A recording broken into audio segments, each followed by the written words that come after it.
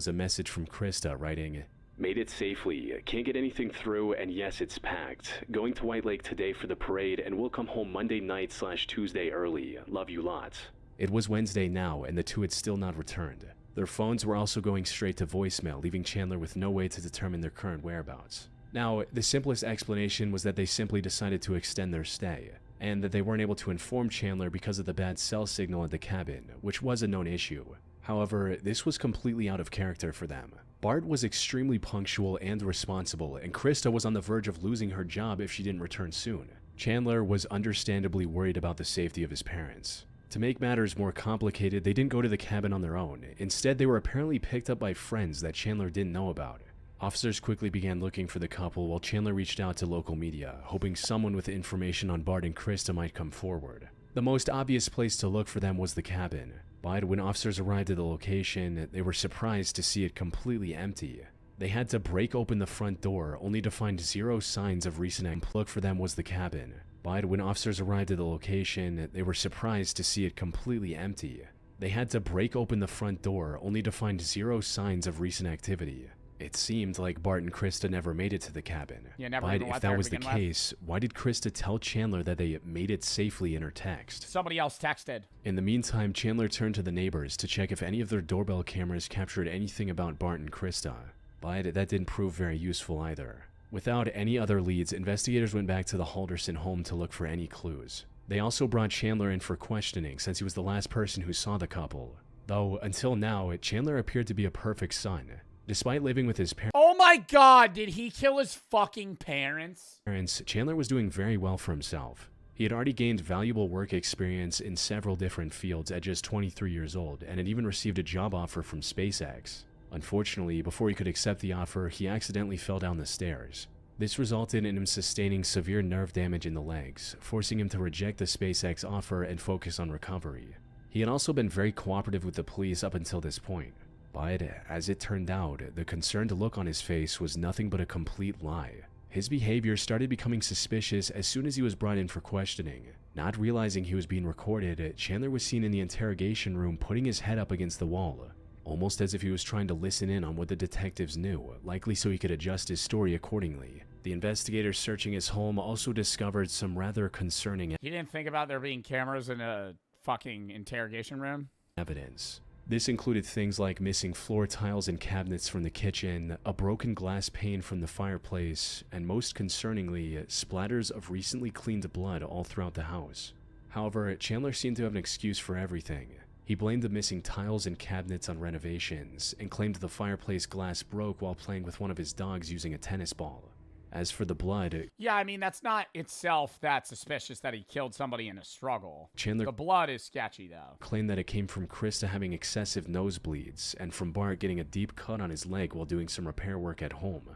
But investigators were starting to notice some inconsistencies in his statements. For instance, at one point during the interview, Chandler claimed that he couldn't drive because of his leg injuries. But not long after, he mentioned driving to multiple places to celebrate the 4th of July holiday. However, despite their suspicion, investigators had no proof of any foul play from Chandler. That is, until they received a call from a woman named Cress. She was a family acquaintance of Chandler's girlfriend Catherine, and the two had actually gone to her place for dinner on the 4th of July. According to Cress, Chandler visited her farm in Cottage Grove on July 3rd, asking to use her pool. She said yes and went on with her day. But when she came back to check on him an hour later, he wasn't in the pool. Instead, his car was backed up to a wooded area next to the farm, and its trunk was open. Investigators rushed to the location she provided. Oh my god, and he was dumping the fucking bodies. And not far into the wooded area, they found the dismembered remains of Bart Halderson, wrapped in a tarp and hidden under some foliage. Around the same time, a different group of investigators discovered Bro, that's like another level of fucking crazy, dude. Like, I don't like comparing like heinous crimes, but like killing a random person versus murdering your parents. Like, holy shit. Dexter? Dude, no. Well, number one, that's a fictitious serial killer. But like murdering your own parents, cutting them up, and then like dismembering them, like that's like looking at that. Like you're like looking at your own, like that's fucking wild. Camera footage that showed the Halderson home in plain view. Taking life as something, dismemberment just feels like a whole nother level. No, taking a life is, yeah, crazy. Dismemberment, crazy. Dismembering your fucking parents, dude. The people that brought you into the world, that you've grown up with. According to this footage, Bart and Krista never stepped. Like, how do you fuck, dude? It's not even inhumane. It's not even humane or animalistic. It's like, it's beyond that, you know? Like, murder is like an insane animalistic thing. Cutting up your parents is like sadistically, like serial killer psychopathy. Like, that's so nuts. Foot outside. Yeah, barbaric. On the morning of July 2nd. In other words, the story of the mystery friends picking them up was a complete lie. But when confronted with this evidence, Chandler stopped talking and asked for a lawyer. You know what happened. We're not going to tell you what happened. You know what happened. You were there when it happened. We're not BSing you, okay? I wasn't there when it happened today. We know more Right. than you think we know. I Okay? understand. But There's people that have told us things. We have evidence. We have proof. More has happened. Okay. So your parents never made it to the cabin, and I think you know that. Okay. So you're asking for an attorney. We're not going to ask any more questions. it's him. Go stand up. You want to stand up? Just come right over here. Krista's remains were How do you, like, you know, when they go, I want an attorney, like, how actually does an attorney defend you in this? Just pleading insanity? Like, you have to hard pivot that story. Like, innocence is, like, doable. Like, even in the OJ case, you could plead innocence, right? Like, they did, right? And he got acquitted. But with this, it's like, dude, you dumped the bodies. Like, you had the bodies. later discovered in an area near the Wisconsin River as well. Fortunately, investigators were able to Imagine being that lawyer. Bro, there's lawyers that pull some crazy shit, though. It's wild how, like, the difference... I've said it before. It's wild the difference between, like, a bad lawyer and a good lawyer. Like, both... You could literally get... If you have money... I mean, that's why you see, like, you know, somebody said J-Oma. I mean, that's, like, you know, like a meme on social media as well. But, like, yeah, I know he is a good lawyer. But, like, yeah, if you have money and you pay, like, a shitty lawyer, you could literally serve 30 years versus going free. Same case, same evidence, just one guy knows how to defend you better. find enough evidence to piece together exactly what happened What do you think about AI lawyers? Is that becoming a thing? Are AI lawyers, like, popular now? between Chandler and his parents. Outdoor Boys? Dude, imagine, sorry, side note. You know how Luke from the Outdoor Boys used to be a DUI lawyer? The fucking, dude, the crazy feeling that would be. Being a guy that Luke defended, just seeing him, like, now this 20 million follower camping YouTuber. You're like, that guy got me out of getting arrested. And why. They found Bart and Krista's phones inside the house wrapped in aluminum foil to block signals, confirming they never left the home. Shell casings found in the basement also confirmed that he more than likely shot his parents before dismembering and disposing of their remains. CCTV footage from a nearby supermarket caught him buying the tarp he used to transport Bart. However, the worst of what he did was revealed when investigators found tiny bone fragments in his fireplace. You see, at around 3 a.m. the night of, a neighbor's doorbell camera captured a strange light coming from the Haldersons' home. It got extremely bright before going out. Oh my god, did he try to burn their bodies in the fireplace? Simply, this bright light his neighbor's camera captured came from Chandler trying to cremate his parents. But the fire likely got out of hand and shattered the glass pane, resulting in him abandoning that idea. As for why he committed such a horrific crime, that had to do with his successful career. As it turned out, almost all of it was a lie. He never graduated, never did any jobs he claimed to have done, and thus the offer from SpaceX was a lie as well. Bart apparently... Wow. Just like full fabricating every aspect of your life, like a fake it till you make it. apparently found out about it, and instead of facing the consequences of his years-long lie, Chandler decided that it was a better idea to take his parents' lives instead. He stood trial in January 2022 and was sentenced to life in prison without the possibility of parole. On the night of December... Bro, instead of just dealing with his dad being like, you're a fucking bum-ass loser that lied about graduating college and job offers just so you could do nothing, like, the next train of thought is like, I'm just gonna kill my parents.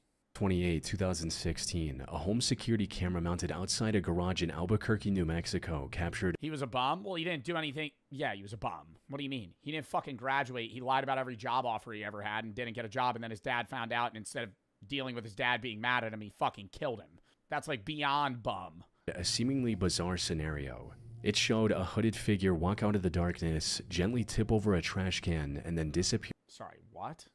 It showed a hooded figure walk out of the darkness, gently tip over a trash can, and then disappear into the darkness once again. Not long after, the resident of the home noticed the trash can and came to pick it back up before walking back inside. The camera then captured the light from the garage door getting dimmer as it closed. But before it closed all the way, the door seemed to open again with a flashing light illuminating the driveway. This looked quite random at first glance. Oh, hell no. He tips over the trash can knowing you're going to come get it. You walk out of the garage, try to get it up, and then right before the garage closes, when you're already inside, he puts his hand under so it scans it and reopens. Now you're in the house. However, what happened in this footage served as the start to a brutally violent crime that happened in the same house. The story began earlier that night when 54-year-old Don Fluid dropped off his daughter Sienna at his now ex-wife Christine's house. See, you lose me, bro. You lose me. You lose me. I'm so bad at those train things, bro. Don's ex-wife Sierra's cousin. Lost me. Next day, Sienna called Don's office, asking if he'd come to work that day. Apparently, he called Sienna every night to say goodnight, but he didn't call the night before, which worried her. And something was definitely not right. Don had never missed work without prior notice before. His phone was also ringing, but he wasn't picking up, which was very out of character for him. Many considered him the most upstanding person they knew, and it wasn't like him to ghost others out of nowhere. So, two of his coworkers decided to check up on him at his house that afternoon. However, when they reached the front door, it swung open. It was already unlocked. Very side note story, but I do love friends and like coworkers that do that, where it's like, this is abnormal. I haven't heard from them in 2 days. I'm going to check up on them. I even heard the story about that one good spot to be because you could get involved in that where like any other high school you wouldn't be able to. So we're going on year 2 of having like a student media team. We also have like a video guy and a photographer that are with. What the fuck?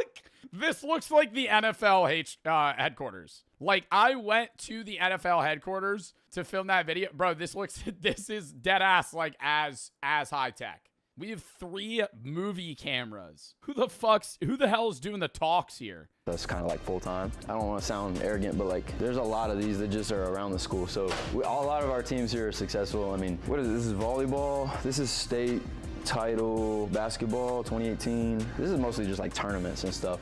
I think some of the state trophies are actually down here. So we'll step out here. This is the school side. So like everything on this side is only really I don't want to say I'm surprised that they don't have more players that are pro, but is this like a newer high school? Because something with facilities like this, I'm actually shocked they're not like churning NBA and NFL players. Like they said they have what, 1 or 2 NFL players and like 3 NBA players. I feel like, dude, this looks like a facility that would have like everyone. accessible to like athletes for the most part. Obviously you can see the football stadium over there from the window. If you want to make jewelry, you can go to the Bro said, look at that clock, bro. Out of everything, you're impressed by the digital clock. Ours has a battery and a fucking hand clock, dude. I'm sitting there trying to read that shit. They got all digital? You can go to the jewelry making class. Yeah, I can't say that they offer jewelry making at my Wait, what the fuck? Wait, is that a jewelry store? Yeah, I can't say that they offer jewelry making at my high school, but you know, there's something for everybody here, I guess. As you keep walking, This is just a college, bro. This is just a college with easier classes. The campus is the same. You have weird ass electives that like are very, you know, untaught at the high school level. branch off like to the sides. Yeah. And there's just like classroom. I mean, on both floors. Hold on. So when you guys were freshmen, or I guess what, sophomores when you're here, did you guys get lost? First day. Oh, first day for sure. Yes. For sure. Yes. First day, like I was here, the hallways were so crowded because so many people are trying to like find a way to get to class. I avoid when the bell rings. If I gotta go somewhere, I wait like 3 minutes because I'm like, it's like New York City. Like everybody's just like paying. You drove in here when people were leaving. That's a lot of cars. yeah. Damn, bro, I wonder what those halls be sounding like, dude. Yo, imagine at McAllen High School in 2018, that shit, yo, I guarantee you motherfuckers be like, that shit was a movie. You'd be walking in the hallways hearing this. Lucid Dreams. Coming out of 9 different speakers. Yeah. As we head downstairs, this cafeteria is Mo Bamba. Holy fuck, dude. Holy fuck. is what shocked me the most on this campus. Instead of your milk and stale pizza like most schools have, this place has real restaurants, including an on-campus Subway. Like, what? But somehow this still... I'm not going to call Subway a restaurant, but they have an espresso machine. What? They have an espresso maker. Yeah, this is literally just a college dining hall. But somehow this still isn't even the craziest part. So this is the cafeteria. We have A lunch, B lunch, C lunch, and D lunch. We have so many people, so everybody can't fit lunch at the same time. You can eat anywhere. You can. We have like almost a dozen restaurants you can choose from. Subway, Pizza Hut. So you're a public school and you have Pizza Hut. Subway in your cafeteria. Yes, we have Subway, and it's pretty good too, actually. All right, let's just go look. What the heck? It's like a mall cafeteria. And again, you notice the amount of tables that are not being used right now. Subway, Pizza Hut. Is that Mexican over there? Cactus, burger joint. What's this one? Is this panini? Yeah, this is like fried chicken. Fried chicken. What's your go-to? My go-to Subway, or I get some fried chicken, or I get it's like a Panda Express. Walk up to the Subway. Let me get some olives. Let me get more olives. Why don't you put some shredded lettuce on that? This is wild. I love the lighting. Make it feel a lot bigger than it actually is. There you go. Never mind. Walk away. 100%. It's kind of like my house that I'm trying to get right now. We're trying to go for the high ceilings. It makes it feel... Big Texas houses, man. Come on now. Oh my gosh. Where to next? What are they called? Mopeds, right? Something like that. Our security guards like Segways.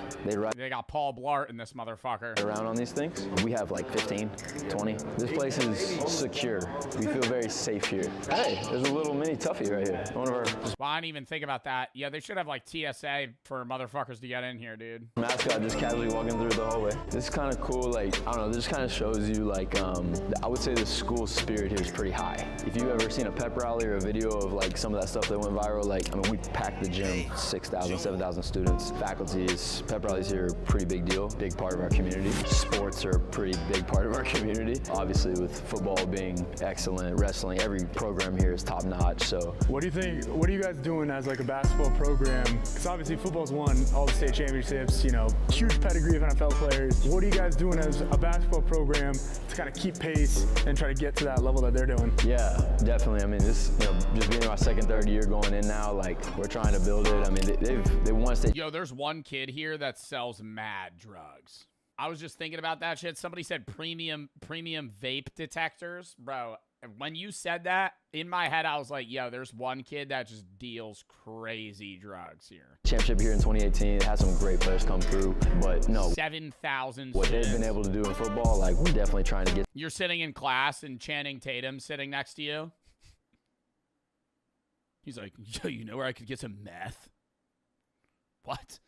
That level. I mean, going to the national championship this year. Dude, you're like 40. Shh. Get to state Texas was definitely a big step for our program. I'm just trying to be more of a nationally prominent name in the basketball world is, you know, kind of our goal. In Texas, I mean, you got Duncanville, like, that's what most people think of when they think of Dallas basketball. You got Faith Family, Dynamic Prep. There's a lot of good basketball here, and we just want to be in that conversation of one of the top schools in the country year in and year out. We do have our own, like, campus store, so they can buy merchandise. Just get some 7'8" Ukrainian guy to just come to McAllen, bro. I mean, like, what are we doing?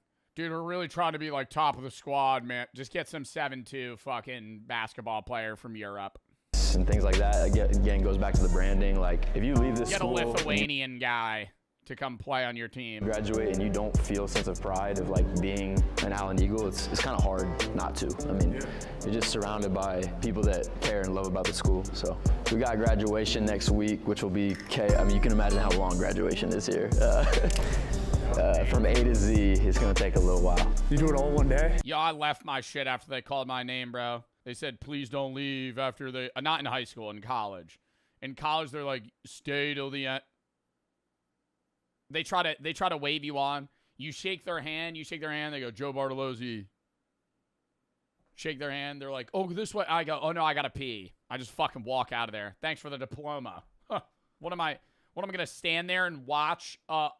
Like, because this is the way that I'm thinking about it. Number one, I got places to be, right? When I graduated, I went and ate at P.F. Chang's. Had to get the lettuce wrap, okay? It was crazy. I was hungry as fuck. Number two, I had an Airbnb reservation because I was going to get hammered that night. Number three, I don't know anyone in my class. And number 4, if their last name started with a B, I know their ass would leave before me. So let's get out of here. Their last name's Zarofsky. Oh, you're not gonna fucking stay? No. Yes. In the gym? Yes, and they have fireworks and a drone show. In the gym? No. It's in it's at the football stadium. So yeah, this is kind of cool. This is our newsroom. This is where we do a student news show every day. It airs on everyone's TVs in every class. It's like a 5-6 minute deal where they give sports updates, school updates in general, which is pretty cool. I mean, it just automatically shows up on everyone's TV at the same time. So. These are some state-of-the-art camera equipment here, man. Yeah, it's super big time. As we kind of grow our student media team, like this is what I'm trying to tap into too, is because we have a lot of talented kids here. It's such a big school, but like there's programs like this that as a basketball program, like we can partner with and collaborate with. How are we still inside?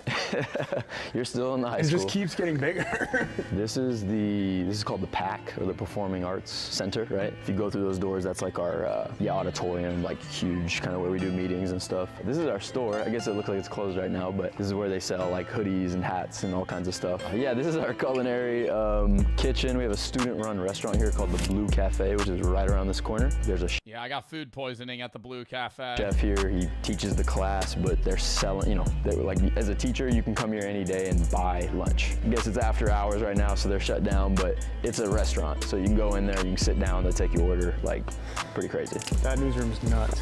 It's like full-scale Oscar level. Oh look, speaking of that, there's a Grammy.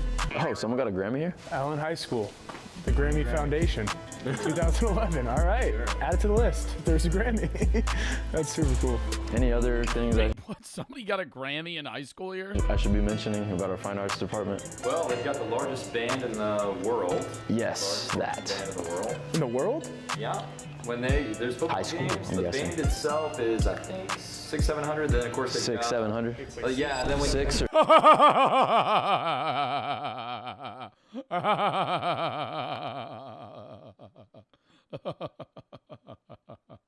Entitled Neighbor's Power Trip Backfires on Her Again. Lock in. Jail. She experiences jail. And she experiences goddamn handcuffs. Now have you been offended as an American? Me too. I don't want to be here. Take me to Is she purposefully screaming like that, or is this like a bit? Africa, you sucking. Take me to Africa, you American. Me too. I don't want to be here. Take me to Africa, you sucking. On April 15th, 2025 in Ohio, police were called. Where in Africa? A little racist. Yeah, because you never actually where in Africa. I don't want to be in the United States anymore. Take me to Africa. That'd be like, I don't want to be in the United States anymore. Take me to South America. Take me to Europe. No, you would say a country. Called when a woman insisted on pressing charges because her package was left at the wrong door.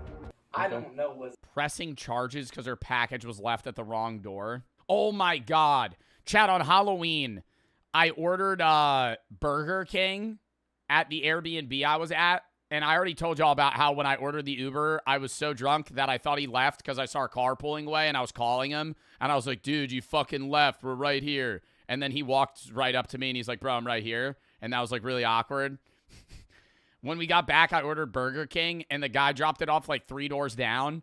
And he drops it off at like 2 a.m.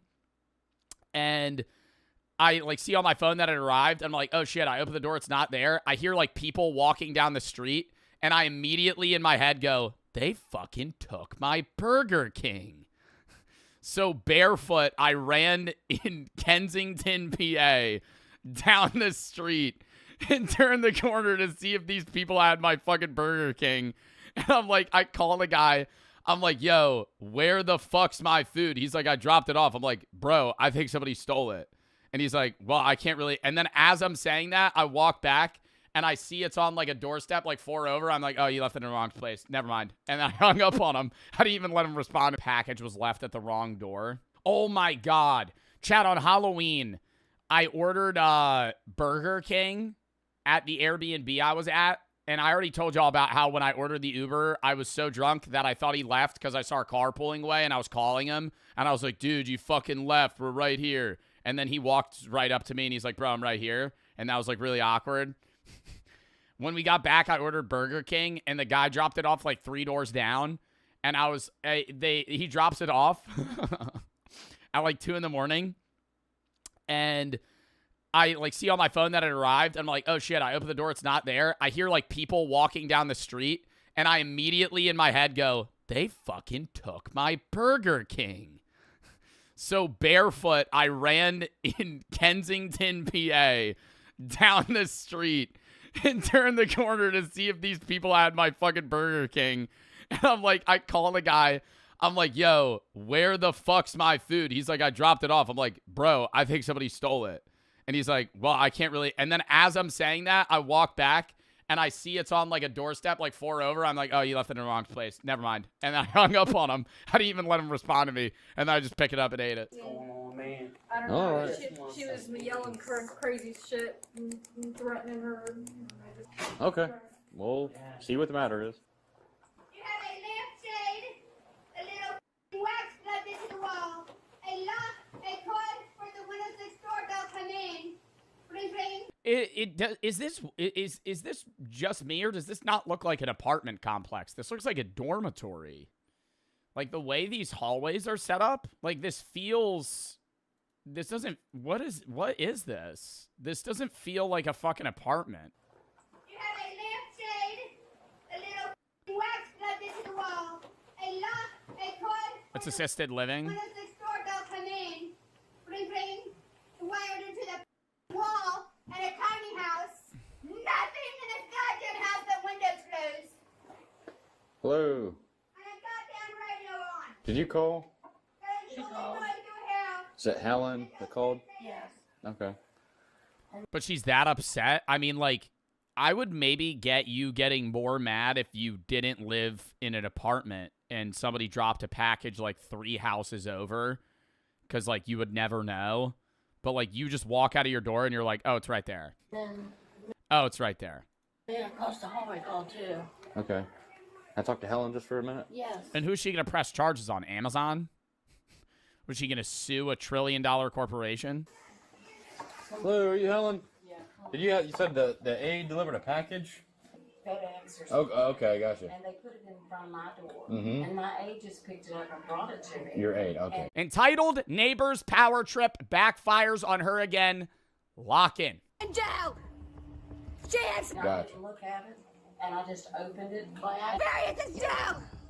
And Sam Francis goddamn handcuffs! Now have you been offended as an American? Me too! I don't want to be here! Take me to... Is she purposefully like, is she purposefully screaming like that, or is this like a bit? Africa, you sucking... Take me to Africa, you American! Me too! I don't want to be here! Take me to Africa, you sucking... And I saw that it was... Oh, she wants to press charges on this woman? That's not her fault. On April 15th, 2025 in Ohio, police were called. Have you guys ever opened somebody else's mail? You're not supposed to, but, like, they're not going to sue you. Like, there's so many instances where you get mail delivered to, like, the wrong apartment. Like, it'll be 1 over, or they put it in the wrong lockbox, and you... Where in Africa? A little racist. Yeah, because you never actually wear an open it, because you're not thinking. You're like, oh, this is my mail. You open it, and it's like, Dear Richard, and you're like, oh, that's not me. Fucking put it back in. Yeah. It's Africa. I don't want to be in the United States anymore. Take me to Africa. That'd be legal, but you're never going to get in trouble. It's illegal to open other people's mail if you're, like, going in their mailbox or their lockbox. You're like, I don't want to be in the United States anymore. Take me to South America. Take me to Europe. No, you would say a country. Called when a woman insisted on pressing charges because her package was left at the wrong door. I don't know what's... Pressing charges because her package was left at the wrong door? Oh, my God. Chat, on Halloween, I ordered Burger King at the Airbnb I was at, and I already told y'all about how when I ordered the Uber, I was so drunk that I thought he left because I saw a car pulling away, and I was calling him, and I was like, dude, you fucking left. We're right here. And then he walked right up to me, and he's like, bro, I'm right here. And that was, like, really awkward.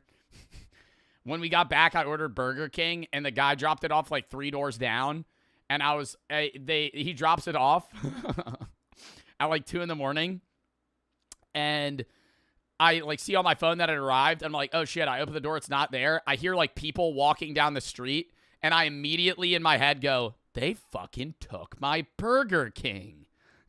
So barefoot, I ran in Kensington, PA, down the street and turned the corner to see if these people had my fucking Burger King. And I'm like, I call the guy. I'm like, yo, where the fuck's my food? He's like, I dropped it off. I'm like, bro, I think somebody stole it. And he's like, well, I can't really. And then as I'm saying that, I walk back and I see it's on like a doorstep, like 4 over. I'm like, sir, their doorstep. Like, you don't read? Well, no, if I open my lockbox. Oh, you left it in the wrong place. Never mind. And I hung up on him. I didn't even let him respond to box. And it's in there. I'm assuming it's for me. You know? Like, I'm not going to go, oh, this is somebody else's mail. And then I just pick it up and ate it. Oh, man. All right. No, it's fucking my lockbox. So you open it, and then you go, oh, shit. And then you just put it back, and you probably know your neighbor, so you're like, this is for you. You don't read it. Like, I'm not going to fucking, eavesdrop. She was yelling crazy shit and threatening her. Okay. Well, their fucking bill or whatever, their mail. But you just see it's not for you. See what the matter is. You have a lampshade, a little wax plugged into the wall, a lock, a cord for the windows next door don't come in. Ring, ring. Is this just me, or does this not look like an apartment complex? This looks like a dormitory. Like the way these hallways are set up, like this doesn't, what is this? This doesn't feel like a fucking apartment. You have a lampshade, a little wax plugged into the wall, a lock, a cord. It's assisted living. Windows next door don't come in. Ring, ring.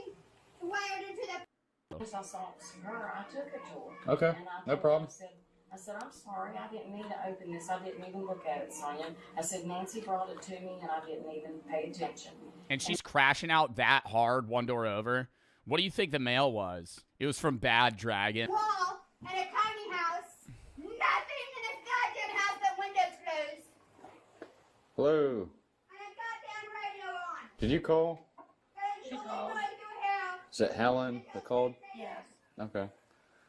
But she's that upset? I mean, like, I would maybe get you getting more mad if you didn't live in an apartment and somebody dropped a package like 3 houses over, because, like, you would never know. But, like, you just walk out of your door and you're like, oh, it's right there. And then I'd maybe get the crash out. It's like, it's just like a fucking dragon. Oh, it's right there. Yeah, across the hallway called too. Okay. I talked to Helen just for a minute. Yeah. And fucking dildo. Like that, then I'd be like, oh shit. You weren't supposed to open that. And who's she gonna press charges on? Amazon? Was she gonna sue a $1 trillion corporation? But like if it's just like regular mail, why would you care? And she didn't say anything then, but now she's going nuts. It's just like really weird chemicals. That would be more concerning. It's like, oh, I didn't know this was mine. Why? Hello, are you Helen? Yeah. You said the aide delivered a package? Did you buy all the chemicals needed to like make meth? She's been in the hall screaming and cussing. This is the 3rd time. But she- FedEx or Oh, something. okay, gotcha. And they put it in front of my door. Mhm. And my aide just picked it up and brought it to me. Your aide, okay, and I gotcha. didn't look at it. And I just opened it. And I saw that it was for her. Oh, she wants to press charges on this woman? That's not her fault. Have you guys ever opened somebody else's mail? You're not supposed to, but, like, they're not going to sue you. Like, there's so many instances where you get mail delivered to, like, the wrong apartment. Like, it'll be 1 over, or they put it in the wrong lockbox, and you open it. Because you're not thinking, you're like, oh, this is my mail. You open it, and it's like, Dear Richard, and you're like, oh, that's not me. Fucking put it back in. Yeah. It's a... She has it in her apartment? She threw it in the hallway and was trying to give it to me, and I wouldn't. Legal? What are you expecting? The room is too small? You feel like in a cage. No space to walk, to change, or put your clothes. Not even a chair. The room smelled as you are concentrated in tiny spaces. I'll not be back for sure. Bathrooms are dirty as hell. Bro, you're going to like a $10 capsule hotel. You shouldn't expect much out of that. I thought I couldn't get any more nervous, but now I'm fully. Why are you nervous? Like you're not staying in like in like a fucking prison. This isn't like, hey guys, Morg's here. We're staying in the penitentiary. My cellmate's gonna be a serial killer tonight. I'm kind of scared. Like then, yeah, I would be, you know, a little nervous. But and there's no damn way he spends 24 hours because you only sleep in capsule hotels. That's facts. You're not fucking staying there for 24 hours. You're gonna sit in a room for 24 hours. So she's gonna think we're staying in the Shard, which is the tallest hotel in the country. But in reality, we're staying in the smallest hotel in the country. This is genuinely one of the first real pranks I've ever done on Tamsin. So I am gassed. I don't understand why he's like she could just leave if she wanted to. She met him there, right? And so she's like thinking that they're gonna go to a nice hotel room. If he says, hey, we're not going to a nice hotel room, she could just fucking get back in her car and leave. Okay, Tamsin, so we're outside of the Shard where, as you've already guessed, that's fucking huge, bro. That's actually a cool-ass hotel. So we're outside of the Shard where... Damn! But the surprise is, we're going to be staying on the £10,000 a night penthouse. No, Morgan, you're lying. No, I actually swear down, we're not. Oh my god. Are you excited? What? Are you being for real? No, I'm actually serious. You actually, that's so much money. Oh my god, you're actually gonna cry? Because it's so much money. Oh, wait, that's fucked up. Yeah, no, that's fucked up to tell your girlfriend that. I was gonna say, don't pay out. No, I really am joking. We're not even staying in the Shard. Do you remember a little while ago I texted you about that's fucked up, bro. In London? Oh no, you're joking. That is genuinely, I swear down. I'm going home. No, you can't leave me to do this by myself. At least come with me to check it out. See, that's what I'm saying she could have done. Yeah, I'm gonna go home. Exactly. The egg's making my fucking hair stand up. It's not that bad. Staying in a room with a bunch of random people. You're acting like you're sleeping in the same bed as them. You're just next to them. Without any further ado, guys, let's get in there and let's do this.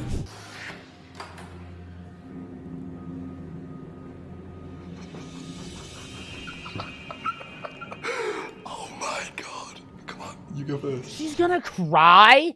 It's just a capsule! What have we got ourselves into here? Bro, they're acting like they're like walking around in like a haunted prison or some shit. Like you're just sleeping in a capsule hotel. That's just like something tourists would do. I've got my own light switch and I can even change the color. I can literally make it any color I want. Oh wow, it's not that bad! I just feel like this isn't that bad. I've stayed in much shittier places. Bro, they're acting like they're acting like they're not people. Like the people that stay at capsule hotels are like murderers. Someone walked out. They flipped the camera and it's just a normal woman that like walking out. A regular woman walking out.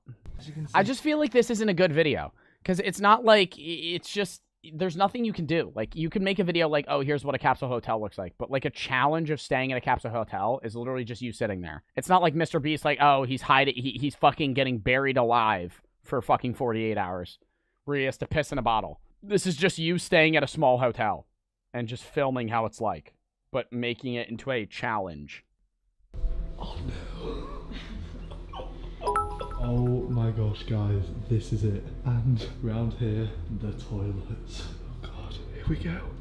Oh god. Oh, okay. Doesn't look terrible, guys. Wait. It's clean. Oh, there's toilet paper in the toilet. Flush the toilet. The hair will go down. Have you ever shit in a fucking airport bathroom, Morgs? You ever shit in an airport bathroom? Where it smells like fucking diarrhea? And it's hot. You ever shit in an airport bathroom? Maybe a bus? You ever been on a bus that has a bathroom? You ever been in one of those? A porta patty? Patty, not porta patty. Porta potty? Fuck. No. Somebody's actually, are you guys, who the fuck? Somebody just said, oh my god, I would be so scared. Scared? I'd be chilling, bro. I would shower in that, no question. I would look at that, say, yeah, that's dirty. I don't care. And then I would still shower. Oh my god, that is freezing. Jesus. Oh. Guys, I genuinely would have rather gone and swam in a pond than this shower. It literally... This is the most over-exaggerated shit I've ever seen, bro. It keeps going hot and then cold over and over. I swear. Oh! It's gone cold again. Check this out. Directly under the hotel is a bar that literally has music blasting out. Oh no! Oh no! This is literally just like a TripAdvisor video. This is like me, this is like me going on fucking Yelp and just seeing Morgs' review and then him fucking posting a link to a video about the goddamn hotel. This is literally just a capsule hotel review. I could easily sleep with that. I could easily sleep with that. Yo, bro, like, you're in London. Like, you're in London. It's the same thing, like, even if you say, like, to give an example, if you stay in New York, like, say you go to a nice New York hotel, you're still gonna hear the city. Because you're in New York City.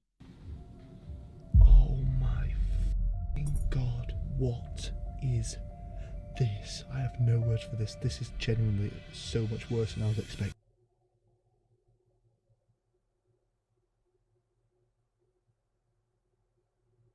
That doesn't look bad. You're not sleeping on that. It's genuinely so much worse than I was expecting. What were you expecting? You paid $15 to stay at a fucking hotel. Look at that. That is what I'm sleeping on. That is genuinely no, it's not what you're sleeping on. It's the fucking foundation for what you're sleeping on. It's flooring. Bro, can someone please tell me what that is? In fact, you know what? I thought the marks on Bro, I just feel like this is just so extra. Like, it's not that bad. This is like bringing, like any of you have that, like, rich-ass friend that's, like, never, like, never stayed anywhere but their house? It'd be like that, like, you just bringing them anywhere.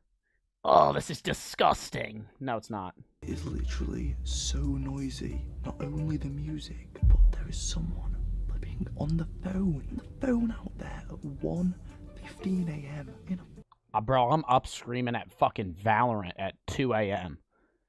Yeah, I mean, granted, it's my house, but I would be up at fucking 1 a.m. Who cares, bro? And isn't he... Yeah, he's also talking at 1 a.m. right now. No. Bro, he's, like, pissed about it. Like, I don't think it would be that serious. Shave the armpits. Shave the armpits. It's a war. My bags have bags. Morning time's in. Do you think it's time to get out of it? It's big enough to fit both of them, so it can't be that small. Alrighty, and let me know where you want me to stay next. And also, the new merch is out in a few weeks, guys. Oh my god. Alright, now I have a poll. Now I have a poll. Now we have a poll.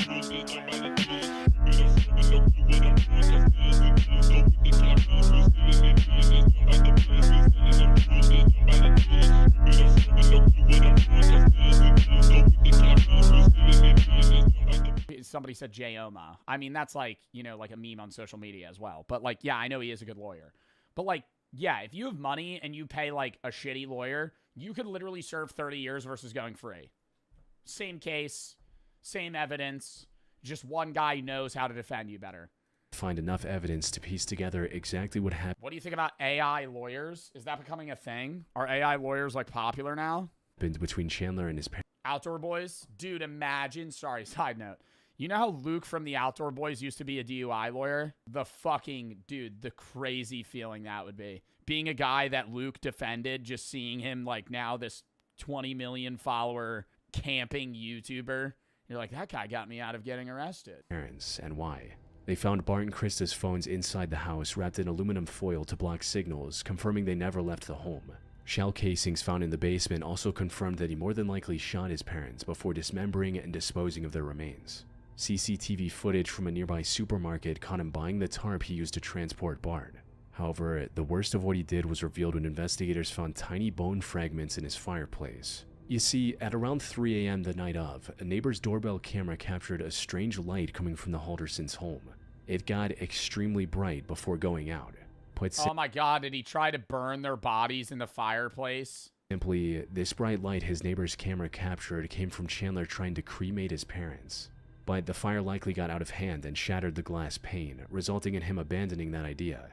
As for why he committed such a horrific crime, that had to do with his successful career. As it turned out, almost all of it was a lie. He never graduated, never did any jobs he claimed to have done, and thus the offer from SpaceX was a lie as well. Bart apparently— Wow. Just like full fabricating every aspect of your life, like a fake it till you make it. Apparently found out about it, and instead of facing the consequences of his years-long lie, Chandler decided that it was a better idea to take his parents' lives instead. He stood trial in January 2022 and was sentenced to life in prison without the possibility of parole. On the night of December... Bro, instead of just dealing with his dad being like, you're a fucking bum-ass loser that lied about graduating college and job offers just so you could do nothing, like, the next train of thought is like, I'm just gonna kill my parents. 28, 2016, a home security camera mounted outside a garage in Albuquerque, New Mexico captured... He was a bum? Well, he didn't do anything. Yeah, he was a bum. What do you mean? He didn't fucking graduate. He lied about every job offer he ever had and didn't get a job, and then his dad found out, and instead of dealing with his dad being mad at him, he fucking killed him. That's like beyond bum. A seemingly bizarre scenario. It showed a hooded figure walk out of the darkness, gently tip over a trash can, and then disappear. Sorry, what? It showed a hooded figure walk out of the darkness, gently tip over a trash can, and then disappear into the darkness once again. Not long after, the resident of the home noticed the trash can and came to pick it back up before walking back inside. The camera then captured the light from the garage door getting dimmer as it closed. But before it closed all the way, the door seemed to open again with a flashing light illuminating the driveway. This looked quite random at first glance. Oh, hell no. He tips over the trash can knowing you're going to come get it. You walk out of the garage, try to get it up, and then right before the garage closes, when you're already inside, he puts his hand under so it scans it and reopens. Now you're in the house. However, what happened in this footage served as the start to a brutally violent crime that happened in the same house. The story began earlier that night when 54-year-old Don Fluid dropped off his daughter Sienna at his now ex-wife Christine's house. See, you lose me, bro. You lose me. You lose me. I'm so bad at those train things, bro. Don's ex-wife Sierra's cousin. Lost me. Next day, Sienna called Don's office, asking if he'd come to work that day. Apparently, he called Sienna every night to say goodnight, but he didn't call the night before, which worried her. And something was definitely not right. Don had never missed work without prior notice before. His phone was also ringing, but he wasn't picking up, which was very out of character for him. Many considered him the most upstanding person they knew, and it wasn't like him to ghost others out of nowhere. So, two of his coworkers decided to check up on him at his house that afternoon. However, when they reached the front door, it swung open. It was already unlocked. Very side note story, but I do love friends and like coworkers that do that, where it's like, this is abnormal. I haven't heard from them in 2 days. I'm going to check up on them. I even heard the story about that one guy. Have you heard the story about the one guy that ordered at a pizza place every year or every Friday for like 3 years or something? And then he missed like one Friday and the minimum wage coworker went, "Where is he?" Calls the cops. Turns out he just had a heart attack and they saved his life or some shit. Like, what the fuck? Or he like fell. I don't know if he had a heart attack. Something happened where like he would have died and the random minimum wage coworker was like, that guy shows up every Friday for fucking 3-5 years. Like, this is weird. They called out Don's name, but when they heard no response, they decided to go inside. It was every day? Okay, that makes it even more crazy. Everything in the house looked very normal. That is, until one of the coworkers went to the garage. There, she spotted a dark red streak on the wall behind the parked truck. She stepped closer to take a better look, only to come across what she was dreading the most. She called 911 and first responders rushed to the scene. Sadly, it was already too late for Don. He had several cuts on his body, a deep cut on his neck, and signs of blunt force trauma to his face. By the time his coworkers found him, he had already been dead for several hours.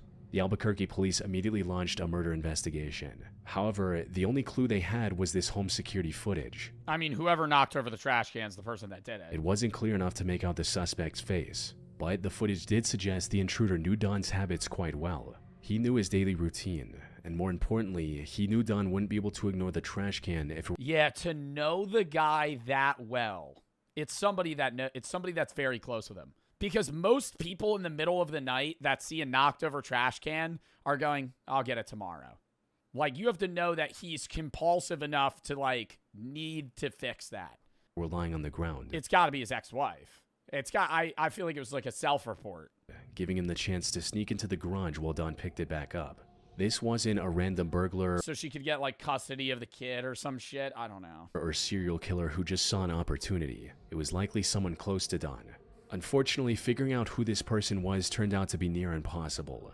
The first suspect police questioned was Terry Lee White, Christine's now husband.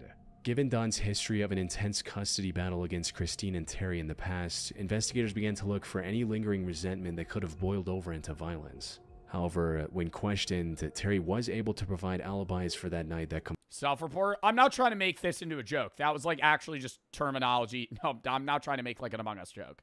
I know this is a serious video. That's like actually the terminology that just popped into my head. It's self-report. That's what it is. Like, you fucking kill somebody, you call and you go, oh, fuck. That's what this guy did. He fucking self-reported on his parents. completely checked out. And he was the one that chopped him up. The next two potential suspects were Dawn's brother Dennis, who didn't have the best relationship with Dawn, and the landlord Benny Ruiz. But while neither had a strong alibi, there was also no evidence linking the two to the crime scene. With that, the investigation was back at square one. It wasn't until March 31, 2017 that the killer was identified. It turns out the person who led detectives to the truth was none other than Don himself. You see, despite likely getting ambushed by the killer, Don did not go down easy.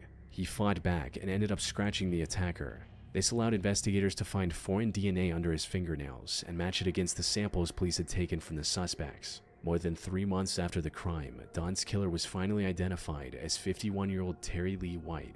After clocking in at work as a commercial truck driver, Terry went to It was the ex-wife's husband? Do you think she knew? Don's place and carried out a plan he had likely been thinking over for a very long time, with the home security footage of him sneaking in Don's driveway showing how premeditated this whole thing. That's so fucked. Like, I know, like, okay, there's a custody battle and everything, but it's like, dude, this is like the daughter you're fighting for's biological father that you, like, beat to death in his own house. Was. After a brief manhunt, Terry was arrested on April 3rd, 2017 in Arizona, about 200 miles from Albuquerque. He stood trial in June 2018 for his crime and was sentenced to life in prison without the possibility of parole. What about the wife? What? What about the wife? There's no way he was just like, I'm just going to do this and not tell her. She was innocent, so he just didn't tell her. I don't know, bro. You're telling me you're married to somebody. They're gone in the exact hours that this person dies, and you don't go, did you kill my ex-husband? I feel like that'd be, like, somewhat trying to connect the dots. Search it. I don't know, that's just upsetting. It just ends on like that. That's like literally like a fucking cliffhanger.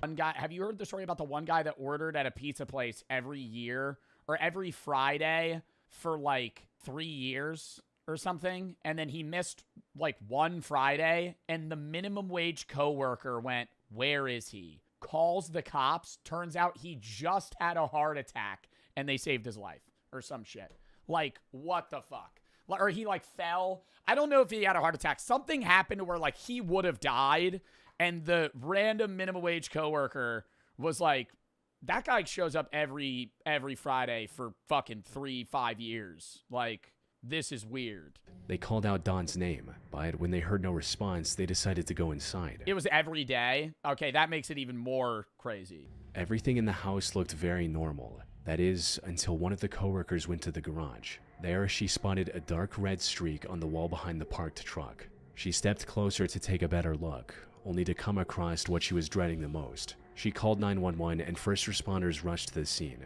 Sadly, it was already too late for Don. He had several cuts on his body, a deep cut on his neck, and signs of blunt force trauma to his face. By the time his coworkers found him, he had already been dead for several hours.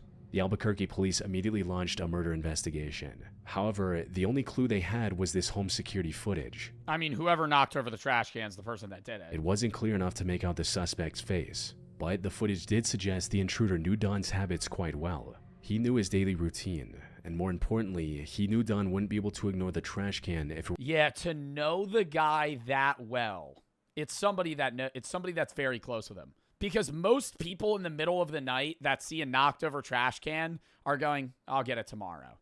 Like, you have to know that he's compulsive enough to, like, need to fix that. were lying on the ground, It's got to be his ex-wife. I feel like it was like a self-report. giving him the chance to sneak into the garage while Dawn picked it back up. This wasn't a random burglar So she could get, like, custody of the kid or some shit. I don't know. or serial killer who just saw an opportunity. It was likely someone close to Dawn. Unfortunately, figuring out who this person was turned out to be near impossible. The first suspect police questioned was Terry Lee White, Christine's now husband.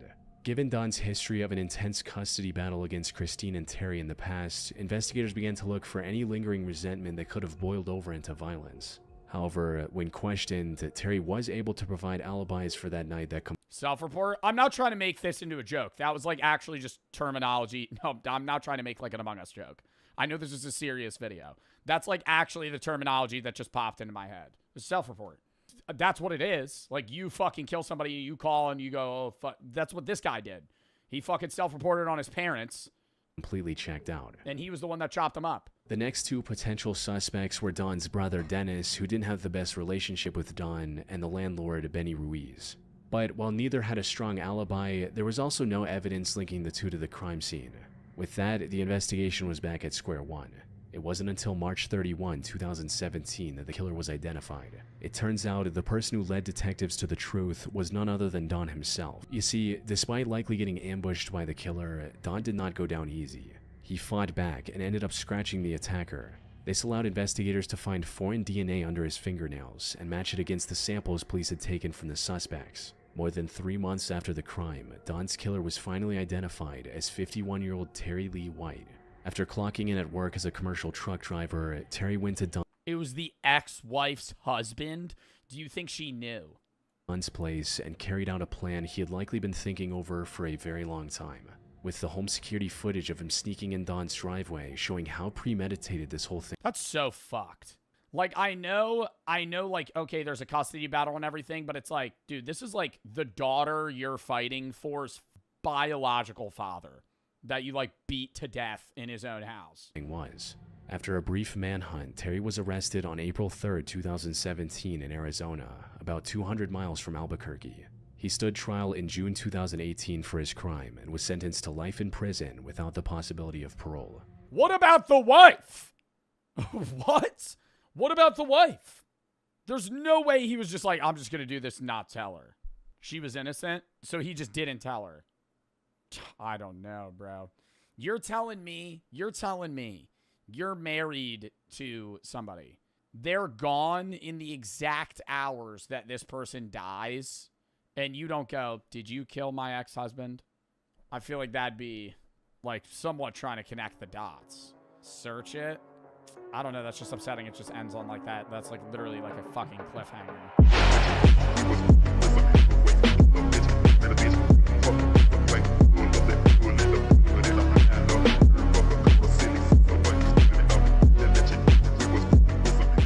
Health struggles. She was diagnosed with schizophrenia and at one point believed that Prince Charles, along with the country's prime minister, were communicating with her through YouTube. Deborah also had no family in the country she could have gone to either. The only people who knew her were those who attended the same church as she did. And speaking with people from the church gave investigators their first lead. One of Deborah's friends, 37-year-old Gemma Mitchell, told officers that Deborah had been depressed and that she went to stay with friends close to the ocean.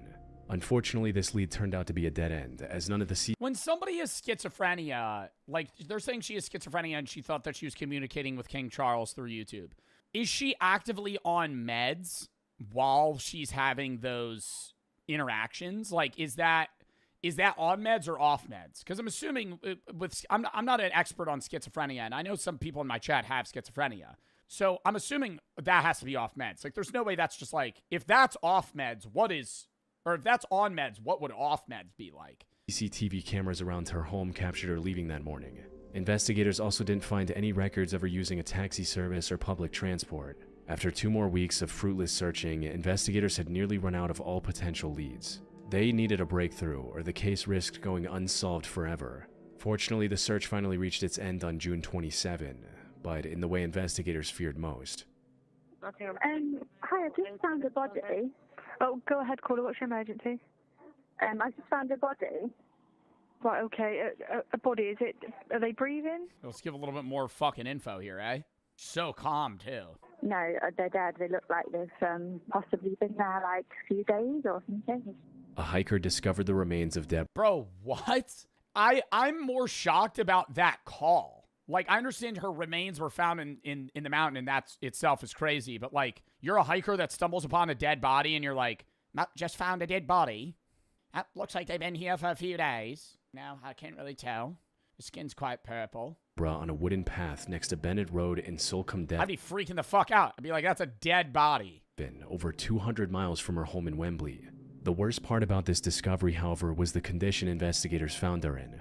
This wasn't a case of going for a hike. Could be in shock. Or, yeah, you know, you're trying to be calm. I mean, that is the best thing to do, is be calm when you're calling a dispatcher. And having an accident.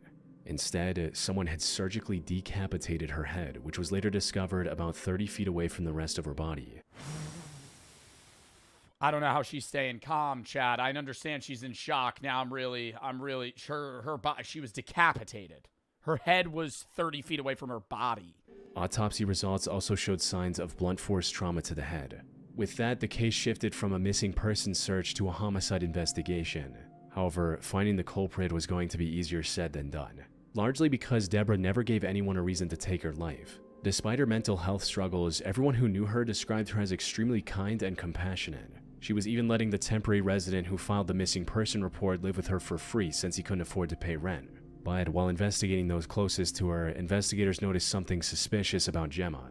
CCTV cameras captured Gemma walking toward Deborah's home with a blue suitcase on the morning of June 11, the same day she went missing at around 6:30 a.m. Hours later, the same cameras captured Gemma walking back, this time with 2 suitcases. She was also struggling more to roll the suitcase. Yeah, walking backwards. Like, I understand in a killer's mind, it's like, hey, this makes me look less suspicious because it's a suitcase. But if I'm watching somebody walk backwards with 2 suitcases because it's too heavy, I'm going to go, what the fuck do you have in there? That's more suspicious. Like, I actually think you walking backwards with 2 suitcases in broad daylight like this is worse than if you just had like a weirdly shapen trash bag with a dead body in it, like over your shoulder. She was also struggling more to roll the suitcases, suggesting that, unlike before, they were they're not walking backwards? Well, I can't tell. It's in fucking 120p. Side note, why is every CCTV in 120p? Why is that? I understand it's like cheaper, less energy. I feel like a 1080p security camera, even like a 480p security camera, that can't, I understand it's cheap, Brady, but I'm saying, like, how much more expensive is a 120p camera to like a 720p? I feel like it's got to be like tens of dollars, man. Less storage? Yeah. Okay, because they're saving the footage. This made Gemma the primary suspect in Deborah's Storing 4K footage is expensive? Well, I'm not trying to say you get 4K footage, Brady. Murder, prompting investigators to look into her more closely, which turned out to be the right move. On the 26th of June, CCTV cameras captured her struggling to load the same blue suitcases into the back of a rental car. She then drove to the same road where Deborah's remains were found a day later. This was enough evidence for the police to obtain a warrant and arrest Gemma on July 6. Oh my god, is this them arresting her? Or is this just another fucking... Hello there. Hello, how are you? Yeah, good. Did you answer? Was he just banging the door down with like a battering ram and then just had a casual conversation with her when she opened the door? Did you answer? Sorry, what's your name? Sorry, we were asleep. Are you Gemma? Yeah, I am. Okay, Gemma. Just could you hold a second? Sure, sure. Come on a second. Sorry, could I ask Gemma? Bro, Brady, why did your account just actually say spam detected? If you continue, escalated action will be taken.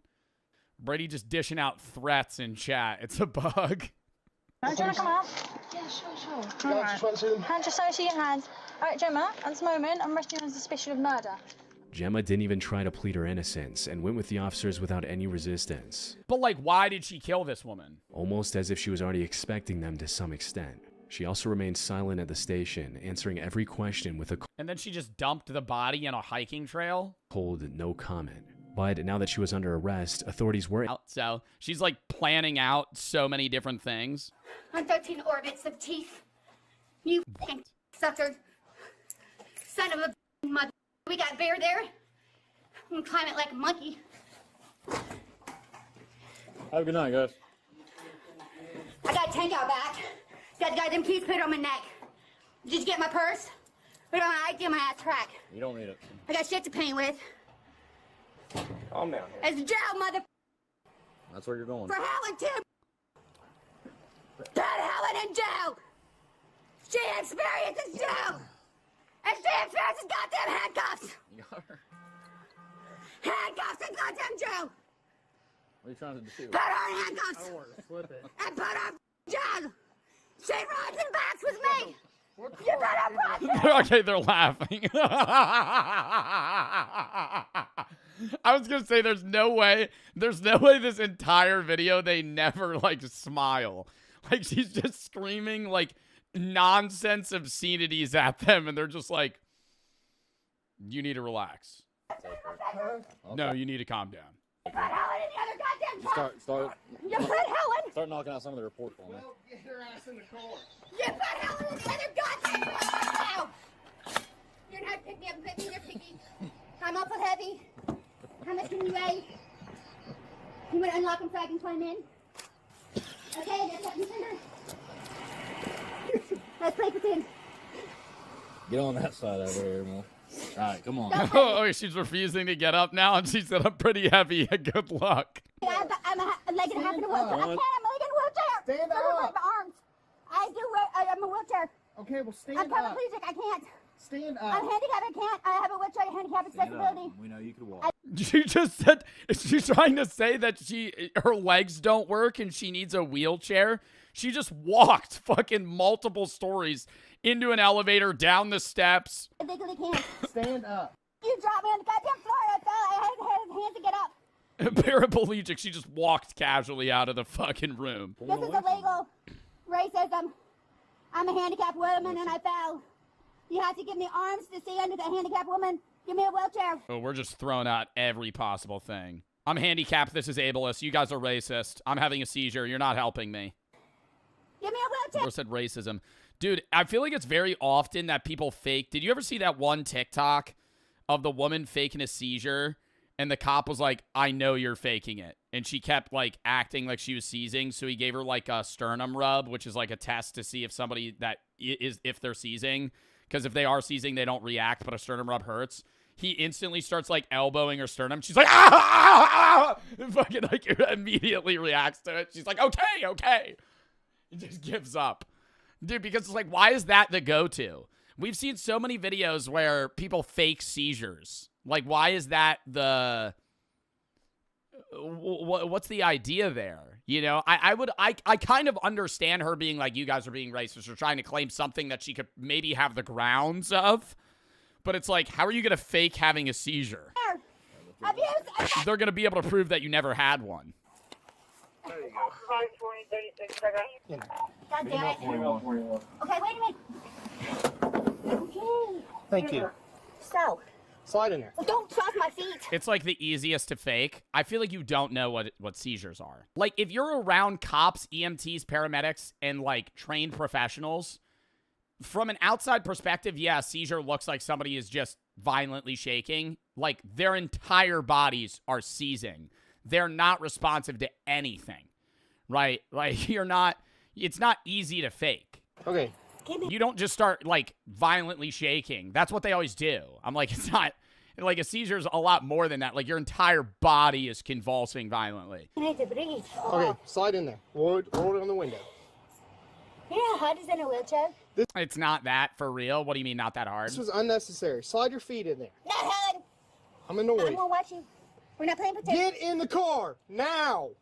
I can't. I gotta catch my leg. Get in the car. I can't get my left leg in without you smashing it.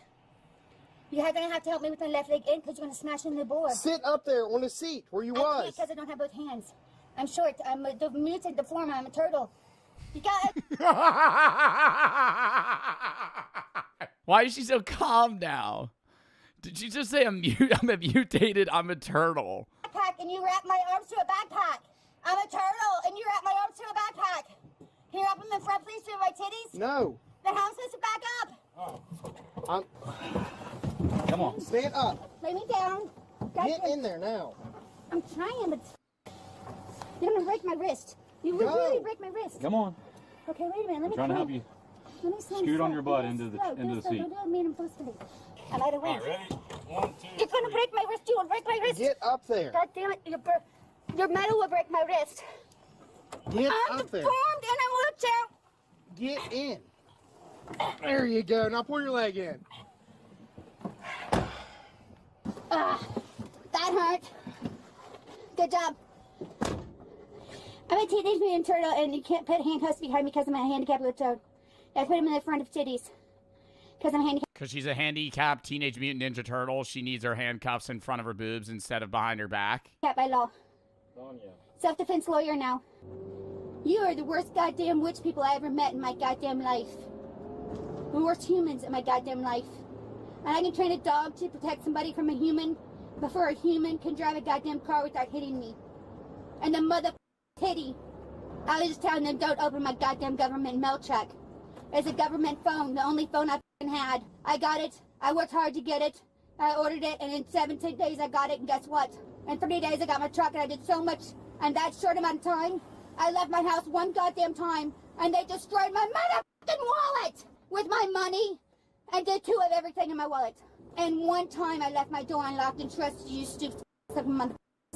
911 ain't worth no with a 1-0 to spell a goddamn name on a piece of plastic without shooting me in the forehead, you f***ing Barney 5 piece of shit in America. I've been in my house for 7 months. I went to jail 3 times. I went to psych 7 times for crazy Sonya on a 5-letter word. Flipping 4 pennies in between my What is she saying? 4 fingers, you son of a... She's saying in the last 7 months she went to jail 3 times. I genuinely believe that all 3 of those times were because she called a complaint on somebody and then just violently crashed out for hours on end to the point where it was like, hey, you're disturbing the peace. And I got 2 veteran sons, you piece of shit. And these 2 veteran sons, you piece of shit. And they... What do you think she said that? No, don't type. No. You will get banned. You will get banned. You will get banned. You will get banned. You will get banned. Don't be a stupid fucking chatter, please. These rocks has to play with 2 big guns that salute me in the eye, and I flip off in the air. You can't in my teeth in a slide dumpster of mud, you piece of shit. And your metal jail cell is more comfortable than a goddamn naked sleeping little painted. Dude, there has not been a breath where she hasn't talked. Like, she had, for the entirety of these 10 minutes, even when she wasn't on camera, she was screaming. Like, she has not stopped speaking for a half hour. Xbox, little painted concrete pad, and the goddamn landing of Columbus, where they put their airplane for your whole goddamn state. For your whole... Is she relating what happened to her to Columbus discovering / overthrowing the people in the United States? Like, is she relating the, I guess, forced removal of Native Americans to what's happening to her right now? Motherfucking state of Ohio! Like, I'm trying to, like, dude, I feel like I'm solving a riddle, like, listening to her. Like, she goes one idea to the next in the same sentence. On a circle piece of paper and a pencil. So if you ain't a piece of pencil paper that says Ohio with an O in a circle, you can suck my balls, orgies, orifice, mouth, teeth, and eyeballs and put it through my eye. And ask me the surface of my black to white to the veins of my eyeballs. Cause you are a piece of shit! There's no phone to call for fire. There's no phone call to call for police. Or please help me in English with PLZ, or no, or yes. No, don't open my mail, and yes, arrest me, and take me straight to a goddamn airplane, and get me the f*** away from an American. Take me to Columbus Air. Okay, can I say this is actually impressive that she's able to ramble this continuously? Like, I don't know if I could, because she's saying a lot of different things.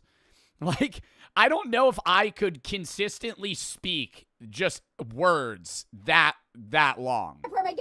Like, it's not like she's just repeating the same word. She'll sometimes repeat the same sentence or idea, but it's like, dude, she's just, it's not even thought to words. It's just simultaneously anything she's thinking, she's just saying. Away from a goddamn American. She's gerrymandering. Get me the f away from America. You son of a white honky tonk. You see A to B, 1 to Z. Can't get a lawyer with a goddamn dollar quarter with a head on it, with 2 pieces of metal in between your finger, bottle caps up, print a coin, and you can't hit a gumball machine in a candy shop to earn a lollipop in your mouth to suck at you. No, nah. This is like, dude, I don't even know what she's saying, but I'm like, damn, she's actually kind of spitting right now. I thought she was going to start rhyming when she was saying A to Z. Lollipop in your 2-year-old's mouth, you fucking. And then pick another room to take and slip and slide blood out your wife's teeth. And then blood or eyeballs, and that's going to look at you again funny. You piece of sucking. Now, have you been offended as an American? Me too! I don't want to be here! Take me. What do you think the cop's thinking in his head while he's driving? I'm wondering if he's like annoyed or smiling. Because it could be either. Like the fact that he hasn't responded to her and he's just let her ramble nonstop for effectively 6 minutes straight. In Africa, you sucking monkey. You racist honky. Get me the f out of here, you sucking piece of shit. Come on, manhandle me like you did last time in a wheelchair. Manhandle me and throw me all over there. You don't know to dog a cat or a piece of fish to go fishing. Nothing but metal to scream. And water until he goes to air. And no water. Alright. Are you going to get me to Africa? Bro, this woman has no idea what's going on. Bro, they open the door. Are you all right? Are you going to take me to Africa? That's the first thing this person is experiencing. Oh, my God. Getting thrown into an hour and a half out of a 3-hour movie. You able to get out? Just in the midst of it. I got arrested for filing charges on how it opening my goddamn mouth. Alright, well, we'll get out. Come on. You need to unlock the back and put him in the front. I'm a handicap in a wheelchair. Are you able to walk? No. We're gonna get you out here. We're gonna check you out, okay? You guys have abused Oh, my God, they're going to get her a wheelchair? me so much I'm going to Africa. We're not gonna abuse you. We're gonna get you out here so we can have a nurse check you out, okay? I just need you to calm down. I know you're stressed out. No shit, I'm upset. I know you are. You know what I went through to get a government phone? But I just need 17 signatures of government assistance. What's your first name? And someone opened the goddamn cell. What's your first name? Government knows everything you do. On every number you do. And she All right, no, it is actually kind of seeming more like a paranoia or schizophrenic episode or something. Like she feels like everybody's after her in some way. No, I wouldn't say meth. Yeah, it's like a level of like psychosis or like extreme paranoia. Like that's nothing. The rambling she was doing, I feel like she knew didn't make sense. But like the other stuff with the package, she like genuinely believes that like these people are out to get her. Oh. Here, slide towards me. God damn it. Our hands are bracing your back, okay? You're good. I got you. You're able to shimmy over. You know what I did last time you were in a wheelchair? All right, And the wheelchair's out here, okay? we're gonna shimmy over, all right? All right, scoot yourself over, okay? Stand on right. Here, yes. I have prints on that. All right, lean back, okay? The woman was arrested and charged with disorderly conduct. If she is convicted, what do you think the punishment should be? Bro, to fucking get help. I don't think she should get jail time for that. She didn't hurt anyone. She's just being a nuisance. Like, she needs genuine help, man. Like, I don't know. She might not have schizophrenia or she might not be in a psychosis state or something. But like, regardless, bro, yeah. She isn't entitled. She's nuts. Yeah. I don't think she's entitled. I think she would be entitled if this was like in some rich Hollywood fucking neighborhood and she was acting this way. Like, she seems like a very average individual that is now just losing it. Can we pause so I could pee? Isn't that the point of jail? Jail does not fix you in any way. Like, there's multiple arguments to be made that jail and prison, if anything, make you a repeat criminal more than actually helping you. Modern U.S. prisons and jail are less about, I guess, helping you in, getting back on your feet when you get out, and more about punishment. And I think there's an argument for both, but rehabilitation is, like, some countries focus prison and jail time heavily on rehabilitation, others on punishment. I think there needs to be a middle ground, but to, like, in instances where people are going through episodes like this, if you just threw her in prison or jail, that's not fixing anything. Like, they're not, like, yes, there might be, like, instances where she could get help in certain ways, but a lot of the time that doesn't happen, and then people leave less prepared for society than when they came in. Especially if they're younger. She's different because she looks like she's, like, 40, but when you're like 17 to 25 and you get arrested, and then you go to jail and you come out, now you're, like, ill prepared for society because you didn't know how to do anything when you went in, and now you're older and you're supposed to know how to do all these, this, and this, pay your taxes, do insurance, fucking get a job, do this. Some people do that and are able to do that, but you're still kind of leaning into society and leaning on, I guess, the pillars and support system you have until your mid-20s. Like, it's not uncommon for people to be living with their parents or having their parents help them, not necessarily financially, but just, like, with life tasks into their mid-20s. And so when people end up getting locked up in that time frame and then they don't get help and aren't prepared, then it makes them more likely to repeat crimes because they don't know what the fuck to do.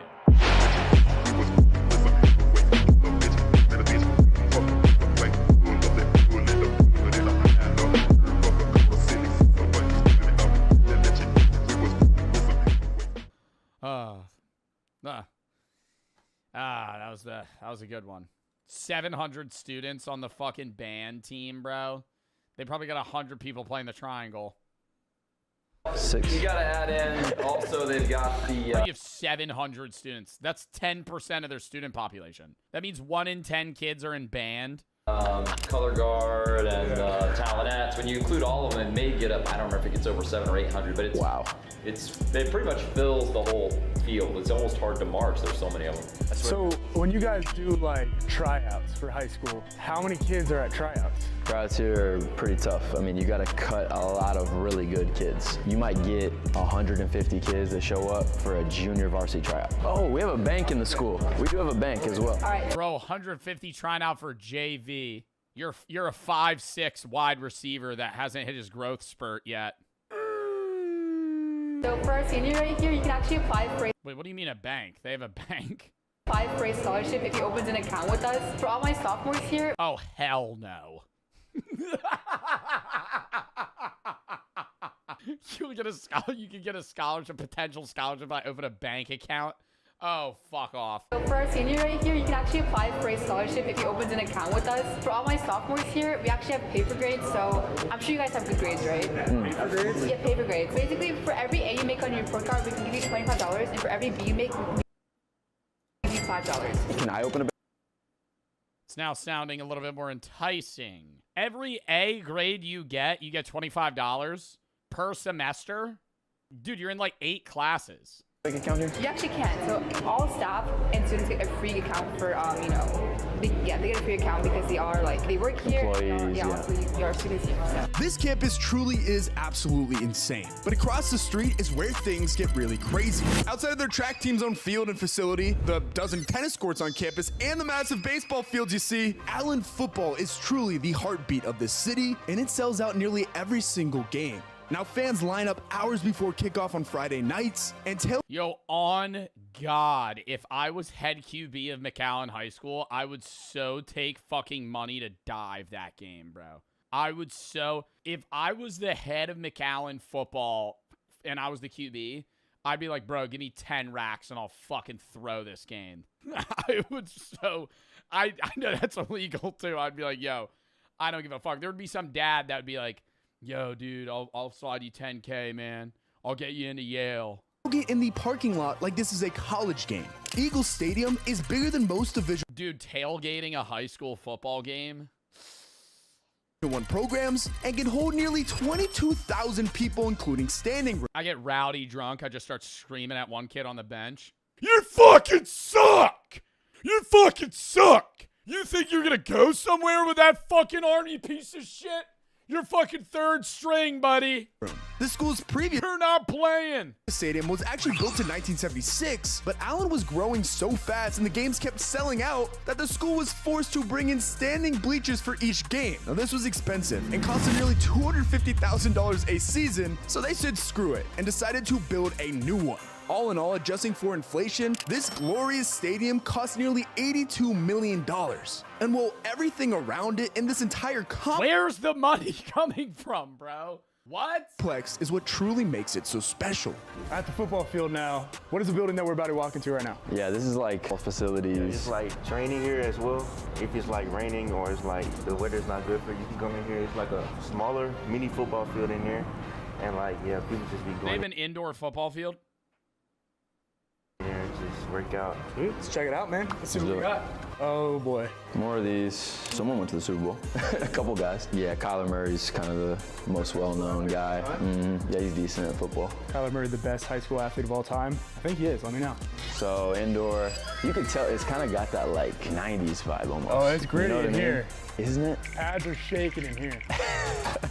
Look at like the. Bro, this is like I was saying, oh, this is college level. This is like bigger than college. Like most college campuses would never have this amount of equipment. Wall art, doesn't it? It's like Cement. they logos. Well, that's what you need in football is that little bit of grit to kind of push you over the edge. It can't all be sweet, you know what I mean? Even though Football, it is. you gotta be tough a little bit. You gotta be backing around. Another weight room. Yeah, it's always Another weight room. Wow. So how many weight rooms is this now? Somebody said holy cartel money. So where do you get all the money for this? Oh, dude, the new Jalisco cartel actually sponsored. I'd be like, Dude, I think we have 4, and there's another one underneath the stadium, which is like 3 times this size. Underneath here? Underneath the stadium, over there. By 3 times. That's crazy. I mean, bro, some of those cartels actually have so much money that they probably could fund like 10 of these. Yeah. That's nuts. Billions of dollars. Yeah, we lift a lot of weights. See if we can go down here. Dude, what in the world? This is Most protected school. Also a little scary. Imagine a cartel funded this high school and you're and the leader of the cartel's just in the stands. State finals. You throw an interception. You get sad, you look to your right. You just get handed a note. You don't want to read the note. nuts, bro. I played in a lot of cool places in college. My first ever college game was at Boston College. It's my first start. We played against A.J. Dillon. We'll look at the stats. Not pretty tight for the Staters, but this is a nicer stadium than Boston College had. And this is a high school, let alone a public school. It's nuts. As you come to Texas and you're driving around here, like, this is 97% graduation rate, 90% college enrollment. Ranked number 34 best college prep high school in Texas. 76 in STEM. the only So they're more athletics than education. massive high school stadium you see, right? And Allen in particular is probably the most glorious, biggest one that I've seen by maybe. It's not McAllen, it's Allen. It sounds like it should be McAllen, no? Am I wrong? Allen High School, it should just be McAllen. McAllen sounds better. I'm going to call it McAllen. Ever, but where does like the funding come in the state of Texas for giant facilities like this at the high school level, especially a public school? Well, that's a good question. I mean, I think a lot of it actually the community. You know, when you talk about bonds getting passed to I said that shit. They were getting, do they get donations? help develop facilities like this, it takes a community that wants it in the first place. But the sheer size of the school also kind of demands there to be one of this size, because when you have that amount of people that actually want to come to the game, you kind of need. So I think that just speaks to, like, you know, you build a facility like. Well, do they have ticket sales? Because I'm assuming they're probably making a pretty good fucking amount of money. People are coming to be here because they want to watch the sport. It's so embedded in what you guys do down here in Texas. 100%. Yeah.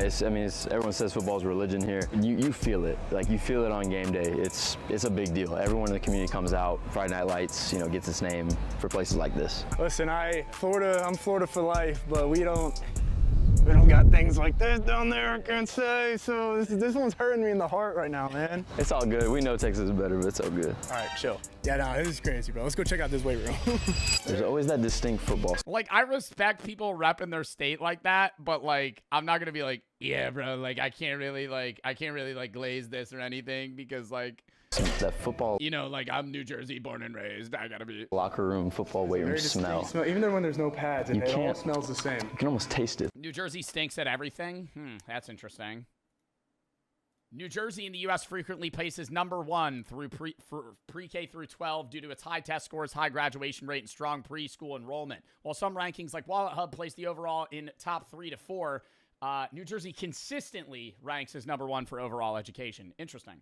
It's like, it just tastes like football in here. Got the benches. I'm sure there's some big time weight being moved down here. Oh wait, we got the top weight right here. Current top 11 squat 490, bench 340 in high school. I can do that right now. Somebody ran a 437 last May. You guys be hitting this in here? They had you standing over there like this. That's how you just running in. Those benches and running into it and push it all the way up there. And if you hit the thing, you get some kind of. It goes ding. You get like a stuffed animal. It's like a carnival ride. Let's see. No, the hat. Come on. I think that's as far as it. You know them Florida boys would probably rip the hinges off this machine. You know them Florida boys would probably fucking just pick this machine up and throw through a wall. Inside foot.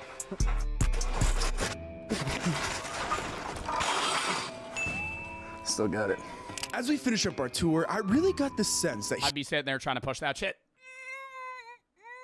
here in Texas, sports just mean more. I mean, you hear it all the time, but everywhere you go, you see reminders of their success and what makes this place so different. That obsession for sports greatness seems to carry over too. I mean, Allen is one of the best academic schools in the nation and prides himself on all-around success. There is a reason that their graduates keep coming back to campus to help out. Now, as for their basketball team, it's really only up from here, because one thing I know about Allen is this place breeds winners. It is McAllen. Oh, it's Allen High School in McAllen, Texas. So it's only a matter of time before Allen Hoops explodes. That's the tour here at Texas's largest high school. We've seen not even close to all of it. Want to say thank you. That was a really good fucking video, I'm not gonna lie. All hail Cullen. Never heard of the YouTuber before. Great video though. Basically a uni. Yeah, that's what I was saying from the start. I think it's basically just like a higher tier college almost. In terms of like facility.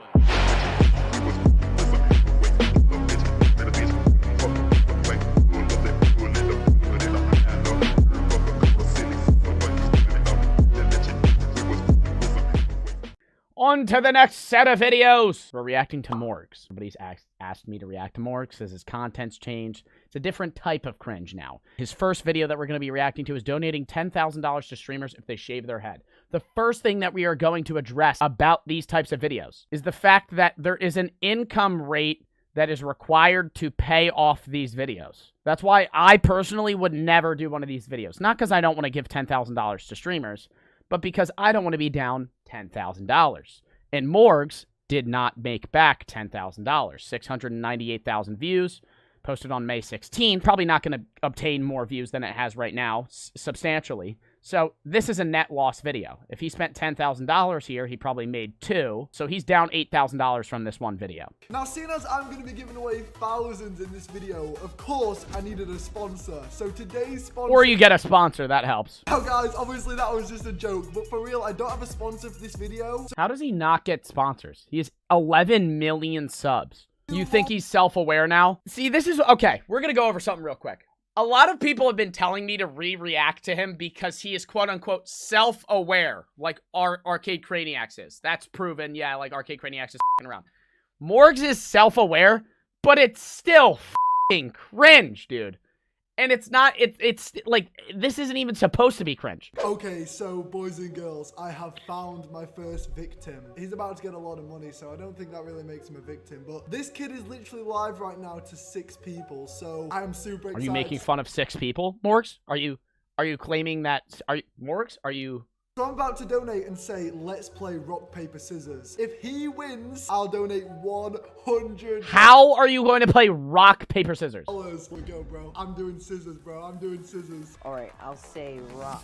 Oh, no fucking way! No fucking way! He did it! Yo! Let's go! No way!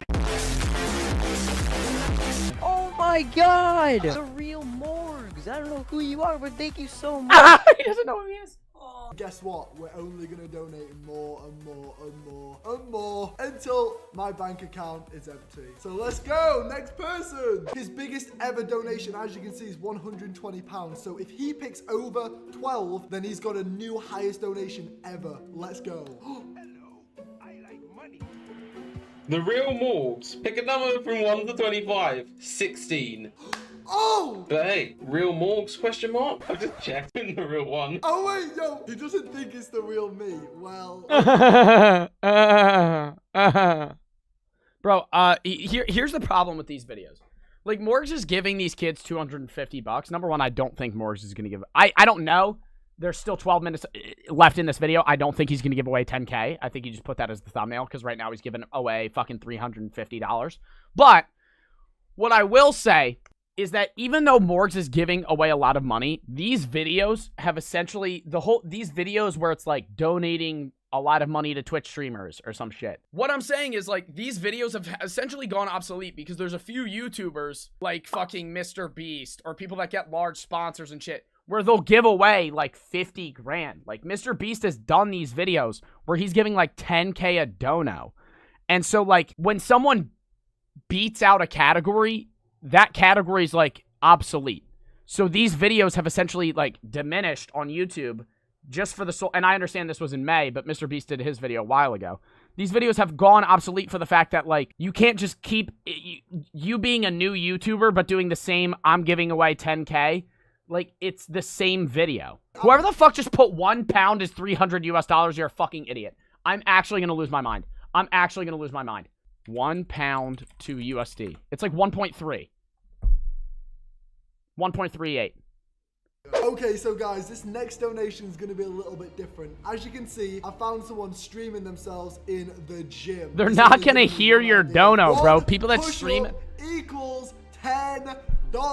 Oh, you're about to get your fucking account drained, dude. That dude looks like he could fucking crank out push-ups. I found someone. That dude could probably crank out 100. Oh, his legs are lacking. His arms are fucking massive, though. Streaming themselves in the 100 gym. push-ups? It's only giving me one idea. One push-up equals $10. You better be giving him $1,000. How many One push-up equals $10. You're not going to donate $10 per push-up.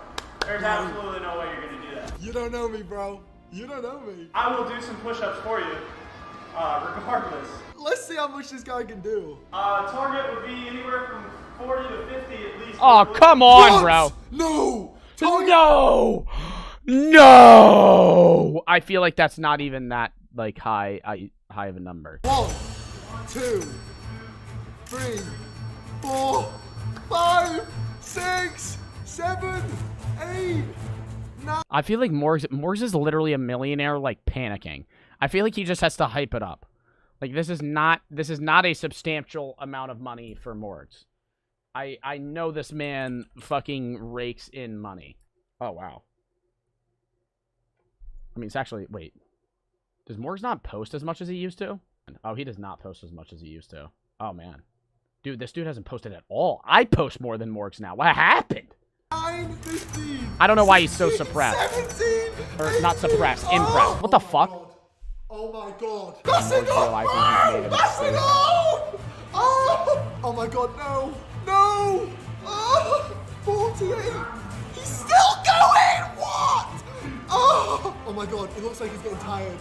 Who the fuck said this man was... Everybody told me Morgs was self-aware and reformed. He is screeching right now. 69 push-ups! This guy has only ever had 3 donations, and he's about to get a $690 donation. A deal's a deal. Enjoy the money.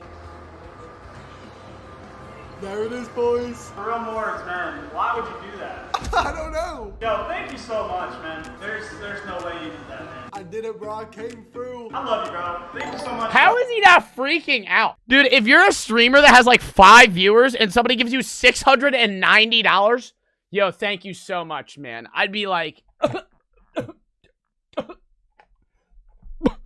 If you win this game, I'll donate $250. Yeah, but see, bro, didn't Mr. Beast do that for like 50 grand for Ninja or some shit? Like, didn't he give Ninja like 50 grand or something like that? Like, he gave a lot of fucking money. Come on, bro. Let's go. with that. Let's go. Oh yeah, crack him. With that chat. There is no way we're winning. You better give him money. You better give him money for trying, bro. That's fucked up if he gives him nothing. He's got to at least give him like $100. No, bro. He may not have got the win, but I feel like we can't leave without at least giving him something. So let's just drop a cheeky $100. Okay, I thought he was going to say like a cheeky 10. A cheeky $10 bill. A cheeky £10. I'd be like, that's fucked up. You know, I would have to keep it real with him, bro. Like, if Morgs popped in my chat, you can't tell me. You can't tell me, bro. Like, that'd be like fucking goddamn, like, Lele Pons popping into my chat. And me being like, I loved your vines. Like, you can't lie, bro. Like, his videos have gotten better, bro. I could not just be like, oh yeah, I used to watch you all the time. Heads or tails, if you guess it correct, I'll donate 200. Heads. Okay, boys and girls, I've got my coin right here. Let's flip it. Come on, I hope it's heads. Come on. That was not a coin flip. That was not a coin flip. Heads. Come on. Yes, it's heads. Let's go. Here we go. $200. There we go. Donated. Wait. What is happening? Is this real? How do they get by? My bank would call me. Dude, my bank calls me if I spend more than like $100. Like, how is this, like, how is this bank not being like, yo, what the fuck? Whoa, the real Morgs donated $12.12. Wowie zowie. If you smash an egg on your head, I will donate $200. But let me tell you right now, I'm pretty tempted. Yo, he's tempted. I would not want my efforts of smashing an egg on my head to fall into the trap of an elaborate scheme laid by a Twitch viewer. I'll donate 100 now, so you know it's not a scam. Then you smash, then I'll donate the other 100. Deal. He's going. Oh my God, he's going to the fridge. Has he even got an egg? What if he doesn't have an egg? Oh! Who doesn't have eggs? That is a one damn thing you could almost guarantee someone has in their house. Out of everything. Condiments, eggs, and milk. Everyone has that. Here we go. 2, 1. Oh! Oh! Well, there you go. The way you just said. I would do that. I would do that for like $10. Don't say bet. Don't say bet. Don't say bet. Don't say bet. Oh, don't say bet. Oh, don't say bet. Oh, don't say bet. Nah, don't say bet. Nah, don't say bet. Don't say bet. Should I go get the egg? I'll go get the egg. Oh, and then it's gonna get on my headset, bro. Okay, ready? I've done this a million times.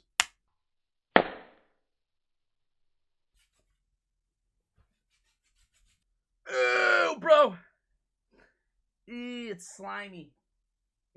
That's what I'm saying. I'll do that shit for fucking nothing, dude. I don't even need the $10. It hasn't changed. That's one thing that I'll say, and now I'm gonna have my headset and it's gonna have egg all over it. Like, I make money on social media now, but like, I'm still the same way I was before that. Like, bro, if I would do something for $20 like 2 years ago, I'll do something for $20 now. $20 is $20 fucking dollars, dude. I'd fucking smash fucking a million eggs for like motherfuckers that act like, oh, when you have money, $20 isn't meaningful anymore. Like, no. You could buy a Valorant, you could buy a Fortnite skin for $20.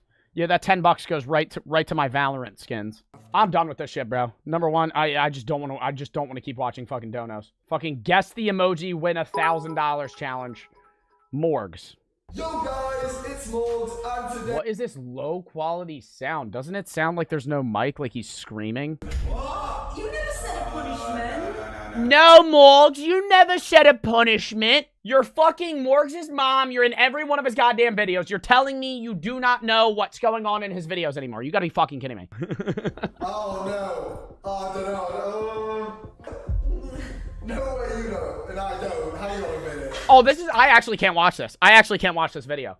Bro, you gotta fix the fucking... I literally have egg in my fucking hair. I swear to God, this is pissing me off. You gotta fix the fucking quality.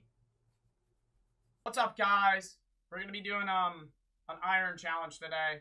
I spent 24 hours in the world's smallest hotel. In reality, this is the world's smallest hotel room. If you can even call it a hotel room, look at it. The hotel is called a capsule hotel, and it's the first one in the entire UK. Sleeping a few feet across from a complete stranger is not something I've really ever wanted to do, but too late to... That's what you do in hotel rooms anyway, bro.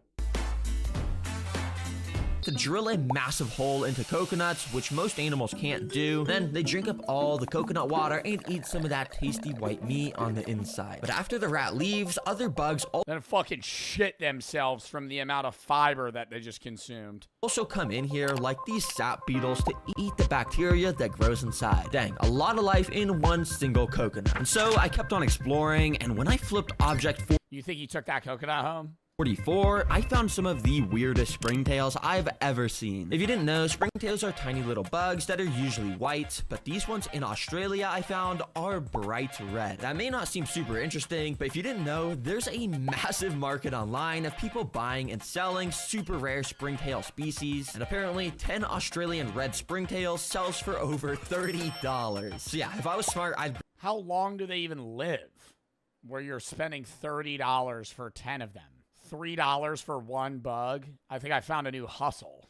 I don't want to interfere with the wildlife, so I'll let them be. Now this trail's awesome because not only does it end up in the iconic Australian red desert, but it also passed by a literal beach. Yeah, the rainforest was connected to the water here, so I figured I should flip a couple seaside rocks. Under some of them were these aquatic snails with these pretty cool looking shells, and out of other rocks, crabs would dart. Bro, I'm not even gonna lie, me just knowing what a cone snail is, I'm not touching any slug-like creature in the entire country of Australia.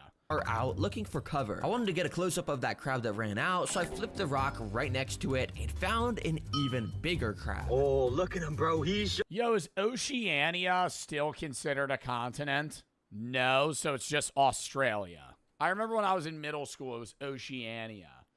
Diverse geographical region, comprising Australia, New Zealand, Papua New Guinea, and thousands of Pacific islands. So... I'm just going to look up, what are the 7 continents? It says Australia. But then, like, how are you going to say it's Australia and Oceania? Because you have to say, like, you can't say the 7 continents are Africa, Asia, North America, South America, Europe, Antarctica, and Australia. Because then, like, what is New Zealand? Just staring at me with his claws up. Yeah, you could see, compared to the size of my finger, he could definitely give me a pretty good pinch, but thankfully he went and retreated down into his perfectly placed hole. Now there was also some tiny fish here that I tried to catch with this net from the backpack, but they were just so unbelievably fast if you can even see them moving around in this footage. This ocean is crazy though, because the Great Barrier Reef is literally less than 10 miles from where I was standing. That place is home to some of the craziest and deadliest ocean life in the world, so I think I'll definitely come back here to make an underwater video one day. Make sure you're subscribed so when I come back here, you'll get notified about the insane video I make. Anyways, I'll keep exploring. Now, back in the rainforest, I ended up finding a little log and flipped it. Underneath was just some super tiny, kind of boring ants, which normally I wouldn't show, but as I was watching back this footage, I noticed this leaf had something super cool on it. See all those weird bumps perfectly laid out across the leaf? Well, a lot of poop, raisins. 3 guesses here. That's probably eggs. I already know he's gonna say eggs. Eggs. And y'all think I'm stupid. Apparently, there's a bug called a large leaf-footed bug that lays their eggs on the bottom of leaves and apparently are able to lay them in this perfect brick formation, which I just find interesting how some squeegeeing them out like you're fucking icing a cake, dude. You think it walks straight, shits one out, moves a little to the right, shits one out, moves a little to the right, shits one out. Metrical. Why did it lay its eggs like this? As I continued down the rainforest trail, I found something pretty crazy. Yo, these have got to be the biggest fruits I've seen in my life. And in fact, this is actually the largest fruit in the world, called a jackfruit. But what was cool was that it was split open by some animal and was completely rotting. Tons of wildlife was eating it up, like these flies, and it even had some little worm larvae things that were just eating their fair share of it too. Must be pretty tasty. Just kidding, that looks absolutely nasty. Now the next thing I found was under another tree. but my camera wasn't really focusing on it, so I held the backpack up behind it to show you guys what it is. It may look like some sort of moth butterfly thing caught on a spider web, but in fact this yellow triangle thing is the spider itself. It's a type of northern jewel spider, and yeah, they're born with these crazy rocks. Fucking hell, dude. Like if I look down, I was like, oh, I feel something on my leg, and I see that thing crawling on my body, the shriek that would come out of my mouth would be something that I think humanity's never heard before. Solid sharp patterns on their back. Oh my God. Like, I don't know if I would try to get it off of me, just jump up or kill it. This makes it so spiders' biggest predators, birds, have a way harder time eating them. The last animal I found in the rainforest section was under this log. It was another crab, but this time it was a land crab, which is a little bit different than the beach crab we found earlier. These guys actually quite enjoy eating crickets, and if you remember in the backpack, I actually caught a cricket in this container earlier in the video, which might kind of not be alive anymore, but it'll still make for some great food. So I brought it over to the crab. Wow, animal cruelty. Yup, canceled. And waved it around in front of him. He kind of pretended to grab it, but then all of a sudden PETA, can we get this guy? He darted away so fast into a little puddle. He was probably a little bit scared of me. Well, I'll leave that with you, little buddy, if you want to eat it. Well, I finally made it to the Australia desert, which... You just killed a cricket in the wild and didn't give it to anything. It literally died for no reason. It could have lived out a life cycle, had other kids contributed to the environmental chain in some other way. Has some of the most deadliest animals on Earth. And that was instantly proven because under this first rock was another baby centipede. But this guy was still pretty small. However, I'm super confident we're gonna find a way bigger one. Now, under this little piece of bark, there wasn't actually anything, but I did see something running around in the corner of my eye, so I went to try and catch it. When I did, I realized it was a burrowing frog, which apparently didn't want to be with me because it just jumped straight off my hand. But a frog means there's likely water nearby. And after walking around a little bit, I found this little pool. Oh my gosh, there's so much. Yeah, how much you to take a glass of that water? Ooh. Yo, would you guaranteed get sick? I think about that all the time. I'm like, how much of this gross water could I drink until I, immediately, a teaspoon? You think you have a teaspoon of this water, you're getting sick? No. You'd need, half a glass. Because your stomach acid or your body would probably filter out, a little bit. Have you ever been in a lake and you're obviously salt water is a little different because there's not really bacteria comparatively to just still lake water. But have you ever been swimming in a lake and accidentally swallow some of the water? Usually you're fine, So I'm like, how much of the lake water could I drink? Not still water, chat. I'm saying not lake water isn't still water, but I'm saying not ocean water or rivers, lake or pond water. Have you ever swam in a pond or swam in a lake and drank some of the water by accident? You're swimming, fucking around, you go, and you swallow some. Much stuff in here. I wanted to get a closer look at some of the stuff in here, so once again... I think I could drink half a glass of this and be okay. I wanted to get a closer look at some of the stuff in here, so I once again took out the backpack, and once again grabbed out that clear container. This let me scoop up some of the wildlife in there, which allowed me to catch the first aquatic animal, a tadpole. This is likely the same species. Yeah, I'm familiar with these. Used to raise them. Aquatic animal, a tadpole. This is likely the same species of frog that I had just found, so it's pretty cool we found this. Anyways, the second... Tadpoles are also the coolest evolution of a frog, right? A frog is very, very, very similar to a Pokemon, more so than any other species because it's larva tadpole frog. Tadpole's mad chill. It's also got the little legs on them. You killed frogs. I didn't kill frogs. I mishandled some tadpoles and they died, but I successfully raised and released multiple larvae into frogs then they would have survived in the wild. An animal I was able to scoop out of here was quite a bit different. This super weird, almost alien-looking creature is actually a dragonfly larva. Yeah, we've all seen dragonflies. They're pretty insane, cool-looking bugs. But yeah, apparently they start just as weird as babies living under the water. Now, finally, I was seeing one last creature in the... I'm not vibing with the hair. I'm not vibing with this weird... Ugh, whatever's seeping out of their pores. Just as weird as babies living under the water. Oh, that's disgusting. Now finally, I was seeing one last creature in this pool of water, so I scooped it up. Yeah, these things are almost microscopic in size, but this is either some sort of water beetle or a type of shrimp. I can't really tell which one because of how blurry my footage was. But these guys are probably one of the main food sources of that dragonfly larva we had just seen. Now, as I continued on the trail, I ended up flipping rock 72, where something actually pretty cool did appear. If you look closely, this is a completely bright white spider. I have never seen a completely solid white spider, but apparently these are this color because it helps reflect the sunlight as it just gets so hot in these Australian deserts. This next rock also had something pretty cool. It was giant wood cockroaches. But what was even cooler was that right next to these guys was this bug running around. This is a top whittler bug, and apparently it's in the same family of bug that laid those crazy eggs earlier in the video. I'm happy we got to find one of these. But finally, after quite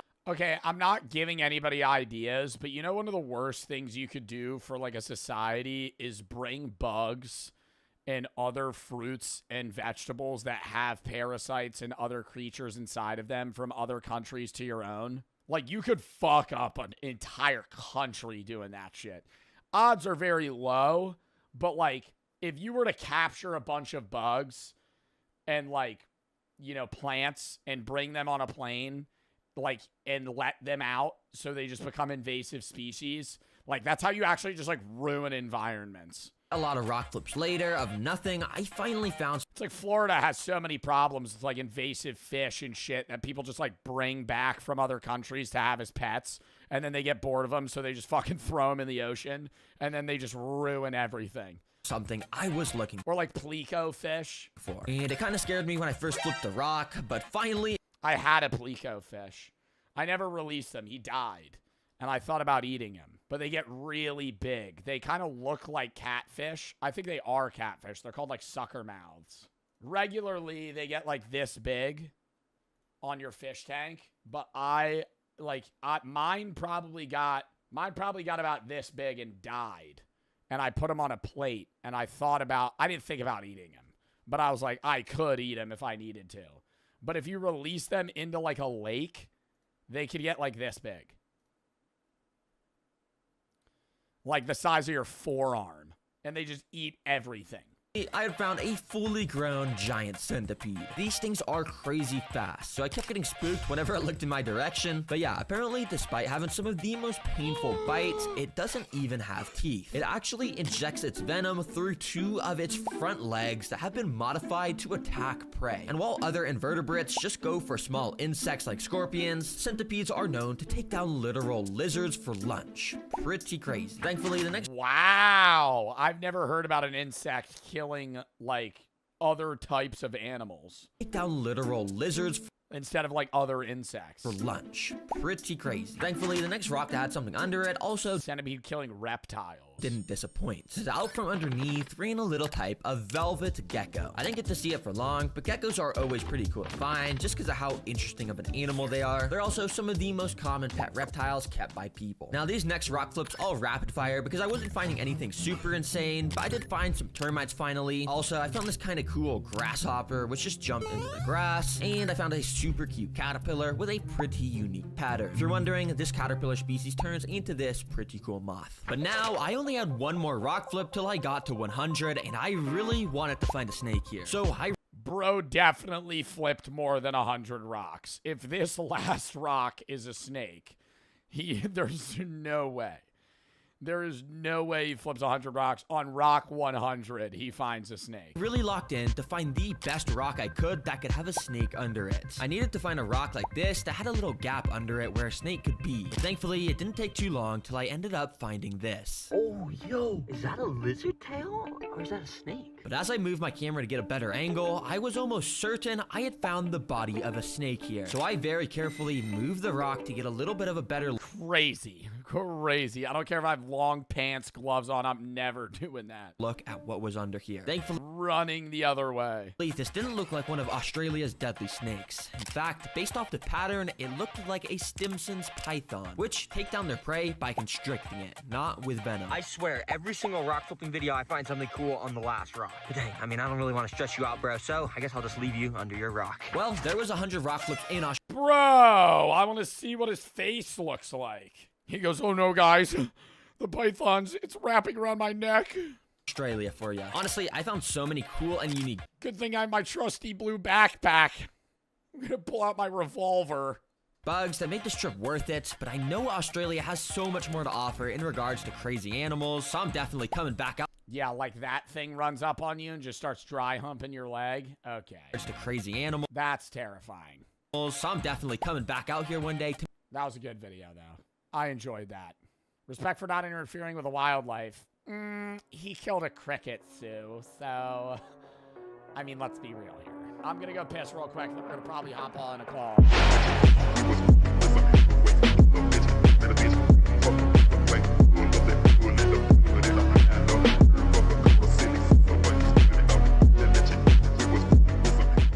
How to speedrun obesity. New year, new me. When I found out 2 in every 5 adults in the United States are obese, I made it my New Year's resolution to improve that figure. But how do you make yourself obese as fast as possible? Fat and sugar, bro. Not even like fast food. If you just start eating like pastries and highly processed foods, you would get morbidly obese so fast. Like, you could, if you really wanted to, you could gain like 50 pounds in a month by just eating like. What's hard isn't getting obese. What's hard is getting morbidly obese, right? It's not hard to be 350, you know? It's hard to be 550, 600 pounds. When you see people on like My 600-Pound Life, that's hard. They're eating all day. Every day. They're eating 10,000 calories, right? But for you to gain an absurd amount of weight isn't really that complicated. It's just eating a lot of sugars, empty calories that you're not going to burn off.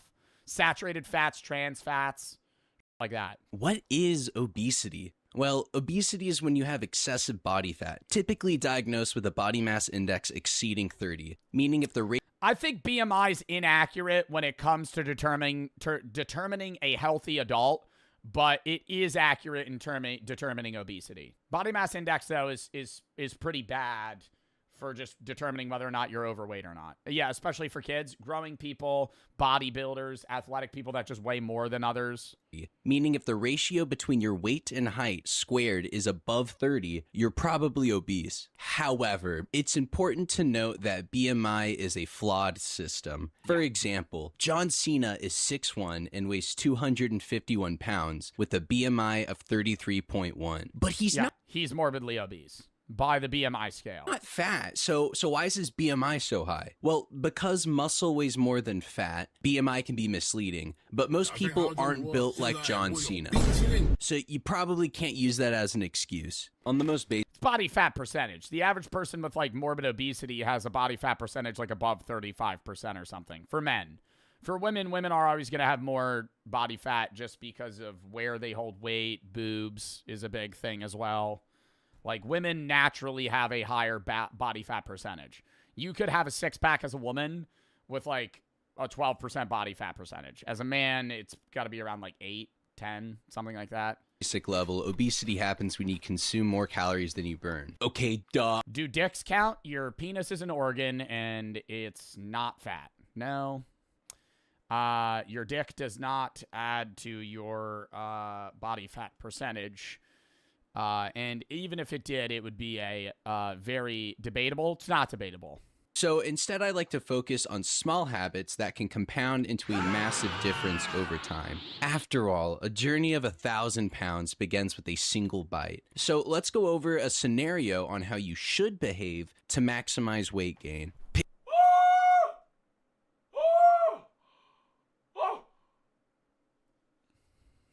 That's me eating ramen.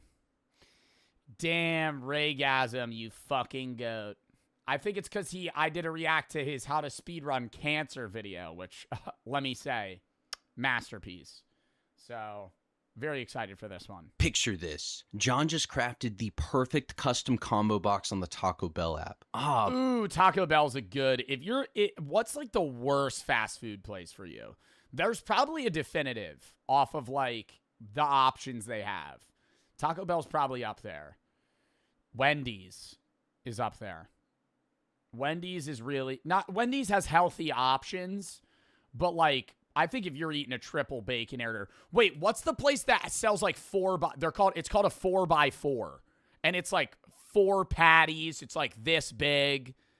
Is that Jack? No, it's not Jack. Is that In-N-Out?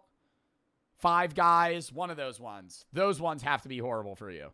But his Taco Bell points are about to expire. If he doesn't use them now, they'll die. John cashes out and adds a beefy 5-layer burrito to his cart. While waiting on his $30 DoorDash order to arrive, he queues up a YouTube video. The stage is set. Obviously, fast food provides vital structural support to the obesity food pyramid. It's calorically dense, highly processed, and can snowball into other weight-gaining habits. Ooh, don't drink water, only drink soda. Soda, juices. Habits. A single meal can easily exceed your recommended daily caloric intake, and oftentimes leaves you feeling empty like when the liquor store is closed. That's because satiation depends more on nutrient content than calories alone. Fast food and junk foods are typically low in fiber, protein, vitamins, and minerals, so they pass straight through you and fail to keep you full. This industry has a feeder fetish. They get consumers addicted to Crunchwrap Supremes. They chew them up and spit them out right back onto the street. It's disgusting. Yo, every time I eat Taco Bell, it tastes worse than the time before, but I still crave it. It's like crack. You still want to eat the Taco Bell, but that 18th Doritos Locos Taco is much worse than the first one you ever had. And every time the quality feels worse too. Okay, anyway, let's return to the battlefield. John is now halfway through his Taco Bell order and can't stop watching Oni Plays Funniest Moments compilation. He doesn't realize how quickly he's eating, and at this rate, he's gonna pop. If you're serious about larding up, you gotta watch something while you're eating. It distracts your body from picking up on signals that you've eaten enough, so you can eat more. Good sir, here's your Caniac combo. I highly recommend. Damn, how much weight do y'all think you could gain in a month if you were tasked with it? Just raw weight. I would still work out, but I would eat like shit. I think I could gain 30 to 50 pounds in a month. No problem. I think I could gain a pound a day easily. Maybe 2. I think you can gain 2 pounds a day, 60 pounds. The problem is when you weigh more, you need to eat more to maintain that weight. So if like my starting weight right now is like 180, when I'm 220, it's going to be harder to gain those last 20 pounds than the first 20. Realistically, 300 pounds. You're not gaining 300 pounds in a month. You would die. Empowering this fine dish with an Outdoor Boys video. Luckily, John hasn't popped yet. He finished his meal and is going to top it off with some Baja Blast, which leads me to one of the most effective strategies in the current obesity meta. Liquid calories. Drinking calories. Yes. Processed foods open a shortcut from your bloodstream straight into sodium agartha. Agartha needs your help. You must eat this burger to reactivate Agartha's force field. Stack that with fast food's addictive design, and your brain is wired to drink more liquids. To exploit this debuff, never... Why did Trump work at a McDonald's? Is this like a PR thing? Like, when did he do that? Debuff, never sip water. That's a time waster. Grab some Fanta and fill up that cup one more time before you leave McDonald's. Guys, liquid calories are an absolute game changer. They're broken. They're super powerful because they're extremely easy to overconsume. Soda and juice have a lot of sugar with no fiber to balance them out, so they kind of sneak up on you. And that daily iced latte can add a couple hundred calories before you even realize it. The only thing that... Oh my god, that'd be a cheat code. Go to Dunkin' every day, get a large iced coffee with just a shitload of like caramel, chocolate. Like, you ever see those videos where they get like 40 sugars and it's just somebody filming it and it's like half the cup? Some shit like that. Faster than soda or DeviantArt is alcohol. I love alcohol. That's another cheat code. Drinking straight beers. No, beers aren't the method. Because a beer fills you. A beer is a filling drink comparable to other alcohols. You'd want to do a cocktail. Mixed cocktails. And then you get drunk. You need to eat. See, that's also a thing in the United States. Alcoholics tend to be obese or overweight because they get really drunk And that's a lot of calories. And to get less drunk, they need to eat a lot of carb-based fatty foods to bring them down and fill their stomach. And they're hungry and they're not noticing how much they're eating. So you're just like perpetually getting fatter and fatter. Fat. Honey, I'm worried about your alcohol abuse. Alcohol abuse? I would never. I love alcohol. Any speedrunner worth their salt is familiar with the power of alcohol. Oh my God, and you know what I hate the most is fucking Michelob Ultra's marketing tactic of saying, the premium light beer, 95 calories. The average beer is like 100 to 120. It's like, they're like, the premium light beer. It's like 5 calories less. And I have friends that are like, well, 20 beers in, I'm saving 100 calories. I'm like, yo, so what?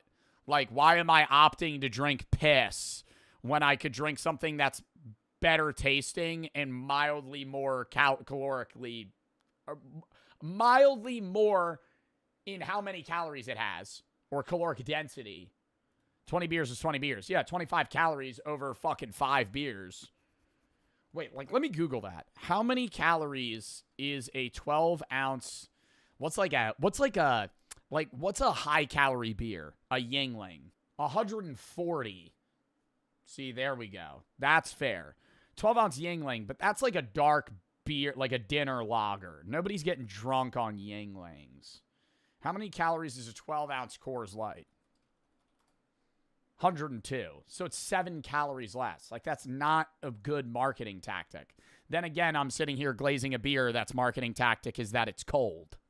1. Alcohol stops fat from burning. Your body is an ignorant, sober tard and sees alcohol as a harmful substance and prioritizes burning it before dipping into your fat stores. Since alcohol can't be saved for later, because I'd get to it. Since alcohol can't be saved for later, your liver drops everything to process it, meaning all the actual food you ate gets shoved straight into fat storage. 2. Alcohol is high in calories. Once it hits your system, alcohol becomes ethanol, about 7 calories per gram, which is almost double what carbs or protein can give you.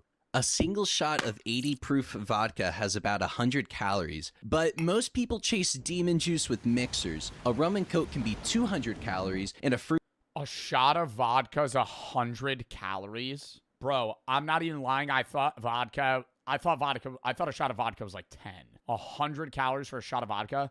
So a double vodka Red Bull is like 400 calories. Fruity mixed drink is even better. A standard pina colada can run you up 500 calories. So you should probably focus on sugary mixed drinks to mask the yucky taste and inflate your intake. 3. Alcohol makes you feel hungry. Booze toggle off your appetite regulation hormones, so your brain can get tricked into thinking you're starving, which leads me to 4. Alcohol makes you crave salty and greasy foods. It can cause blood sugar levels to drop, triggering cravings for high sugar. Oh, you need to quit nicotine. If you're a nicotine addict to get really fat too, you need to quit nicotine, because nicotine and caffeine are appetite suppressants. So that's why, like, a lot of countries with, like, higher cigarette smokers tend to be skinnier. High-fat foods further helping weight gain. If you're serious about obesity, start going to happy hour, get hungover every day. Less motivation to exercise means more time to stack calories. No, you wouldn't want to get hungover, because when you're hungover, you don't really eat. Because you're just, like, so in, like, a lethargic state, you're not really doing anything. Unless you're just scarfing down food to try and feel better. But a lot of the time, you're, like, nauseous. Remember, the goal is to minimize calories burned and... What is the best Zyn flavor stream? Yeah, man, let me just rip that real quick. I just do fucking 15 cans of Zyns and then get Nick sick and pass out on stream. All right, next one's wintergreen.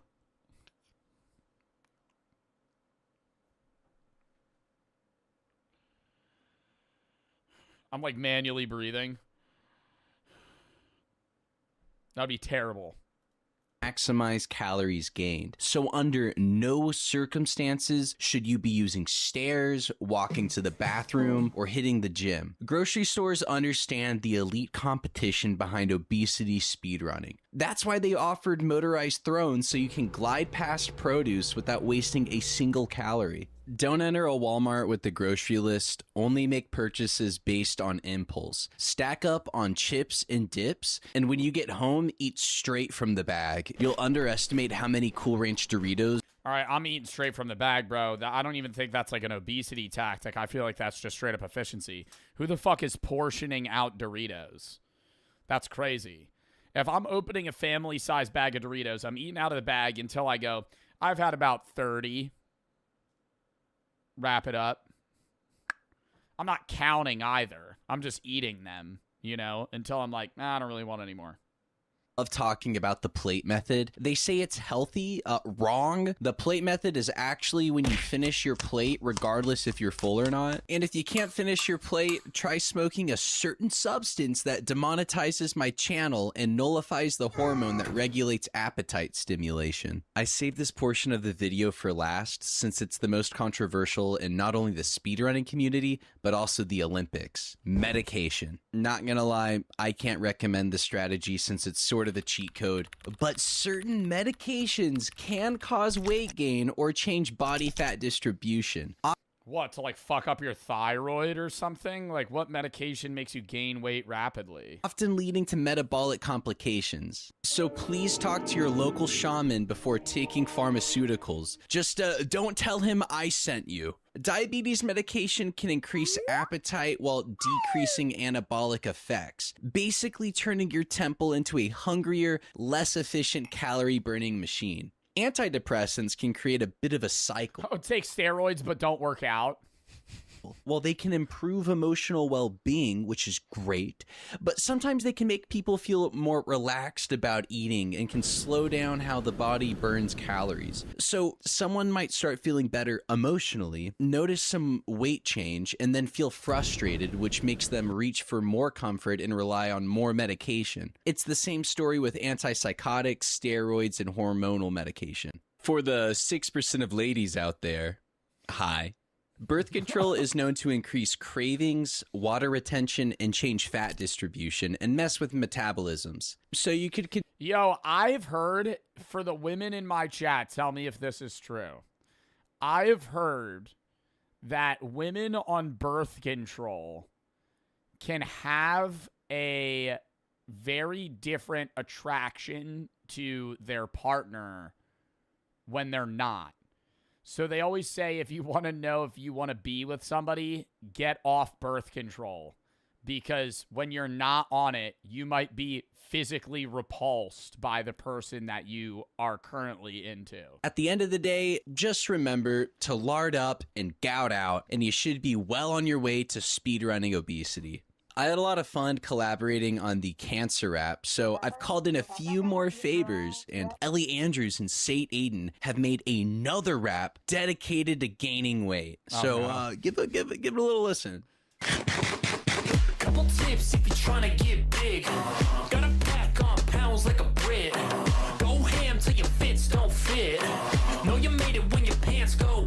Get a double Big Mac, get it super size. Large Coke on the side plus extra fries. Down it with the milkshake, baked cakes and pies. Go on, eat it like a demon, don't exercise it. Word to the wide, buy a comfy chair. Take the elevator up, down, never the stairs. Stay smoking, stay drinking like you just don't care. Celebrate 420 till you see it on the scale. Step up your face, get them buttons popping. Gotta finish each plate like your grandma's watching while you scroll YouTube. Cause it's better than walking, laying down for some rest in your XL coffin. Ooh. Wow. I loved that. What a video. W-Raygasm, bro.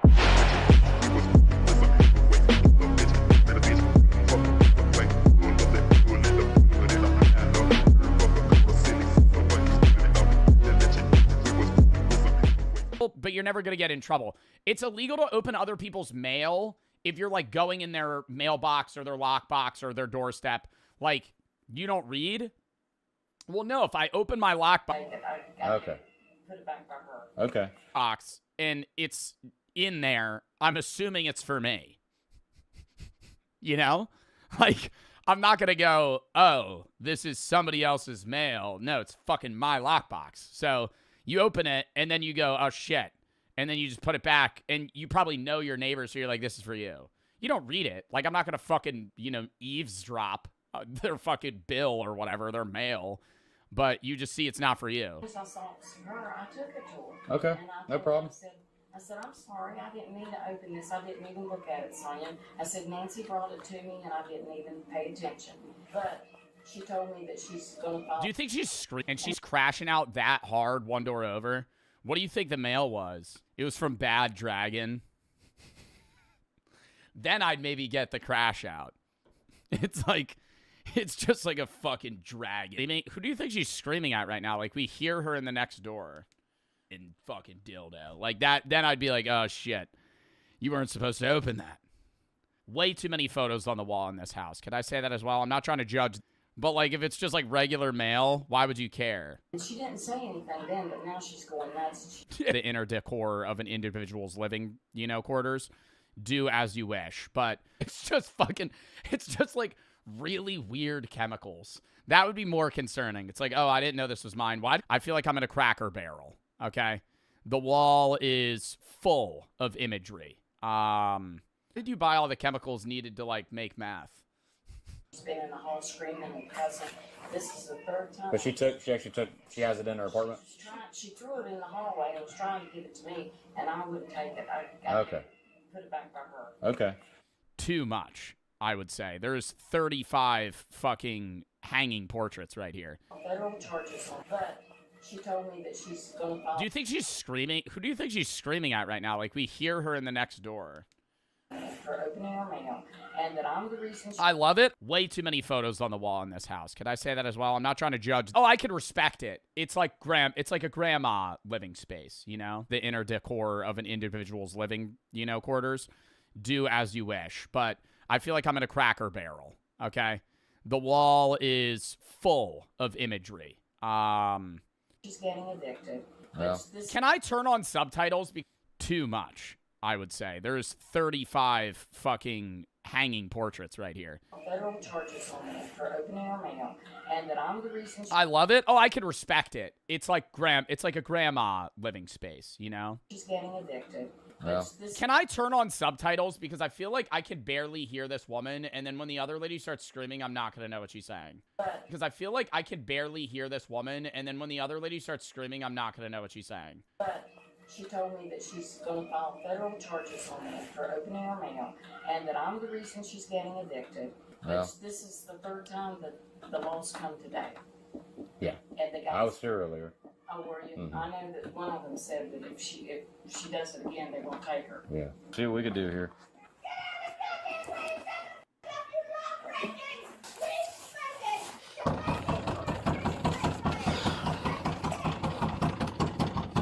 I love that.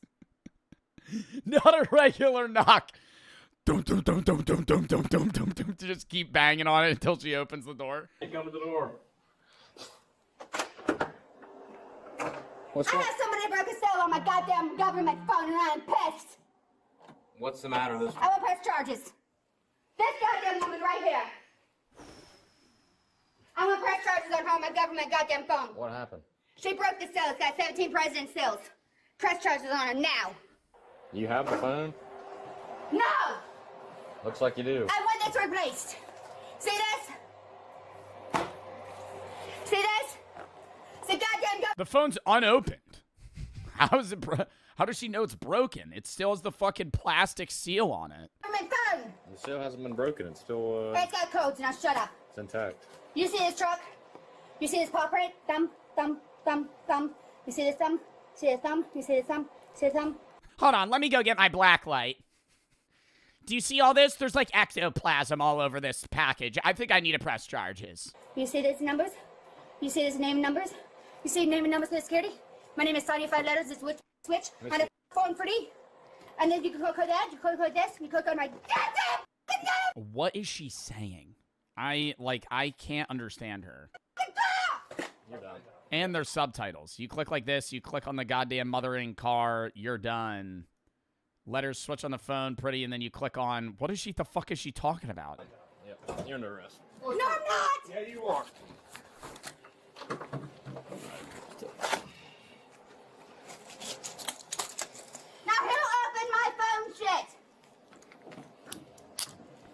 I would say that you would have grounds to press charges if they continued to open the phone. Can we agree on that? I think this would be a reasonable crash out if, like, she opened the phone. Like, if you get somebody else's mail, you open the package, you go, this is an iPhone. I didn't order an iPhone. And then you put it back. Fine. But if they go, oh, an iPhone. And then they fucking start setting it up. You know, like, then I'd get it. If it was like, you fucking open the box, you open the iPhone, you're like, this isn't mine. You know, free iPhone. And then you just fucking start going through the steps. No, I don't want to set up Siri right now. No, do later. Oh, yeah, no, I will sign up for this different screen color. Ooh, I got to choose a wallpaper. Like that, then I would get it. In my phone shit. I threw in the hallway. What, candy? Got it. That's a government phone. And somebody... Why does she keep saying that's the government's phone? Because the government's providing her a phone or something? Hold up. Open my mail in a hotel. They broke their cell on theft. Now I want Helen arrested too. We're both going handcuffs. Get Helen too. We're going together as twins. Get Helen. Let me pick up my trash. No. Get Helen. No. Quit yelling at me. Dude, she's like the worst neighbor ever. Like, what would be worse? Actually having a crackhead as like a neighbor. Even then, I honestly, like, they would probably bother you less. Like, she's a Karen. Like, she doesn't leave you alone. She's just, like, pestering you. I've had enough. No, Helen's going with me. She broke the seal. Give me the seal in my mouth. Give me the seal in my mouth and my license. We're gonna leave it there. No, you're not. Did they just say put the cell phone? She said put the cell phone in her mouth? You look at my door. Give me my goddamn license and my purse. Where's your keys? You're giving me my license and my purse. Wait. You're locking the door, giving me my license and my purse, and you're taking Helen with me in cuffs. No! Where's your keys at, Sonya? So we can lock Give me my goddamn purse on my neck! I'm so surprised that the cops are just, like, very monotone right now. Do you think they've interacted with this woman multiple times? Like, they just don't care that she's crashing out. An idea of my crack? And you're arresting Helen for breaking a cell. She broke the law! You threw the keys up on the fridge, or was that just them? They're always on the hook every goddamn time! To the left, you banana! You never get back here! That's on the banana! Oh, my God. See, no, this gives me anxiety. Like, just the amount of stuff that's just, like, laying around. Holy shit, dude. There's just boxes everywhere. That's on the banana! Catch your dick at the banana! There they are. Put it on my hair! Catch your dick at the banana? Huh? At the banana! There they are. Put it on my hair! I hope so. Get the goddamn envelope that is opened illegally! Back up. Get the goddamn that did it! Right now! Right, mother now with me! Alright, your apartment's locked, okay? Like, does she really think that if this went to court, a jury would go, yeah, let's convict the woman that opened an Amazon package, instantly saw it wasn't hers, and then returned it? Like, what? And like an old woman at that. Just like, her aide gives her the package. Get the goddamn... They'd be like, yeah, no, you're definitely in the right here. You're definitely in the right here. We need to get rid of this woman right now. We can't have people opening others' packages at all. You did it! Let's go. On a government phone! You keep saying a government phone, like that makes it a bigger deal. Right here that kicked me out of a haunted hotel. You see that goddamn... You can walk. She f***ing did it! And kicked in the goddamn nuts, you fucking love. What counts as a threat to a police officer? Like saying you're gonna kill them or hurt them? Like, would that be a threat? Her being like, I'm gonna kick you in your fucking balls? You f***ing witch, on a switch. You wanna my mouth, you dumpster? Slip and slide in blood. Did she just say you want to come in my mouth? My mouth, you dumpster. Slip and slide in blood. On Freeport and Wi-Fi on your haunted hotel in Chile. Come on, upside down your pole. What is she saying? What is she saying? She said you want to come in my mouth inside blood on free Wi-Fi. Then maybe go to Chili's and get a... then maybe you go to Chili's, get a triple dipper together. head back to Hotel Inn, maybe have a nice night, watch a movie or two. Maybe, you know, things get a little freaky. And then the next day, we end up having breakfast for free because it is comped breakfast at the hotel. And we maybe get cinnamon buns, share some scrambled eggs, and then go on a nice day walk. It is sunny out.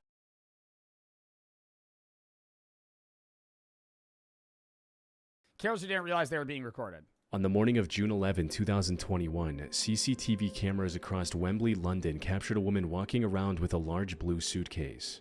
On the surface, she is a human in the suitcase, doesn't she? Wasn't there a guy that recently did that was on a podcast? He was like an ex-con that was on Joe Rogan, and then he like sliced somebody's body parts up and like transported them out in like different suitcases or some shit. Why is that like the go-to method of removing a body? Like cutting it up and putting it in a suitcase. the footage is completely ordinary. However, this footage would I don't know. I mean, I'm saying that like I would have a better plan on removing a body. soon become key evidence in one of the most brutal crimes in Wembley's recent history. I still have the take, dude. I had this argument with my friend. Not an argument. It was more of a debate. Like, if you killed somebody, how would you hide the body? Bro, this is literally how I would do it. You kill somebody, right? I'm dissolving their flesh in acid, right? And then, no, listen, you dissolve their flesh in acid, and then you grind their bones up into a concrete mixture and just lay a new driveway. This isn't Breaking Bad. I'm not saying it's Breaking Bad. You're acting like I'm copying Breaking Bad. I'm saying the bone part is you just cremate them. Great job, Zod. Where are you getting a cremation machine, bud? Where are you getting a cremation machine, bud? Incident took place the evening of How are you gonna do that? I own one. June 11, when the Metropolitan Police received a call from a man in distress. He was a temporary resident at a house on Chaplin Road, and according to him, the owner of the house, a 67-year-old woman who went by Deborah, was missing. Her phone and glasses, the two things she always kept on her, were also still in the house. But what made her absence most concerning was the fact that Deborah had a history of severe mental health struggles. She was diagnosed with schizophrenia, and at one point believed that Prince Charles, along with the country's prime minister, were communicating with her through YouTube. Deborah also had no family in the country she could have gone to either. The only people who knew her were those who attended the same church as she did. And speaking with people from the church gave investigators their first lead. One of Deborah's friends, 37-year-old Gemma Mitchell, told officers that Deborah had been depressed and that she went to stay with friends close to the ocean. Unfortunately, this lead turned out to be a dead end, as none of the When somebody has schizophrenia, like they're saying she has schizophrenia and she thought that she was communicating with King Charles through YouTube. Is she actively on meds while she's having those interactions? Like, is that on meds or off meds? Because I'm assuming I'm not an expert on schizophrenia, and I know some people in my chat have schizophrenia. So I'm assuming that has to be off meds. Like, there's no way that's just like, if that's off meds, or if that's on meds, what would off meds be like? CCTV cameras around her home captured her leaving that morning. Investigators also didn't find any records of her using a taxi service or public transport. After 2 more weeks of fruitless searching, investigators had nearly run out of all potential leads. They needed a breakthrough, or the case risked going unsolved forever. Fortunately, the search finally reached its end on June 27, but in the way investigators feared most. Hi, I just found a body. Oh, go ahead, caller. What's your emergency? I just found a body. Right, okay. A body, are they breathing? Let's give a little bit more fucking info here, eh? So calm, too. No, they're dead. They look like they've possibly been there like a few days or something. A hiker discovered the remains of Deborah. Bro, what?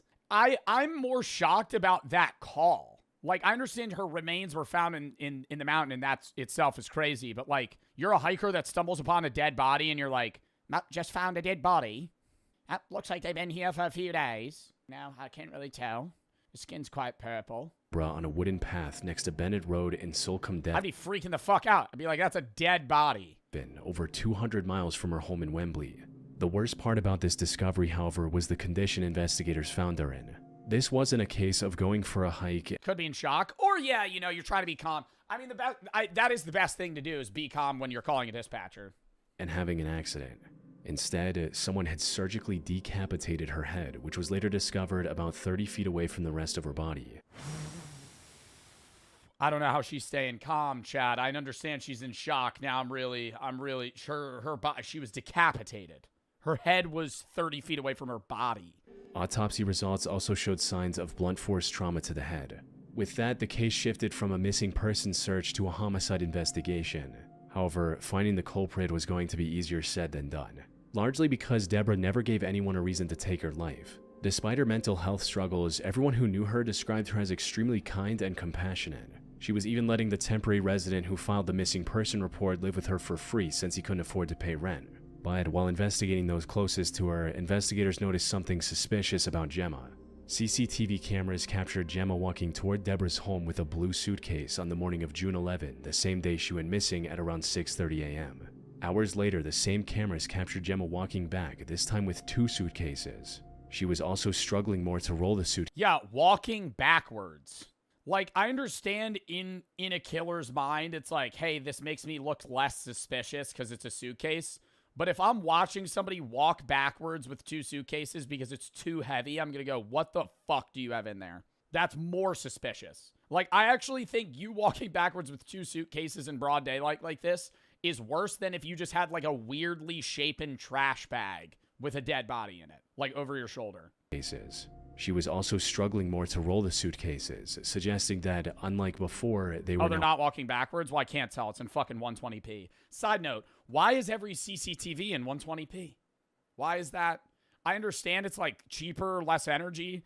I feel like a 1080p security camera, even like a 480p security camera, that can't, I understand it's cheap, Brady, but I'm saying like how much more expensive is like a 120p camera to like a 720p? I feel like it's got to be like tens of dollars, man. Less storage? Yeah. Okay, because they're saving the footage. This made Gemma the primary suspect in Deborah's Storing 4K footage is expensive? Well, I'm not trying to say you get 4K footage, Brady. Murder, prompting investigators to look into her more closely, which turned out to be the right move. On the 26th of June, CCTV cameras captured her struggling to load the same blue suitcases into the back of a rental car. She then drove to the same road where Deborah's remains were found a day later. This was enough evidence for the police to obtain a warrant and arrest Gemma on July 6. Oh my god, is this them arresting her? Or is this just another fucking...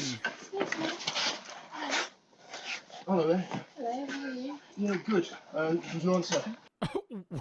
Was he just banging the door down with like a battering ram and then just had a casual conversation with her when she opened the door? Just one second. Sorry, what's your name? Sorry, we're asleep. Are you Gemma? Yeah, I am. Okay, Gemma. Just can you hold on a second?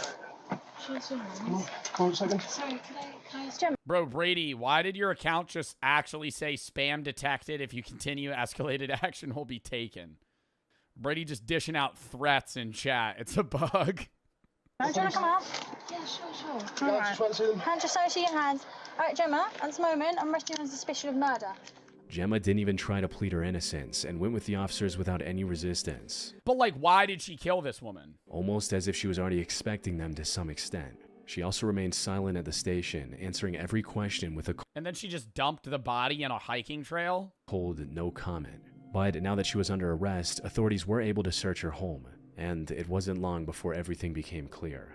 You see, Gemma lived with her mother in their home on Bronsbury Park. The house was worth over £4 million, but it was in rough shape.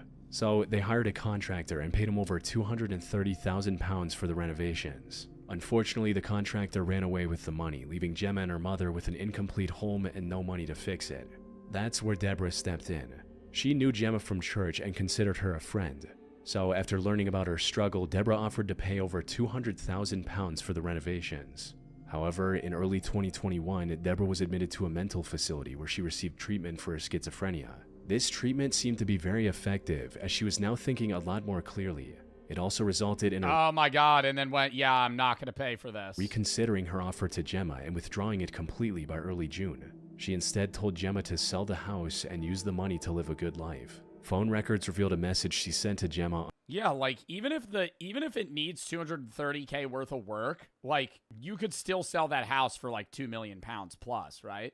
Like, that's enough retirement money for you. Like, I mean, not retirement necessarily because you're going to need to buy another place to live, but like that's enough seed money to basically work for 5 more years and then retire. That's $5,337,000. Well, that's if you sold it full price. On June 8, reading, "Until you sold house, I won't want you to come to me or my house. I'm stressed to the core." However, Gemma did not take this kindly, and on the 11th of June, she went to Deborah's home with the intention of ending her life. After committing the crime, she stuffed Deborah's remains in the suitcase and brought it back home, which is why— And what is this solving? She's actually, like, this is, like, weirdly malicious. Like, beyond just, like, oh, you fucked me out of money. She's getting nothing out of this. Like, she's not getting money. She's not getting anything. It's like this lady that had schizophrenia and only agreed to it because she was in a bad mental state gets help and then goes, okay, maybe it's not a great idea to give you $250,000 fucking dollars, and so you just get angry and kill her. Like, I looked much heavier on the way back. People are crazy. I know, dude, but it's just like, I can't get in that mindset. You know what I mean? Like, do you ever try to put yourself in the shoes of, like, people? You know, you do it every day. You know, oh, what's it like to be a bus driver? What's it like to be, like, somebody like this? But it's like, I can't get in the logical mental state of this. Like, if she was doing it, I'm not saying it's right to kill somebody in any extent. But say she killed this woman, which removes a lien on her house, so then she has, you know, she has the ability to sell it. Then I'd go, okay, she's doing this for some sort of financial personal gain. Like, she actually gets nothing out of killing this woman. Like, it is actually purely malicious. There's no gain. There's nothing. It's just like, I'm doing this so you're not here anymore. Before disposing of her remains in Solcombe 2 weeks later. Her true motive also came to light when investigators discovered a forged will in Gemma's home, naming Okay, never mind. her and her mother as the sole beneficiaries of Deborah's entire estate. All of this was more than enough evidence to convict Gemma. She stood trial on October 2022 and was sentenced to life in prison with a minimum of 34 years behind bars. Like, her being money hungry doesn't make it better, but it makes it the lines connect. You know? It goes, okay, I understand why you were in this position and why you did this. Not saying it's right, because it's not. But it's like, I get that. You know, like, I don't want to say I get that, because that makes it sound like I agree with it. I don't agree with it. It's like, you doing it for money is like, I understand why a human would try to do that. There's a reason, not an excuse. Yeah, perfect words, Jaski. Don't know how to say your name. On July 7th, 2021, 23-year-old Chandler Halderson went to the local sheriff's office and filed a missing person report for his parents, 50-year-old Bart and 53-year-old Krista. According to Chandler, the two had gone to their family cabin in White Lake on July 2nd to spend the weekend. The last contact he had with them was able to search her home, and it wasn't long before everything became clear. You see, Gemma lived with her mother in their home on Bronsbury Park. The house was worth over £4 million, but it was in rough shape. So they hired a contractor and paid him over £230,000 for the renovations. Unfortunately, the contractor ran away with the money, leaving Gemma and her mother with an incomplete home and no money to fix it. That's where Deborah stepped in. She knew Gemma from church and considered her a friend. So after learning about her struggle, Deborah offered to pay over £200,000 for the renovations. However, in early 2021, Deborah was admitted to a mental facility where she received treatment for her schizophrenia. This treatment seemed to be very effective, as she was now thinking a lot more clearly. It also resulted in oh my god, and then went, yeah, I'm not going to pay for this. Reconsidering her offer to Gemma and withdrawing it completely by early June. She instead told Gemma to sell the house and use the money to live a good life. Phone records revealed a message she sent to Gemma. Yeah, like, even if it needs $230K worth of work, like, you could still sell that house for like £2 million plus, right? Like, that's enough retirement money for you. Like, I mean, not retirement necessarily, because you're going to need to buy another place to live, but like, that's enough seed money to basically work for 5 more years and then retire. That's $5,337,000. Well, that's if you sold it full price. On June 8, reading, "Until you sold house, I won't want you to come to me or my house. I'm stressed to the core." However, Gemma did not take this kindly, and on the 11th of June, she went to Deborah's home with the intention of ending her life. After committing the crime, she stuffed Deborah's remains in the suitcase and brought it back home, which is why— And what is this solving? She's actually, like, this is, like, weirdly malicious. Like, beyond just, like, oh, you fucked me out of money.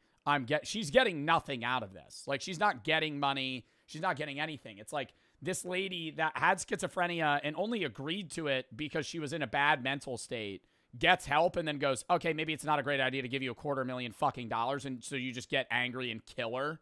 Like, I looked much heavier on the way back. people are crazy. I know, dude, but it's just like, I can't get in that mindset. You know what I mean? Like, do you ever try to put yourself in the shoes of, like, people? You know, you do it every day. You know, oh, what's it like to be a bus driver? What's it like to be, like, somebody like this? But it's like, I can't get in the logical mental state of this. Like, if she was doing it, I'm not saying it's right to kill somebody in any extent.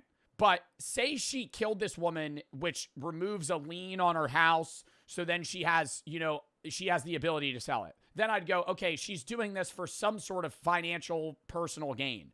Like, she actually gets nothing out of killing this woman. Like, it is actually purely malicious. There's no gain. There's nothing. It's just like, I'm doing this so you're not here anymore. Before disposing of her remains in Solcombe 2 weeks later. Her true motive also came to light when investigators discovered a forged will in Gemma's home, naming Okay, never mind. her and her mother as the sole beneficiaries of Deborah's entire estate. All of this was more than enough evidence to convict Gemma. She stood trial on October 2022 and was sentenced to life in prison with a minimum of 34 years behind bars. Like, her being money hungry doesn't make it better, but it makes it the lines connect. You know, it goes, okay, I understand why you were in this position and why you did this. Not saying it's right, because it's not, but it's like, I get that, you know, like, I don't want to say I get that because that makes it sound like I agree with it. I don't agree with it. It's like, you doing it for money is like, I understand why a human would try to do that. There's a reason, not an excuse. Yeah, perfect words, Jayski. Don't know how to say your name. On July 7th, 2021, 23-year-old Chandler Halderson went to the local sheriff's office and filed a missing person report for his parents, 50-year-old Bart and 53-year-old Krista. According to Chandler, the two had gone to their family cabin in White Lake on July 2nd to spend the weekend.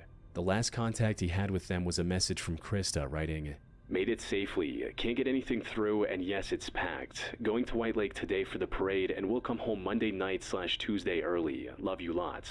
It was Wednesday now, and the two had still not returned. Their phones were also going straight to voicemail, leaving Chandler with no way to determine their current whereabouts. Now, the simplest explanation was that they simply decided to extend their stay, and that they weren't able to inform Chandler because of the bad cell signal at the cabin, which was a known issue.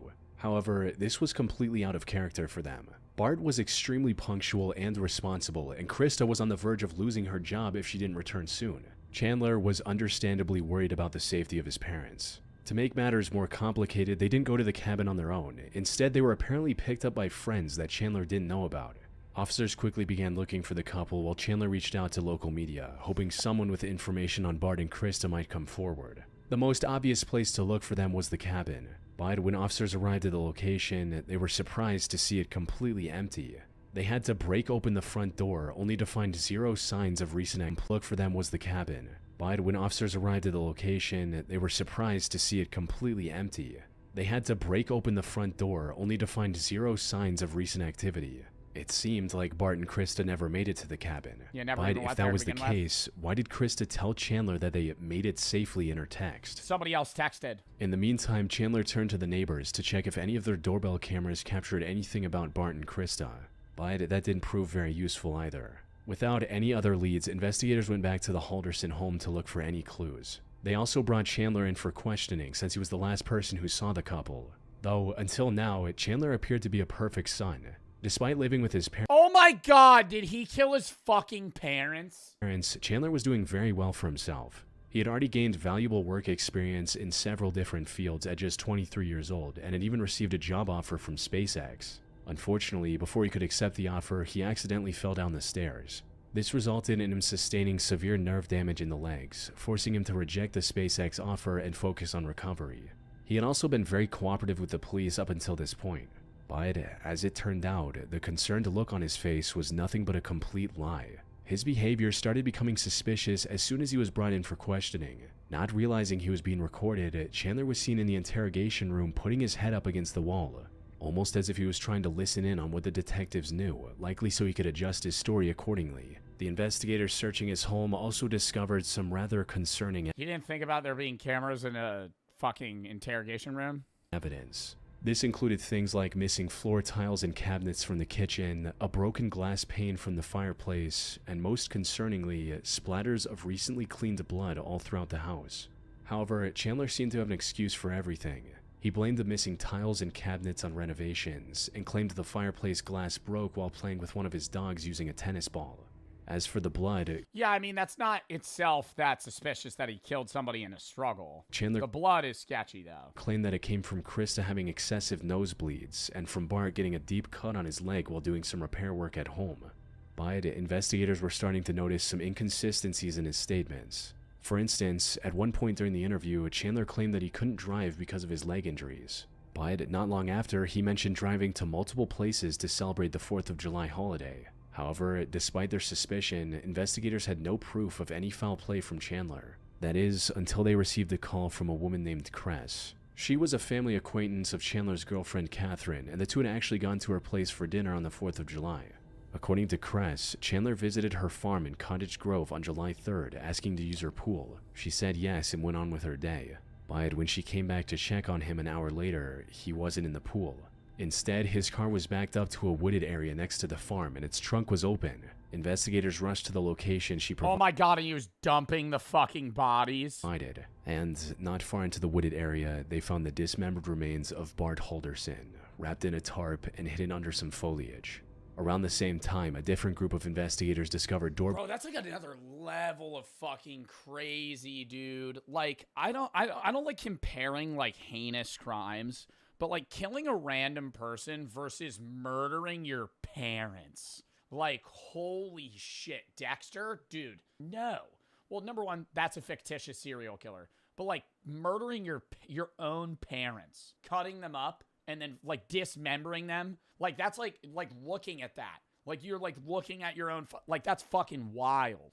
camera footage that showed the Halderson home in plain view. Taking a life is something, dismemberment just feels like a whole nother level. No, taking a life is, yeah, crazy. Dismemberment, crazy.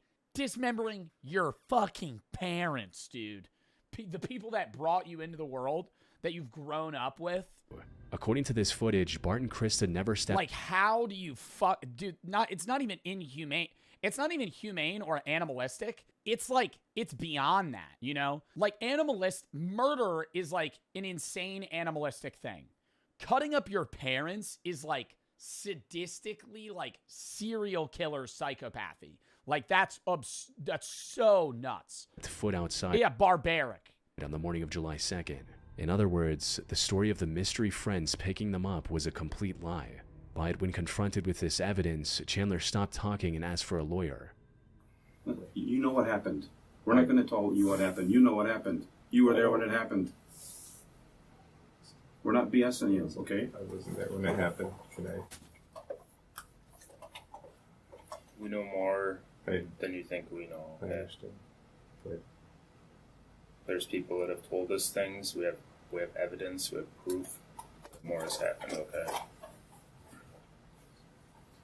So your parents never made it to the cabin, and I think you know that. Okay. So you're asking for an attorney. We're not going to ask any more questions. Sam.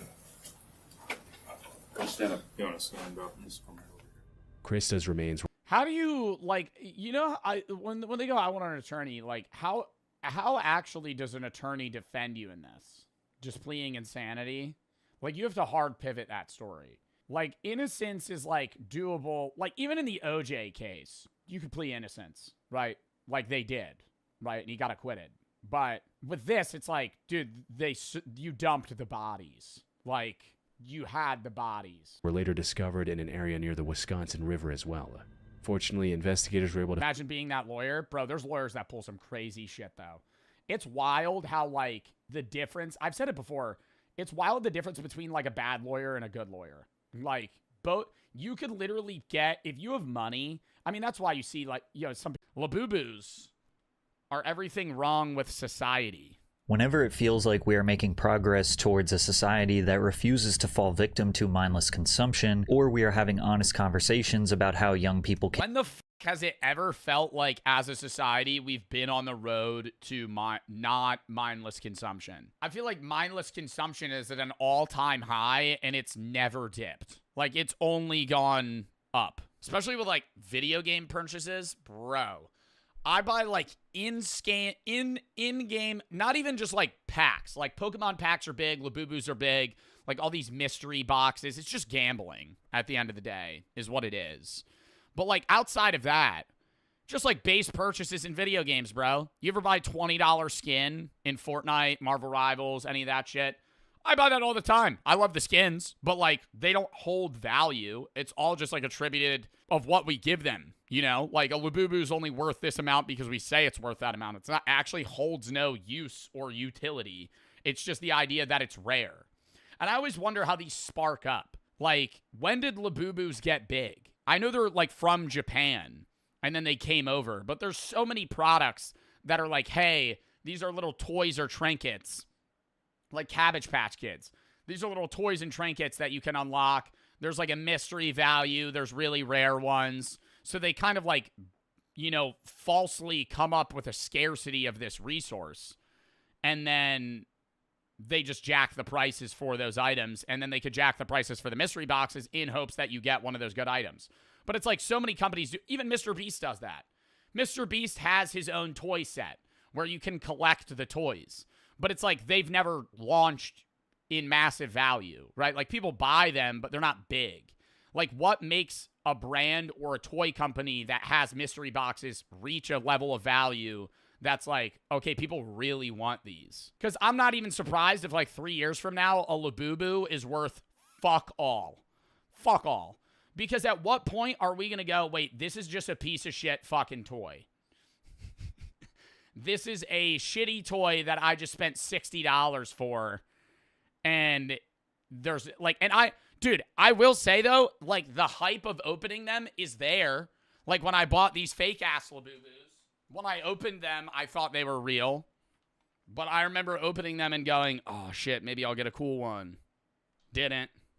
Got the base-ass ones, blue and pink. Houses or have families, something like Labubu comes around and destroys all faith in humanity. Now, there's nothing wrong with having a collection: music, trading cards, comic books, coins, seashells, whatever brings you joy, especially if you are a child. But something about Labubu feels off. It feels less like a genuine— because kids don't buy Labubus. It's millennials and Gen Zers.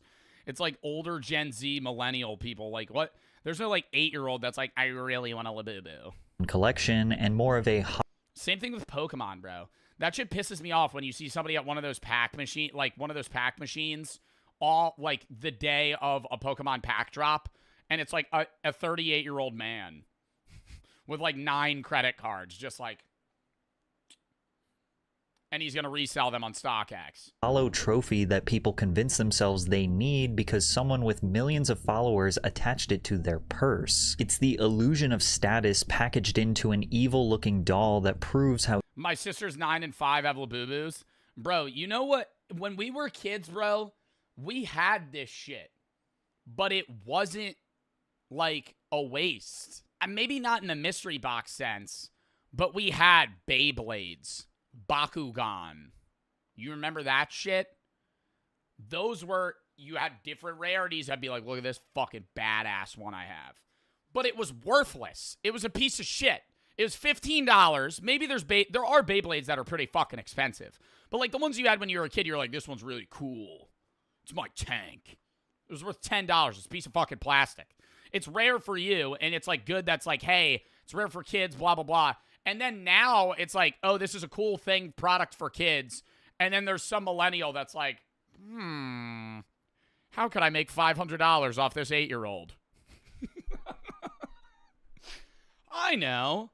Let's add some rarity to this. Easily were manipulated by major corporations. But the crazy part is, this is not the first time something like this has happened, and we're not even embarrassed to admit that we keep falling for it. And as if the amount of money that people are spending on these things isn't shocking enough, there is real— Is this a real Labubu? There's no way somebody spent $150. This is not a Labubu. What the fuck is this? Is this a different— What is this?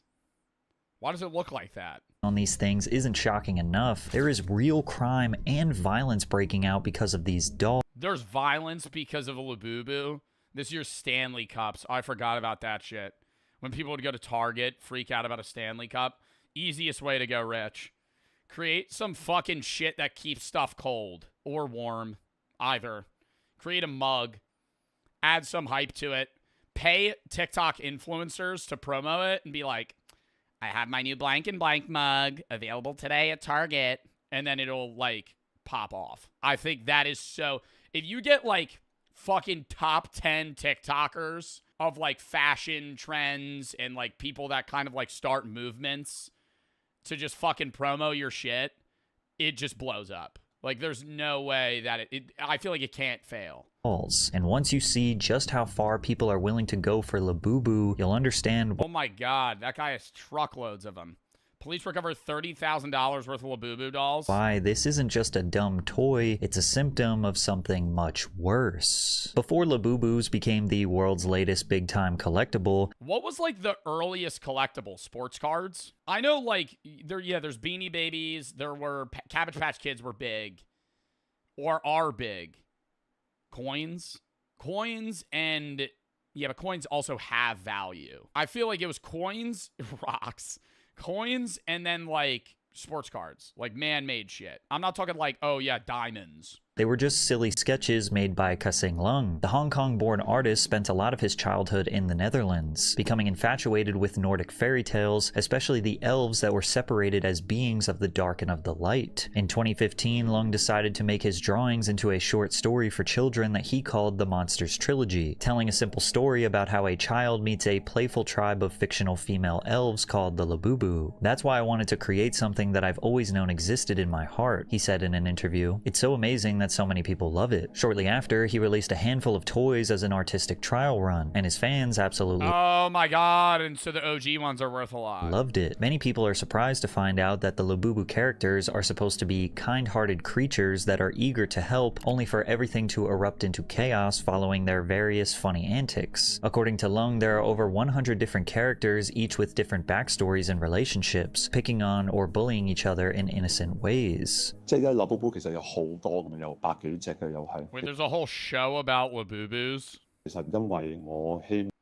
Should we watch the Labubu show? There's a character to be bullied by the Labubu every day. But not everyone interprets Labubu seeming kind-hearted or acting like friendly bullies. For a lot of people, the teeth and sinister smiles really freak them out. I personally find them creepy and have no desire to have any— Oh my fucking god, bro. Oh my god. I mean, like, what are you, like a 5-year-old afraid of Raggedy Ann? Like, what the fuck? I personally find them quite disturbing. It's a fucking toy doll, bro. I personally find it has like an evil aura attached to it. I think there might be some sort of demon spirit attached to the Labubu. Personally find them creepy and have no desire to— They just look weird. They're not scary. have any of I'm not looking over at my boo-boo and going, oh!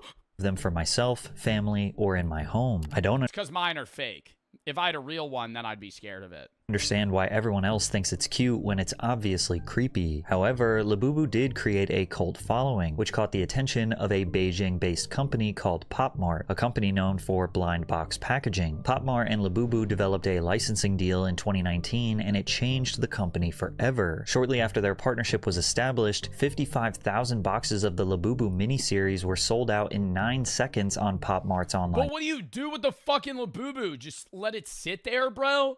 Oh my god. Like, it's fucking stupid. I feel like the shit we collected when we were kids was like, it had purpose, you know? Beyblades, Bakugan. What were those little mini fucking robots that we had that you just put a battery in and they would vibrate? Anybody remember those? Those were, you would fucking collect them. They were little mini robots. What were those called? Hex bugs. Yeah, you'd fucking collect hex bugs. They were sick. You had different colored hex bugs. And there were different sizes and shit, and they would just fucking vibrate. And they would move because they would just vibrate. It was awesome. And they had different types of bugs. Like, yeah, they were collectible. Some of them were worth like $40, $50. But it was like they did something. It's a gadget or a gizmo. Labubus are just dolls. And I know dolls exist everywhere, but it's like dolls when we were kids were just like, hey, these are like play toys that you buy. It's not like a mystery pack.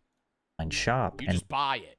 That was over 6 years ago, so the hype surrounding these toys is not new, it's just new to America. And while the company does have some offerings where you can actually choose which one you're going to purchase, it primarily sells blind box figurines now, making up more than 70% of their business. Blind boxes have been around for over 40 years in East Asia, it's just that recently they've become America's largest obsession when it comes to collectible toys. Because it's gambling! It's gambling! I don't give a fuck about Labubus at all. But when I walk past them and I see mystery box and I read the like, oh, there's like a 1 in 30 chance I rip a rare, I go, oh, that's enticing. That makes me want to gamble. I really would love to do that. Concept is incredibly simple for businesses to get the consumer excited. On the external packaging, the customer can see a few different Labubus they might get. Maybe you will get the pink one. Maybe you will get the green one. It even tells you the... You're never getting the fucking secret one. You're never getting the fucking secret one. You're always getting, oh, lychee berry again. Ah, shit, I got green grape for the fucking 30th time. Odds of getting them, 1 in 6. But the key is putting the secret one there. It is grayed out, so it is a total 1 in 12 or 1 in 72? Mystery. The secret one has... It's a big difference. Okay, it's 1 in 72. A 1 in 72 chance of being in your purchase. And this could be one of the main reasons that is causing younger generations to... I remember I used to watch CSGO case openings when I was a kid. And there's this one guy that would, like... I genuinely think he was a small YouTuber, and I think he had a crippling gambling addiction. He would spend so much money on CSGO cases, and I would just watch. He would be like, there's a 1 in 300 chance I get this knife. So we bought 300 cases. And in my head, it was inside the largest high school in Texas, $100 million. I don't know how much an average high school costs. I assume it's not $100 million, though. This is the largest high school in the state of Texas. Welcome to Allen High. Today we're getting exclusive... I feel like Texas High... Brother, this is a college stadium. They got a double-decker bleachers. What the... I know football's huge in Texas. More than almost any other state in the high school level. And I know Texas high schools in general have a lot of people. Because Texas is also just very populated. And there's high schools that multiple people from different areas go to. But my God, dude. I've never seen a high school football field like this. Texas to tour their $100 million. I'm pretty sure my college field was like literally that. Wait. Their sports complex alone is $100 million? Access to tour their $100 million sports complex. Dude, how are they getting that money? Where are they getting the money from? Including their massive... Is this a private school? Stadium, their state-of-the-art weight rooms, locker rooms, insane cafeteria, and so much more. Allen has been the home to dozens of pro athletes, including stars like Kyler Murray and the legend, General Booty. But today, we'll be finding out what makes this place so much different and how they plan to take over more than just football, starting right here with assistant basketball coach Chris Blakely. Chris Blakely here at Allen, assistant basketball. I feel like all of this conversation-wise is going to end up being, yeah, it basically functions as a college. Just because that's the money they're working with. I guarantee you everything's going to be like, so we have like, they could kind of like roam more. Oh, like college. So we have like a weight room that's kind of different than a regular high school. Oh, so like a funded college room. Coach for the Eagles, and glad that you guys could come make it out. I'm a boarding school? Bro, no boarding school. No average boarding school is this big. Florida born and raised guy. I feel like there's a rivalry between Florida and Texas when it comes to high school sports. Who's got it better? So I think today we're going to have to make a decision on that. Where do you want to go check out first? Yeah, let's come look at some facilities. Let's do this. Now, Allen isn't your normal run-of-the-mill public school. This is the largest high school in the world with nearly 7,000 students. Their campus is over 1... Bro, the fear of the first day, bro. Oh my God. I remember the panic because I used to be so introverted and I hated new shit, bro. Freshman year, the first like week was terrifying. This would be another level of scary. Million square feet and is home. Another level of scary, bro. You just pulling up to like actually a college campus. To some mind-boggling facilities like their 12 different basketball gyms, $80 million football field, their indoor practice center, on-campus restaurants, student. Damn, bro. Do you think they have 2 different varsity squads? If you have 7K students, you have to have like a JVA, JVB. Like, how does that work? If you have 7K students and for a football team, it's bigger, but like even then, like, yeah, you probably have a freshman squad, but then you have freshmen. You can't just have freshman, JV, and fucking varsity. 7,000 people. Bank and so much more. But my question is, how are they funding all this, and is it all necessary? Where does like the funding come in the state of Texas for giant facilities like this at the high school level, especially a public school? That's a good question. I mean, I think Well, today we're gonna answer it all, starting right back in their first practice. It's got to be like donations and then just taxing. Gym. this is the Aux Gym. A lot of people, you know, when they come to Allen, first thing that kind of blows their mind is just the facilities. We're the biggest public school in the United States. This is kind of what a typical like varsity gym looks like. This is just one of our practice gyms. We have 11 gyms in Allen, so 3 middle school. 11 gyms. What the fuck? Yo, dude, your first day of class, bro, finding your classes. Oh my God. Yo, panic, dude. I bet that shit, dude, that is actually probably the apocalypse, day one. It was all with 2 gyms that look just like this, and then You got gym class in gym 10. We have 3 gyms here on this campus, and we have 2 gyms at our freshman center across the street. So gym access is Oh, they have different campuses. definitely something that is not lacking in Allen. This is Langston and Antoine. Nice to meet you, Colin. How you doing, brother? Nice to meet you, Colin. We're here in one of the weight rooms. One of the might weight as rooms? well. Yeah. All right, so this is one of our weight rooms. This weight room, really, honestly, just us. Wow. This is better than my actual gym. I know, I mean, I had like a decent gym in high school, but like this is all brand new equipment. All right, so this is one of our weight rooms. This weight room, really, honestly, just us. Girls, basketball, volleyball sometimes uses it, but it's kind of nice just having our own weight room that's right here. A lot of high schools, especially around here, like you got to share weight room with every sport. Like you got 1 weight room, maybe 2. Football has their own weight room underneath the stadium that they. Yo, how much do you think the football coach at McAllen makes? Probably like $150K a year plus, bro. I guarantee you they probably have like weird problems where like parents try to pay the coach. Plus, dude, $250,000. They just work with. This guy's making more than the high school football coach here is making more than most college coaches. They got another one over there, so it's nice just having this one. Our strength coaches worked for the Jackson Jaguars, worked with Shaka Smart at Texas. Like, he's elite. He gets the guys ready. We don't have to do any of the strength and conditioning, lifting. As you can tell, I'm not, you know, the most buff dude. But no, it's a good spot. We got everything we need in here. Obviously, the TVs and the sound system, everything. We don't know who the fuck. Did they explain who this guy is? Why does this guy know everything? Is he like the athletics guy? What does he do? That they need to get in here and get work done. Now, in Allen's history, they've been known as a football school. I mean, this is Texas's biggest high school stadium, and they've seen some incredible success, which we'll get to when we head to their wild complex. Do you think there's a world where you could get paid sponsor-wise in the high school level? Are you legally allowed to now? Because I know that's like a newer thing where like D1 athletes, what is it, like an NIL deal where you could get paid in college? And that's how like Livy Dunn and other people have made like millions of dollars just like in the college level. But does that apply to high school too? Head football coaches at Allen High School are among the highest paid in Texas. Annual salary over $150K. Wow. Yeah, that's nuts.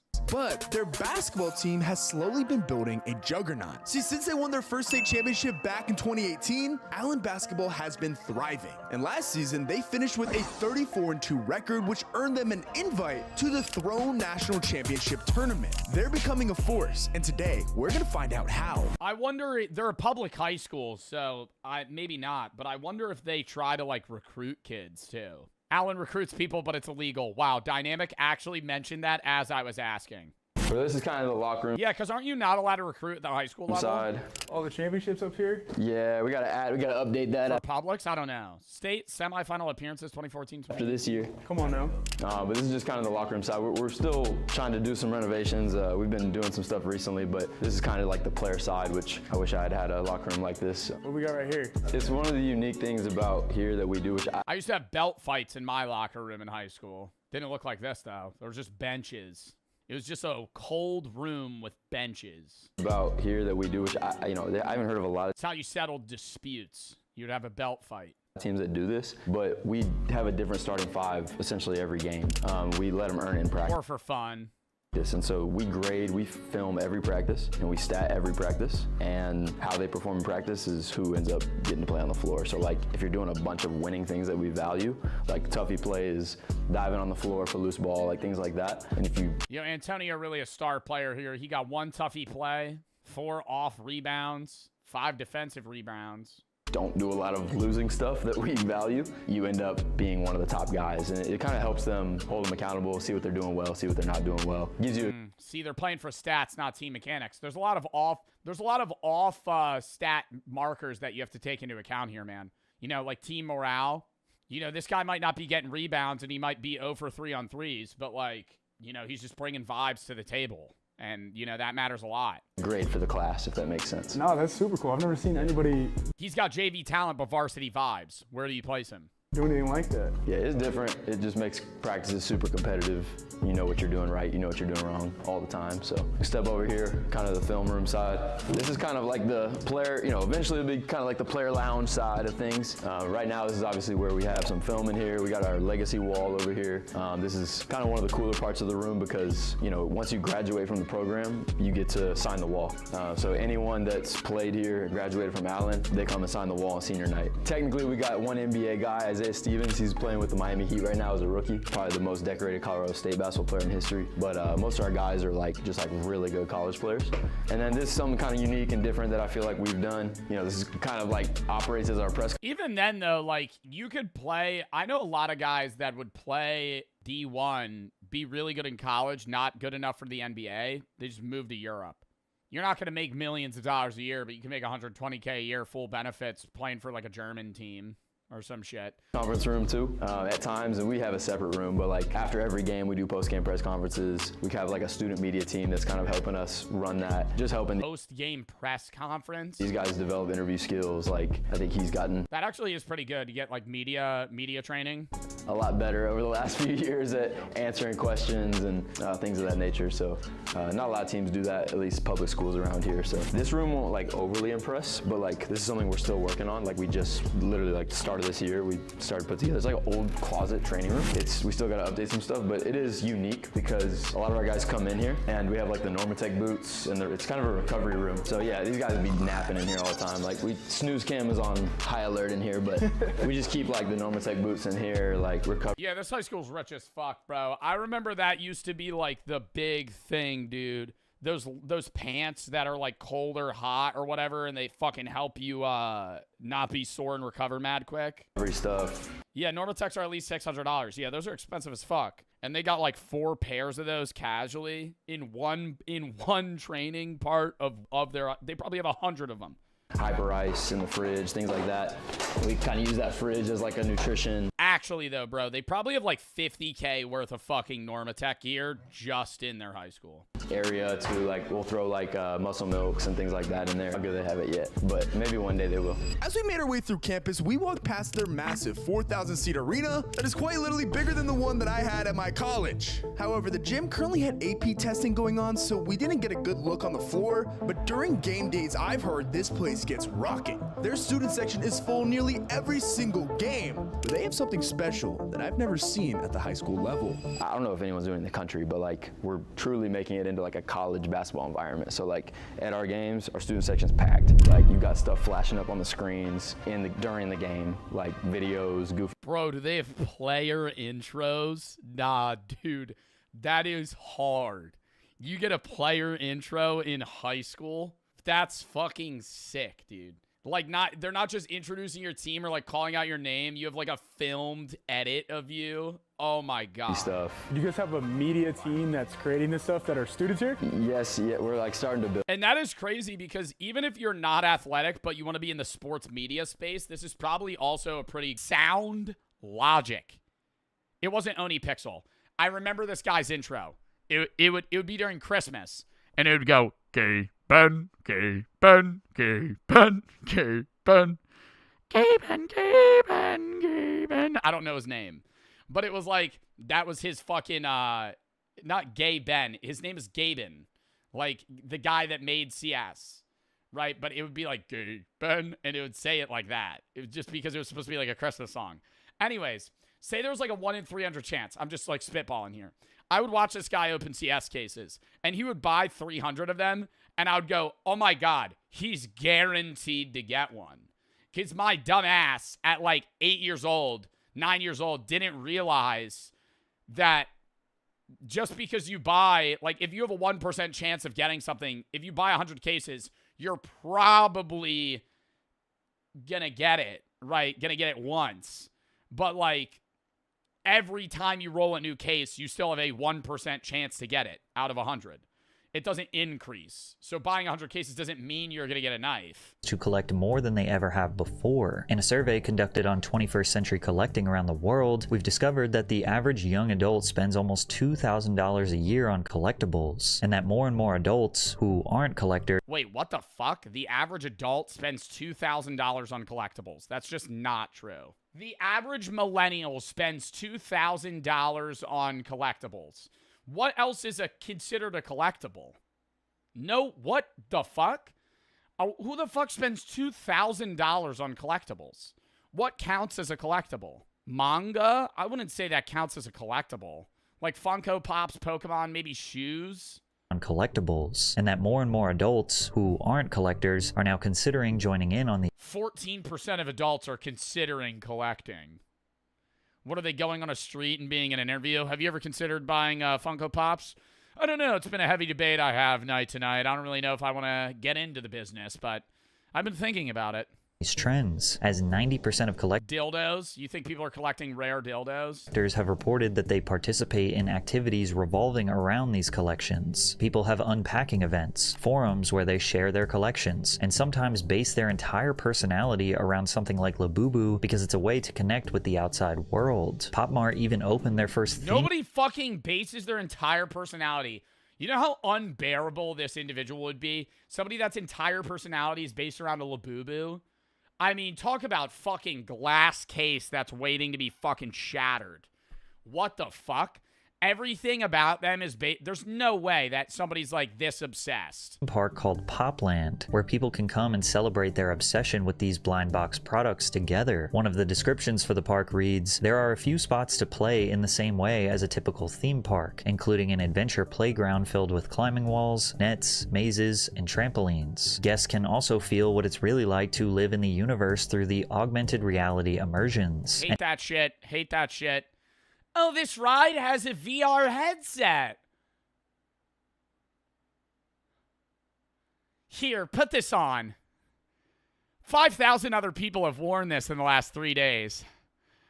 Don't worry, we spray it down with disinfectant like you're using bowling shoes. Put it on your head. Naturally, there are also plenty of places to stop to snap photos and videos for social media, which helped make the Labubus the stars they are today. When trying to get to the bottom of what they call the economics of Labubu, the Wall Street Journal teamed up with psychologist David Bosch to describe the impact blind boxes and Labubu have on Weak ass pull. This guy ain't living the Labubu lifestyle. consumers. To them, a lot of this has to do with the labels showing a secret prize and the human compulsion to complete a set. One of the things that the brand can do. Damn, bro. You know how lame that would be? You get the soy milk Labubu. Ugh. One of the things that the brand can do to keep engagement, to encourage consumers to get a little more excitement out of it, is to label the box. That specific range also creates. I think I want to create a Labubu dupe where there's only 3 items that you could possibly get. One of them, it's like a 1 in... Like, one of them, there's like an 88% chance that you're going to get it. The other one is like 10% or like 11.5%. And then the other one is like a fraction of a fraction of a fraction of a fraction. I want to sell like 1,000 boxes and only one of them to have the rare item. And the other 999 to be the exact same thing. No variety. You're literally going to open the box and it's going to be one of 2 things. And the odds that it's anything meaningful is very low. Like when they do those prizes where it's like, hey, if you get the golden chocolate bar. That specific range also creates a set. It's a well-known, well-supported phenomenon that most people, under certain conditions, have a very strong tendency to want to complete a set. The concept of the blind box has become Ooh, okay, so my method's flawed. All right, then I'm going to create a Labubu set dupe that has 50 different collectibles within the set. And one of them you have a 1 in 15,000 chance of getting. Of YouTubers have used it as a only 3 will go out ever. Conceptually fun way to entertain themselves and fans at the same time. A good example. And I don't say when I'm going to release them. The first full 100,000 boxes, I won't even put one in. And then I'll give the one to somebody that I know.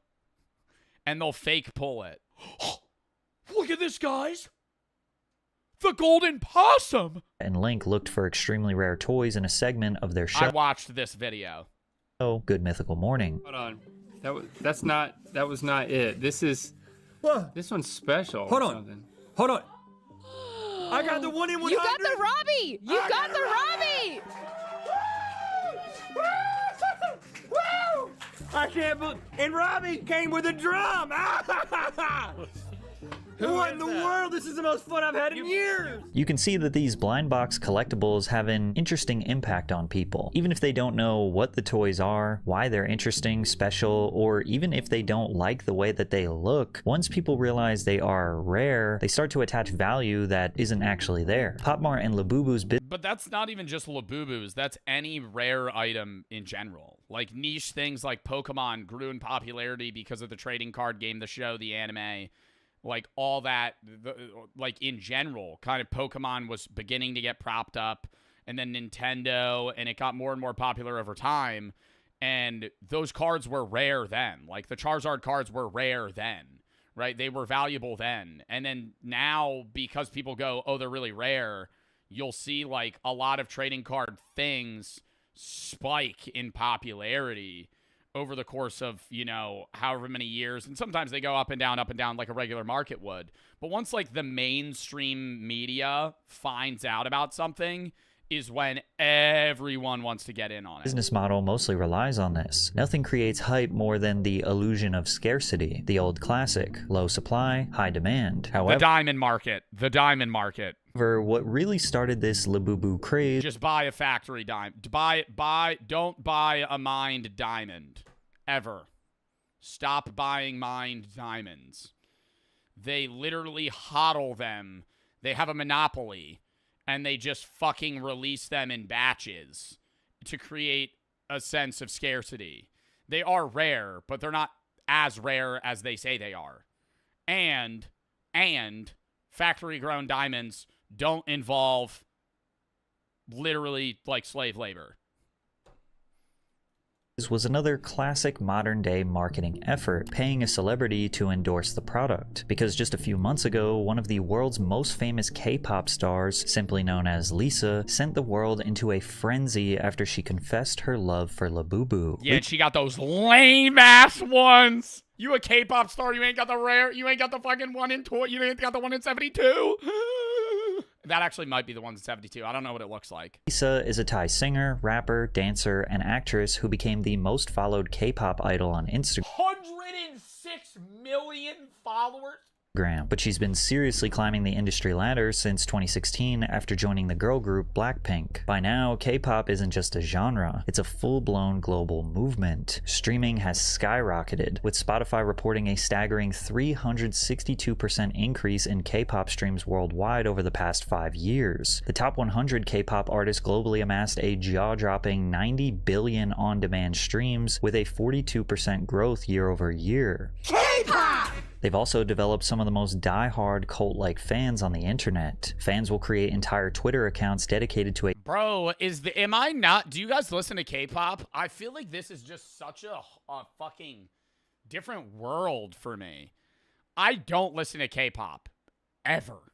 Like, nothing wrong with it, but the fact that K-pop's growing 42% a year in streams is insane. A single idol, posting hundreds of updates a day like unpaid publicists. They'll organize mass streaming parties where thousands of people loop the same song 24/7 just to inflate the chart numbers. Some even get them Fortnite skins. Let's get that going. Spend hours translating Get that up and running. interviews, subtitling videos, and archiving every second of a singer's life. To outsiders, it looks obsessive. It looks like the musician is at the center of a fan's entire identity, and sometimes they will attack anyone who criticizes them. But to the fans, it's just loyalty to their favorite star. And Lisa is arguably the most famous of them all. Bro, I mean, I heard this, and I've talked about this before, but I don't know how true it is.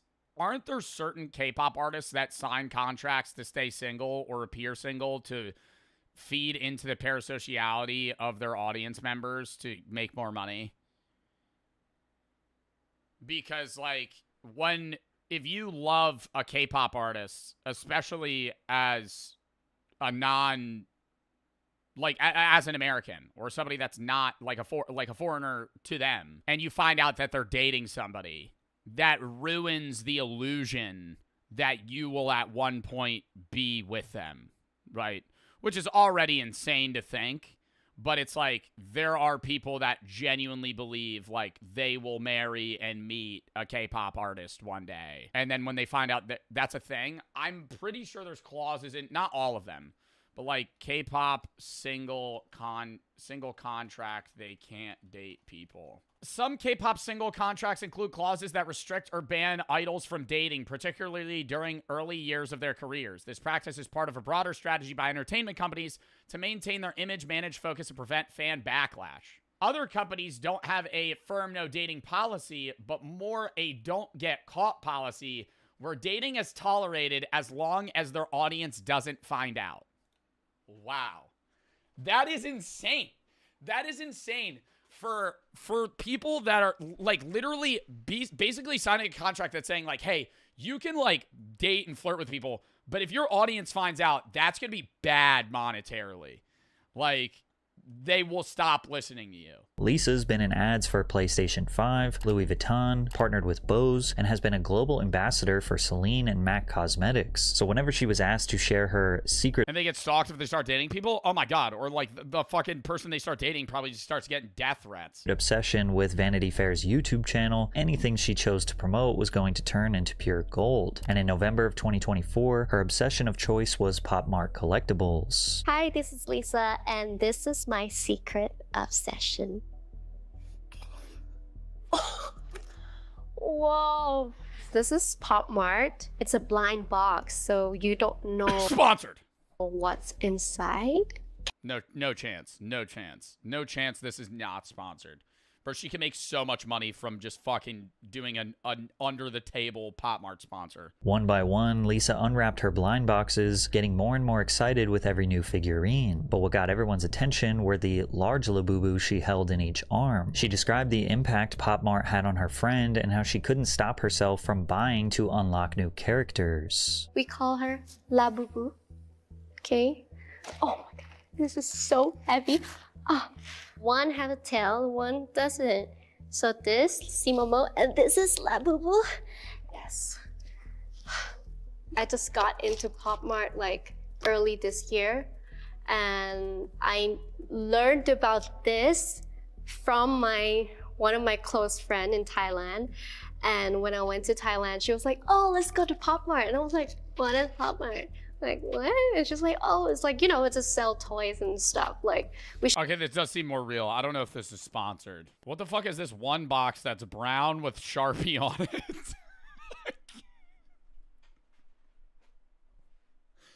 All these have like incredible packaging.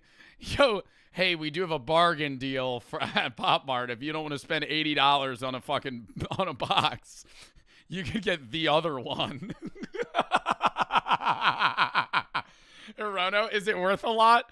Bro, this box just looks like it's like $5. The Hirono's so cool. Oh my god, you guys are glazing this one too. How do you guys know what all of these are? They're so cute. Oh my fucking god, you're kidding me. Bro, so cute.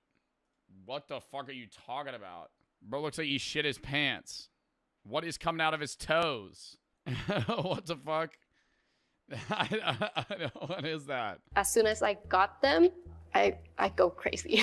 It's like, I spent all of my money. What's really sad is that... And then what, though? You fucking get it, and then what, you're gonna resell it? People couldn't tell that this entire video is just one large paid advertisement. I fucking called it! I fucking called it. That's actually, well, I don't know how this ad's working, but in the US by the FTC, you have to legally disclose if something's an ad. So that's why when I promote stuff, I have to go, thank you for sponsoring. This is partnered by #ad, right?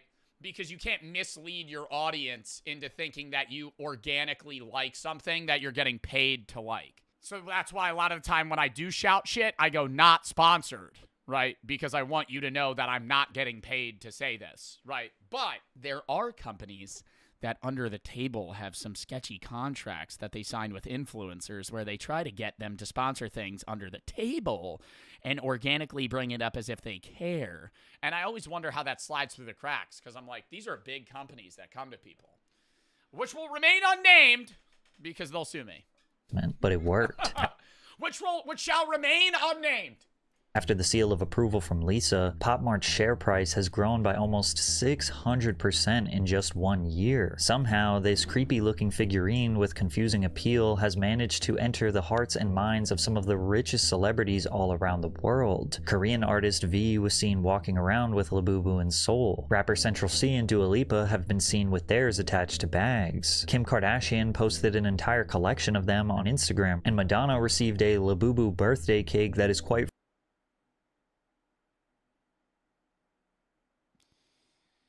Oh, wow. Oh, wow. Thank you, Pop Mart, for my Labubu birthday cake. It's so beautiful. Look at it. People with newborn babies. Looking like gremlins, bitch. The fuck are you talking about? This is so gross. Why does it look... It's flat. And why does it have boobs? frankly one of the most terrifying looking things. That's creepy. I'll agree with that. That's weird. On the planet. And if celebrities aren't the ones purchasing Labubus for themselves, they're receiving them as gifts from friends or family members. Like how football legend David Beckham posted an image of an apparently rare find that he received from his daughter. These celebrity advertisements have been one of the Harper buying me a Labubu. When you're I can't wait for that, you know. When you're a kid and you have to get your parents something for their birthday, but you use their money to buy them something. Or like your mom, like, bro, that's so stupid. I got you this. You didn't fucking pay for it. I feel like we must address the elephant in the room about how this thing looks incredibly evil. The sharp teeth, the unsettling grin, the slightly furrowing eyebrows. You can't help but notice this toy has a slightly demonic feel. No wonder why these Hollywood elites love this toy. It represents them perfectly. Celebrities have always mastered the art of appearing glamorous enough to worship, but approachable enough to trust. They present themselves as icons of beauty and innocence, while behind the scenes they're laughing, squeezing every last dollar from the people who idolize them. Labubu is just the perfect prop for that illusion. A sinister little mascot hiding in plain sight, smiling as it drains your bank account. Across all different social media platforms, everyone and their mother has an unboxing video for Pop Mart's new favorite product, picking them up from one of the company's 500 plus stores or 2,000 plus vending machines around the world, eager to record them. They got vending machines for Pop Mart? Themselves unboxing one for the first or 300th time. Right. Here we go. Y'all ready for this? No. All right, let me act excited for a minute to reach the threshold to get money on TikTok. All right, guys, we have one more Labubu box. We've already opened 5 of them. Showcase her for 45 seconds. Open it. Act surprise for 15. Rip the minute. Used to have to do that when the minute creator fund came out. I have to make every rant a minute. Got to start rambling. It's him! He's gorgeous! Oh my god! Can you believe? The doll seemingly is no longer about what. How much is that worth? How much is the secret worth? A secret Labubu can be worth 150 to over 10K depending on the specific rarity, the series it's from, and current market trends. Bro, $150 is ass. You got to pay $60 for a box. But that's because of tariffs, right? It says $28 for a box retail. Even then, bro, $150? Why are we freaking out that much? I feel like I'd be tweaking if it was worth like 1,000. whether you actually like 10K is a lot, but which one's worth 10 grand? the thing. It's about proving you belong to the exclusive club of people who have one. The doll itself is meaningless. Exclusive club for people that have one. Bitch, buy a gold chain. Bitch, buy a watch. $10,000 for a fuck-ass Labubu? Buy gold. Having one signals wealth and exclusivity, even if all they did was... Bro, what? I fucking hate that as a market trend. Signals wealth. Signals wealth. If I saw somebody walking around with a Labubu that okay, you know what it is? It's because if you buy gold, that's not... Like, if I buy this chain, that's like, yeah, that costs money, but it's like you're trying to keep that money, you know? You want that to go up in value because I could resell this chain for about what I bought it for. But if you have a Labubu, that shows you have fuck you money. If you have an expensive-ass Labubu, that shows that you don't care about money at all and you have enough to waste on stupid shit. Pay retail price for a hunk of vinyl. I am the owner of the famous 24-karat gold Labubu. And of course, now many buyers are trying to justify their purchase by saying it'll be worth more someday. They have no resale value? That's what I'm saying. Yeah, if you're saying it'll be worth more someday, no, it won't, because this is definitely a trend. It's different from like Beanie Babies or like Cabbage Patch Kids or Pokemon cards because they're not going to maintain relevance because there's nothing that they're attributed to outside of the original writings and maybe cartoon or show, right? Which is going to fall out of popularity. And then on top of that, it's different when you like want to buy a Black Lotus Magic card, right? Magic the Gathering, or you want to buy a fucking rare Charizard card, or you want to buy something like that. Because, number one, those can be played in-game, and they're very popular trading card games and are tied to something that are rare, right? Or valuable in, you know, playtime and people enjoy the game. The Labubus just are Labubus, right? The people that are buying them don't care about what they're related to. It's just like, this is a rare item. And if you resell the Labubu, nobody wants to buy a $150 secret Labubu. They want to box one because that's the hype. The hype is packing one. The hype isn't just owning it. But if history has taught us anything, it's that collectibles rarely pay off like people think they will. If you look back at your childhood... Bro, I've been high-key investing into those Mr. Beast pops, though. Those are going to be worth fucking a lot someday. Odds are you collected a little something. Maybe you did it because you loved it, or maybe you did it because everyone else was doing it. But ultimately, it didn't matter because it was just part of growing up. For me, it was Pokemon... But I get that. As fucked as that sounds... The Mr. Beast toys, bro, yeah, they're collectible, but they're like they're little cheapo toys, you know? They're little fucking figures. They're little action figures. Like fucking $10. It's like, you know, you're not buying those going, these are going to be worth a lot someday. You're buying $28 for a fucking stupid-ass plushie. Stupid-ass plushie. It's different for if it's like a custom-made thing. No, these are factory-printed plushies that are just getting spammed out for you to be like, okay, I could buy one in case I get a rare. Cards, WWE wrestlers, and Hot Wheels. For others, it could have been lunchboxes, Barbies, Beyblades, rocks, or literally anything else. But now, collectors have become sellers. Can Mr. Beast release a new currency to compete with the US dollar? Collections are no Mr. Beast coin! You'll be able to use it at local shops. Longer to express their admiration for a passion or interest, but to auction them off for hundreds, thousands, or maybe even millions of dollars. They see collections as nobody cares about a Labubu because they fuck with them as a collectible and they're tied to like Superman or like the fucking anime manga. It's just like, oh, this is cool because it's rare. an investment, a way to get rich quickly. In fact, 40% of so-called collectors have openly expressed how they intend to sell their collections as they increase in value. And of course, there are tons of collections out there that have increased in value over time, but Labubus are pretty new, and they're starting to seem like more of a I flipped 100 rocks in Australia. Here's what I found. Australia is known for the craziest and deadliest animals. That's why I'm going there to flip 100 objects to... Are people like casual citizens in Australia worried that they're gonna die to like some sort of venomous or like scary creature? Like Australia beaches are some of the most beautiful beaches I've seen, but they have like cone snails and shit that just like kill you. Like, that's what I'm saying. Like, if you live in Australia and it's not even sharks, bro. I'm not saying sharks. Sharks are everywhere.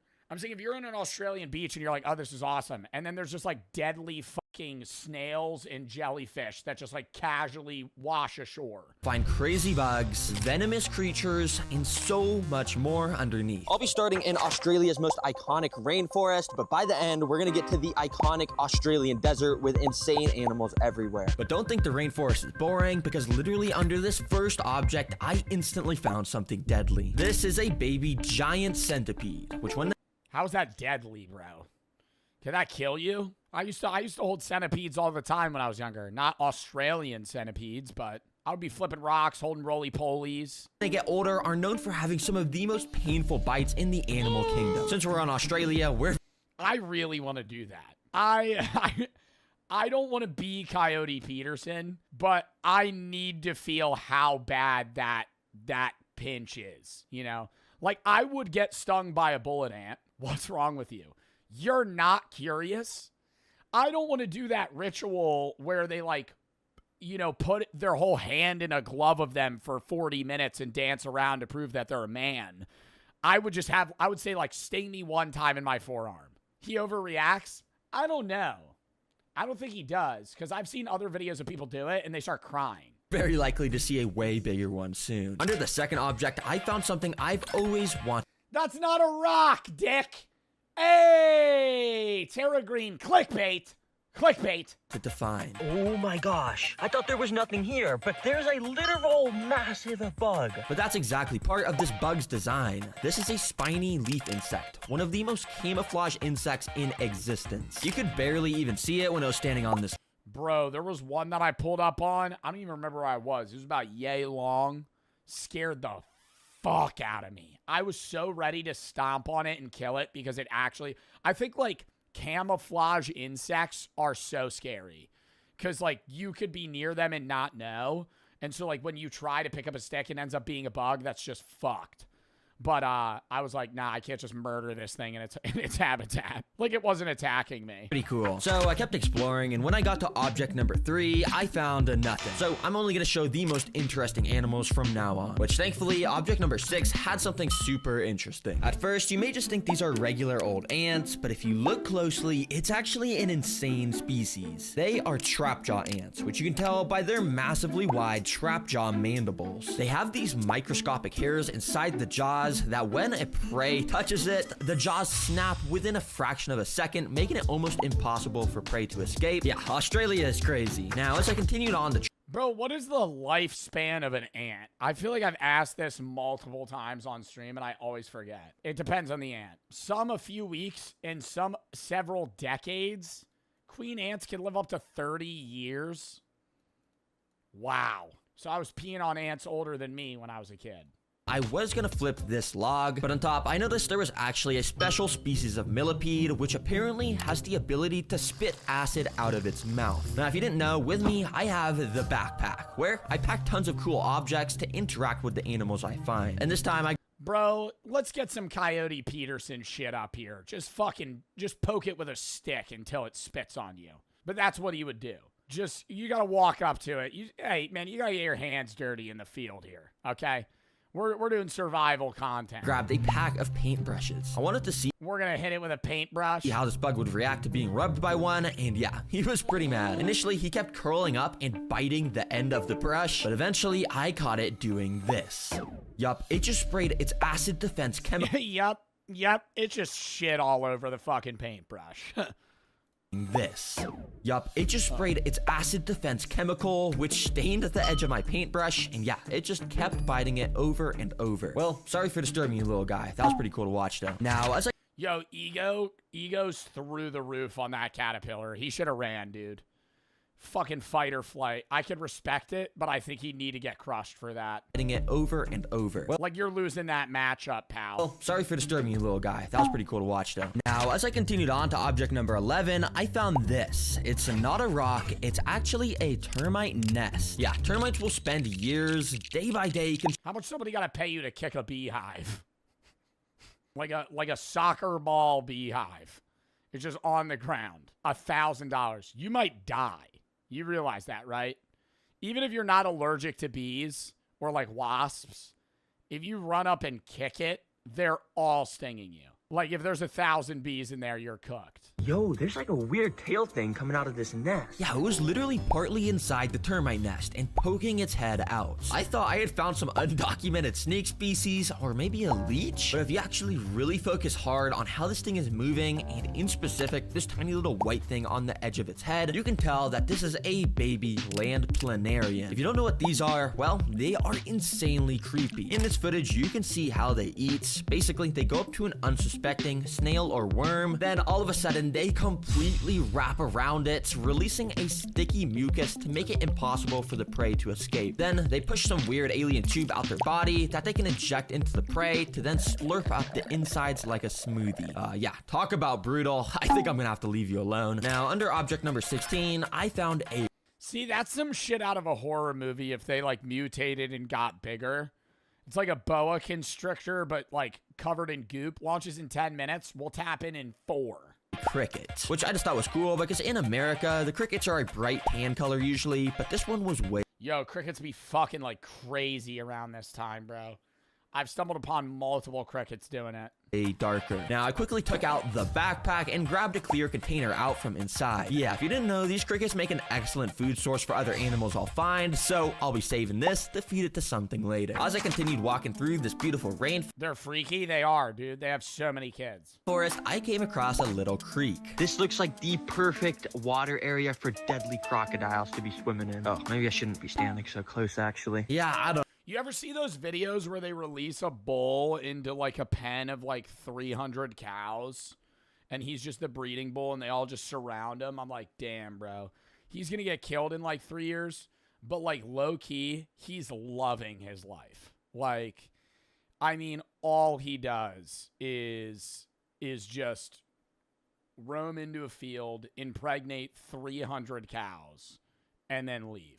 I don't know why everything in Australia is so deadly, but I went and flipped some rocks along the river where I of course found a little earthworm. Nice. Under another river rock, I found a pretty solid sized beetle grub. You can see it was quite a bit bigger than my gloved fingertip, but some of these beetle grubs will seriously grow so large over the course of a few years that they may turn into beetles that are just genuinely insane. All right, let me put your rock back, mister. Hopefully you turn into a amazing, massive beetle one day. But as I left the river a little bit, I found easily the weirdest thing yet. Wait a second. I don't know if you guys can see, but there's something moving under this log. Yeah, it was a bunch of It's a real ballsy thing to do in like the fucking heart of Australia where you could stumble upon something that could just like kill you in one bite. I know he's an expert on animals, but if I heard something rustle in like this broken down tree, I'm probably not going to grab it. Yeah, it was a bunch of extremely weird white things moving around constantly. I had to get out the backpack to grab a flashlight so I can get a better look at what was going on. This gave me a bit of a better view to see that inside of here was tons and tons of super thin legs. But they were just shaking so much that I had no clue what these things were until I poked a stick inside, which gave me a slightly better look at one of them. Yeah, if we pause at the perfect moment, it may... Do you think there's like a dystopian future of YouTube content where instead of like a Coyote Peterson where they endure the pain of certain insects, they get like infected by certain diseases from these insects? Like a YouTuber that's like, I got malaria to see how bad it is. And then it's like an AI thumbnail of them sick, like a Mr. Beast thumbnail, and they're like, with a doctor in the back. Look like some sort of spider, but in reality, this is a phantom crane fly. Apparently, footage of these guys is insanely hard to get because, well, they shake like crazy when they detect a predator. But in this next Jack Pembroke video, what's like the worst illness that I would get for content? I don't know. Probably the stomach virus. Okay, AIDS is a lifelong illness, chat. I don't know if that is a lifelong STD. No, I don't know. I think like the stomach virus would be the worst thing that I would get for content, but that wouldn't even be content. Food poisoning.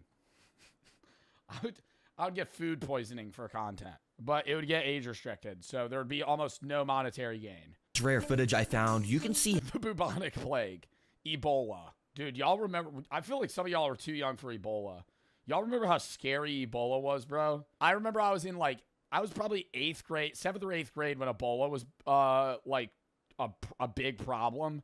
and it wasn't as infectious, but you heard stories about people like vomiting blood for like days and then dying. The spaceship. I'm not even gonna lie, this might be the coolest fly species on Earth. What? For object 29, I flipped some of these dead sea things and found another super cool ant species. You can see by these guys. Yo, I want to see you flip a rock in there to be like a baby alligator or some shit, bro. I know that's not gonna happen, but like, I'm done looking at ants. Awesome gold and green color that they are Australian weaver ants. And what's so interesting is you see how this guy has its green abdomen. Yeah, he's throwing it back right now. And pointing up, well, that's actually their special ability. While most ants have mandibles or stingers to take down their prey, well, weaver ants literally have an acid spray in their abdomens that they use to either defend themselves like these ants or spray other attacking ants. And yeah, they also build bridges out of their bodies to help the rest of the colony walk across leaves. Like, you think that's hurting you? Enough of that ant acid. Talk about a crazy ant species. Now, the next animal I found was actually under a tree. If you look closely, there is actually some sort of bug that looked like it was just floating right under here. I had to put the stick behind it so my camera would focus on it, and after it did, I saw that this is actually a super cool animal called an inchworm. These guys are basically able to float under trees by spinning a tiny thread of silk that connects them. I've seen them before. Ran into them too. To the leaves above so they can just hang from it. But this guy actually climbed onto the stick I was holding, and when I went to put him back, you could see how they have some of the funniest movement since their legs are only on the front and back of their body. How much, you know, goop can you get out of one of these? How much goop they got in store, like a spider, right? Say a spider spinning a web, and then I just start pulling the string. Do I hit like a... or does it just cut off? They just walk around by curling their entire body up like this. Seems like a lot of effort, but yeah, I just put this guy right back. Now, object 41 was this coconut, which I found out something super cool about. But interestingly, I first noticed that there was actually one of those trapjaw ants from earlier biting onto my finger. Yeah, I wasn't joking about how strong these things' jaws are, and he was glued onto my hand just trying to inject his venomous stinger in. Good thing I had these gloves on. Anyways, what is so interesting about this coconut is almost this perfect this weird hole. How interesting. This weird hole that's in this coconut. I wonder what people are doing with it. Not natural. It's actually a sign of a giant white-tailed rat. You see, these things live in the Australian Interesting. rainforests and find fallen coconuts. They then use their insanely large teeth. A flash-in-the-pan trend that is reminiscent of Beanie Babies. In the late 1990s, Beanie Babies weren't just plush toys, they were $1,999.95. Oh my god, bro, that's so cheap. Thank fuck it's not $2,000. Like, I gotta say, bro, I hate the smooth brain marketing tactic of making shit $99.99, $9.99, right? $4.99. Just say it's fucking $5, right? Yeah, it's like in your brain, it's like, oh, it's fractionally cheaper. Bro, you gotta be a dumbass to be like, this isn't $2,000. But it's like a subconscious thing, I guess. marketed as miniature fortunes in the making. Thai Inc.'s strategy of artificially restricting supply by limiting retail orders and frequently retiring certain models created a frenzy where $5 stuffed animals were believed to become the next gold rush. At the peak of the mania, Beanie Babies accounted for roughly 10% of eBay's sales. We even saw full-grown adults separating Beanie Babies during a divorce. But all those people who hoarded these rare toys were disappointed to find. That's low-key fire, though. Doing it like a draft style. All right, we'll do snake pick. I get first. All right, so I'll have 1. You have 2, 3. I 4, 5, 6, 7, and so on. Divorce. But all those people who hoarded these rare toys were disappointed to find out that they weren't worth anything. It doesn't matter that sellers listed Stop, chat. Oh my god. them for $11,000. Oh my god, but it's like Pay to Platypus. thousands of dollars online. It's a little platypus. Even still to this day, you can find listings for hundreds of thousands of dollars, but things Extremely rare. Beanie Baby, Princess Diana, NMT. Errors read description. are only worth what someone is actually. If you buy 3, they're only $292,000 each. Oh my god, what a steal. only worth what someone is actually willing to pay. And the harsh reality was that nobody was buying. Not even the most reckless spenders could be convinced that these toys were rare or valuable. So people ended up selling their Beanie Baby collections for dollars, sometimes even cents at garage sales, which drove the value down even further. What was once perceived as a life-changing investment turned out to be nothing more than No, but you gotta really dude, you gotta be like, what's that guy's name that's like a hustler? Gary Van something? Gary Vanderchuck. You got to do a Gary Vanderchuck and just go garage sale to garage sale and scam fucking 6-year-olds out of their Pokemon cards. Yeah, that's a pretty weak Charizard you got there. What do you say? Your dad got that when he was a kid? It's in perfect condition. It's worth $100,000. I don't know, man. You have it listed for $8. Could I give you $3? Fully anticipating on this kid folding. This is almost a fabric of American culture at this point. You'll see shows like Antiques Roadshow, Pawn Stars, or American Pickers, where people drag out dusty items from their attic and pray they've been sitting on a fortune without even knowing it. The fantasy is irresistible. The idea that some random object you already own could secretly be worth thousands. But I love when people go to Pawn Stars and they're like, I'm looking to get $5,000 for this item. And they're like, all right, let me bring in my expert. It's fucking fake. It's worth $2. The guy from Pawn Stars, I'll give you $20. I think I'm gonna stick on 5,000. I know what it's worth. An expert just told you that shit's fucking fake, boss. Expert that they just brought in, flew in from fucking 6 countries over. Apparently was in the town same day of. You've known you're gonna go on this show for weeks.